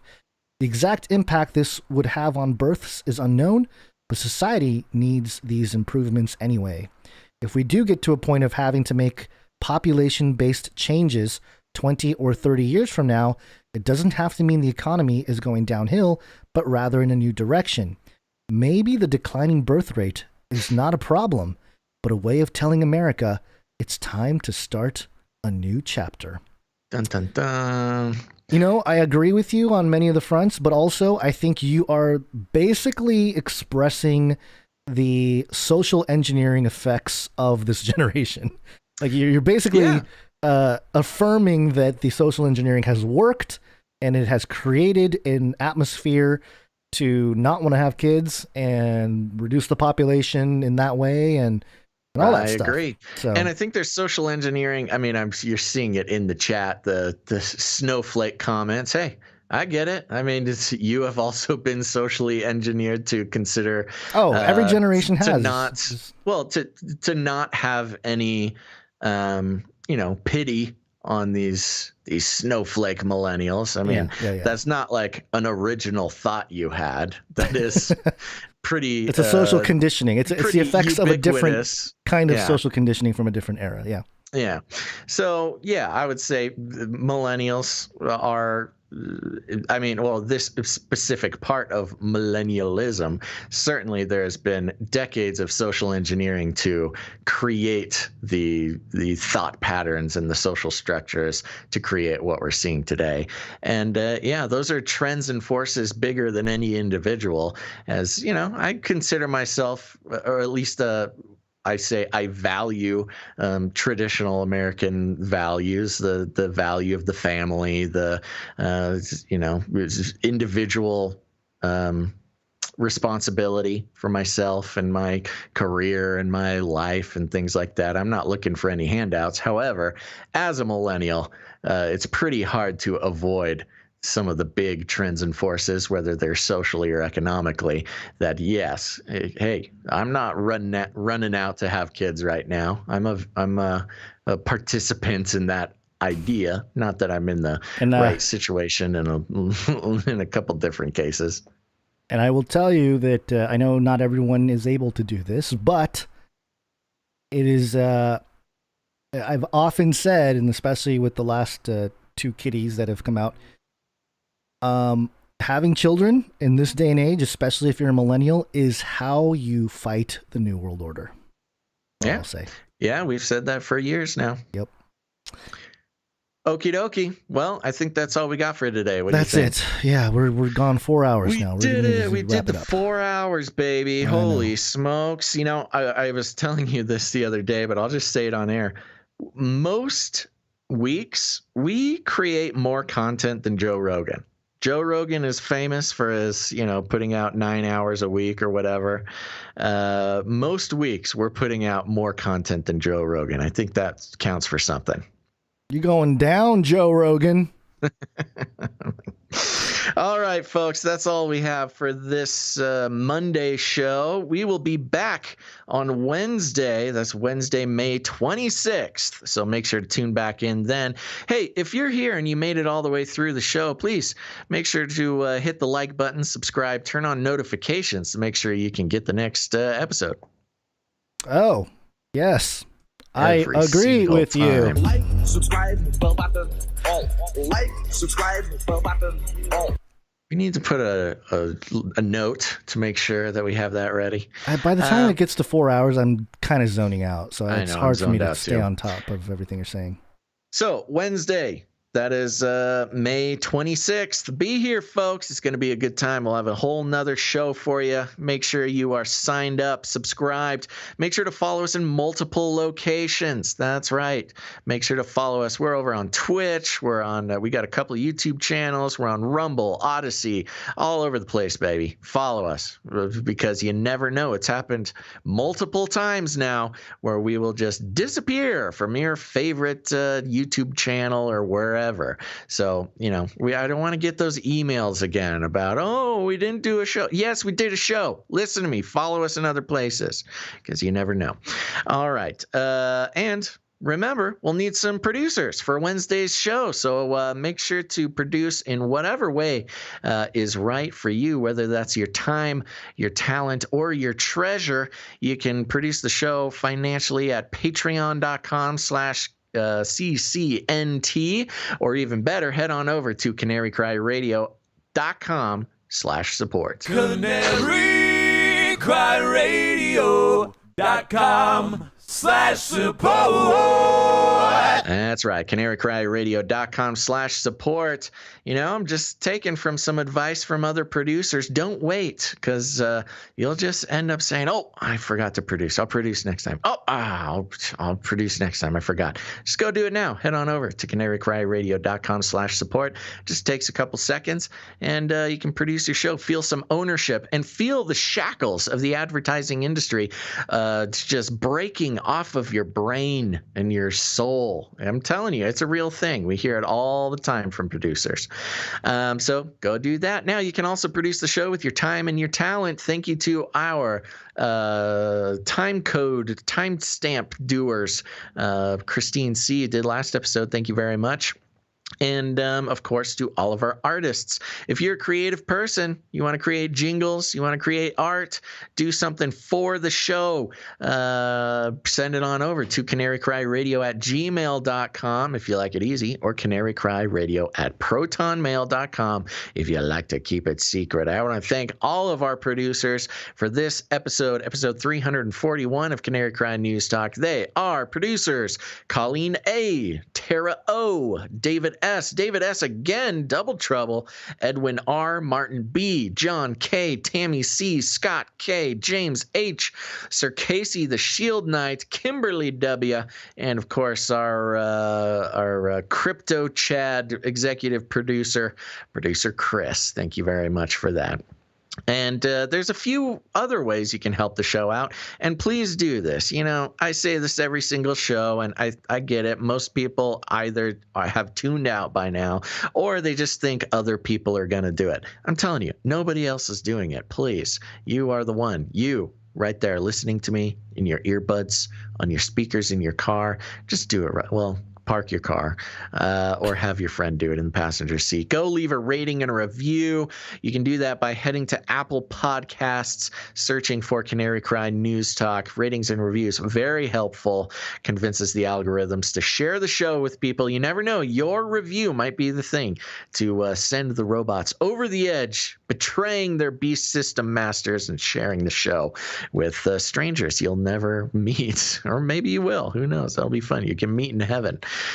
So please leave a rating and review and share the show. Share it on your social media. Just press that little share button. It just really helps to have it out there, spreading the good word. Again, you never know who's going to find the show because of you. But you can also get a little bit more targeted in your approach. Go ahead and send the show to your friends, your family, because you got friends and family waking up to the fact that the world is not what it seems. And you can help them on that journey, do a little bit of bonding, a little truth bonding. No, we don't need no trauma bonding around here. We're doing truth bonding, baby. So send them an episode. Maybe it's this one. Maybe it's a different one. I don't know. People are going to love it. Give them an opportunity to know that other people are seeing the world in the same way. They're seeing the lies. That's what we do here. We analyze the mainstream media to just get them at their own game. It's not just about crazy blogs and things here. We take the mainstream stuff, and I think everybody appreciates that. So send it, share it with the show. And if you need any more instructions, here's what you do. You walk right up to him, you grab him by the cage, and then you shake it. The end of the world occurred pretty much as we had predicted. I want to shake things up, stir up some controversy, rattle a few cages. Hey, stop that! You'll never silence me. I'm the last angry man, a crusader for the little guy. Leave the bird alone. Never. Rattle a few cages. Rattle a few cages. The human race will have every opportunity to improve. And if they don't? Ask Noah. That's right. Rattle the cages, baby. Gons, any last words? 2 Samuel 10:12. Be of good courage, and let us be courageous for our people and for the cities of our God. There we go. Make sure to be back here, folks, on Wednesday, the 26th. Thank you very much for tuning in to this episode of Canary Cry News Talk. Make sure to tune in next time. But until then, think outside the cage.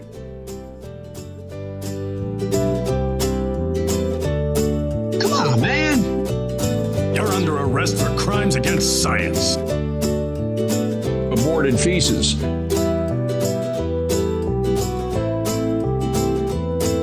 Look it up. He's a Satanist. Aliens. It will kill.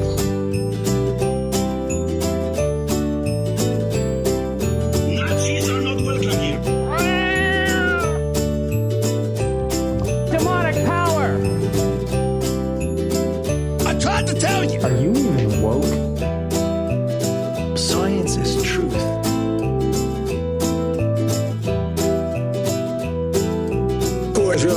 productive segment, man. Remember, reality is an illusion. The universe is a hologram. Buy gold. Buy! I want to shake things up, shake things up. I want to shake things up, shake things up. Leave the bird alone. I want to stir up some controversy. I want to rattle a few cages. I'm the last angry man. You'll never silence me. I'm the last angry man. I'm the last angry man. You'll never silence me. I'm the last angry man. A crusader for the little guy. Little guy. Well, we'll see about that. Whatever, Illuminati. 1001. Amen.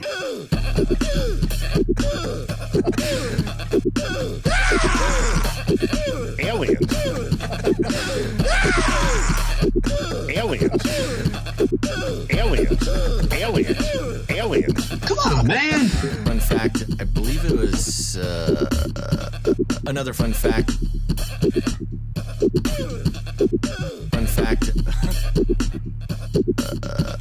Another fun fact. Brings me back to my Screamo days. You can't handle the truth.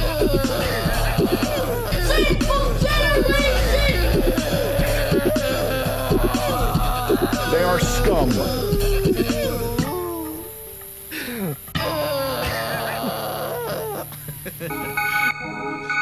In the future, humans will be confined in a people's zoo. People, I'll keep you safe and warm. In my people's zoo. Keep yapping, man. I'll keep you safe and warm now. In my people's zoo. You, in my people's zoo. I'll keep the cameras on.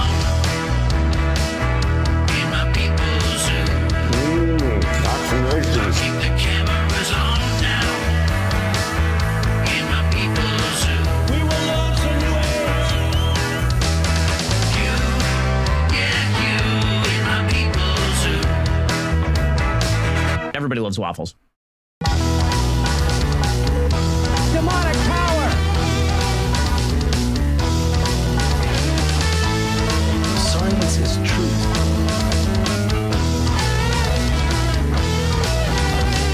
Keep yapping, man.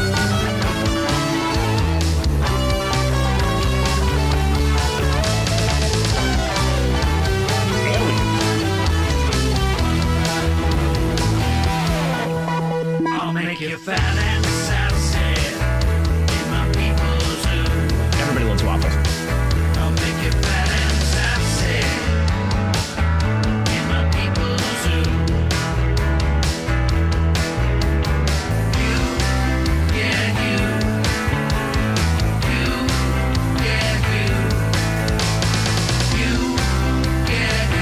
In my people's zoo. I'll keep you warm and safe in my people's zoo. Do not come back, you Nazi psychopaths.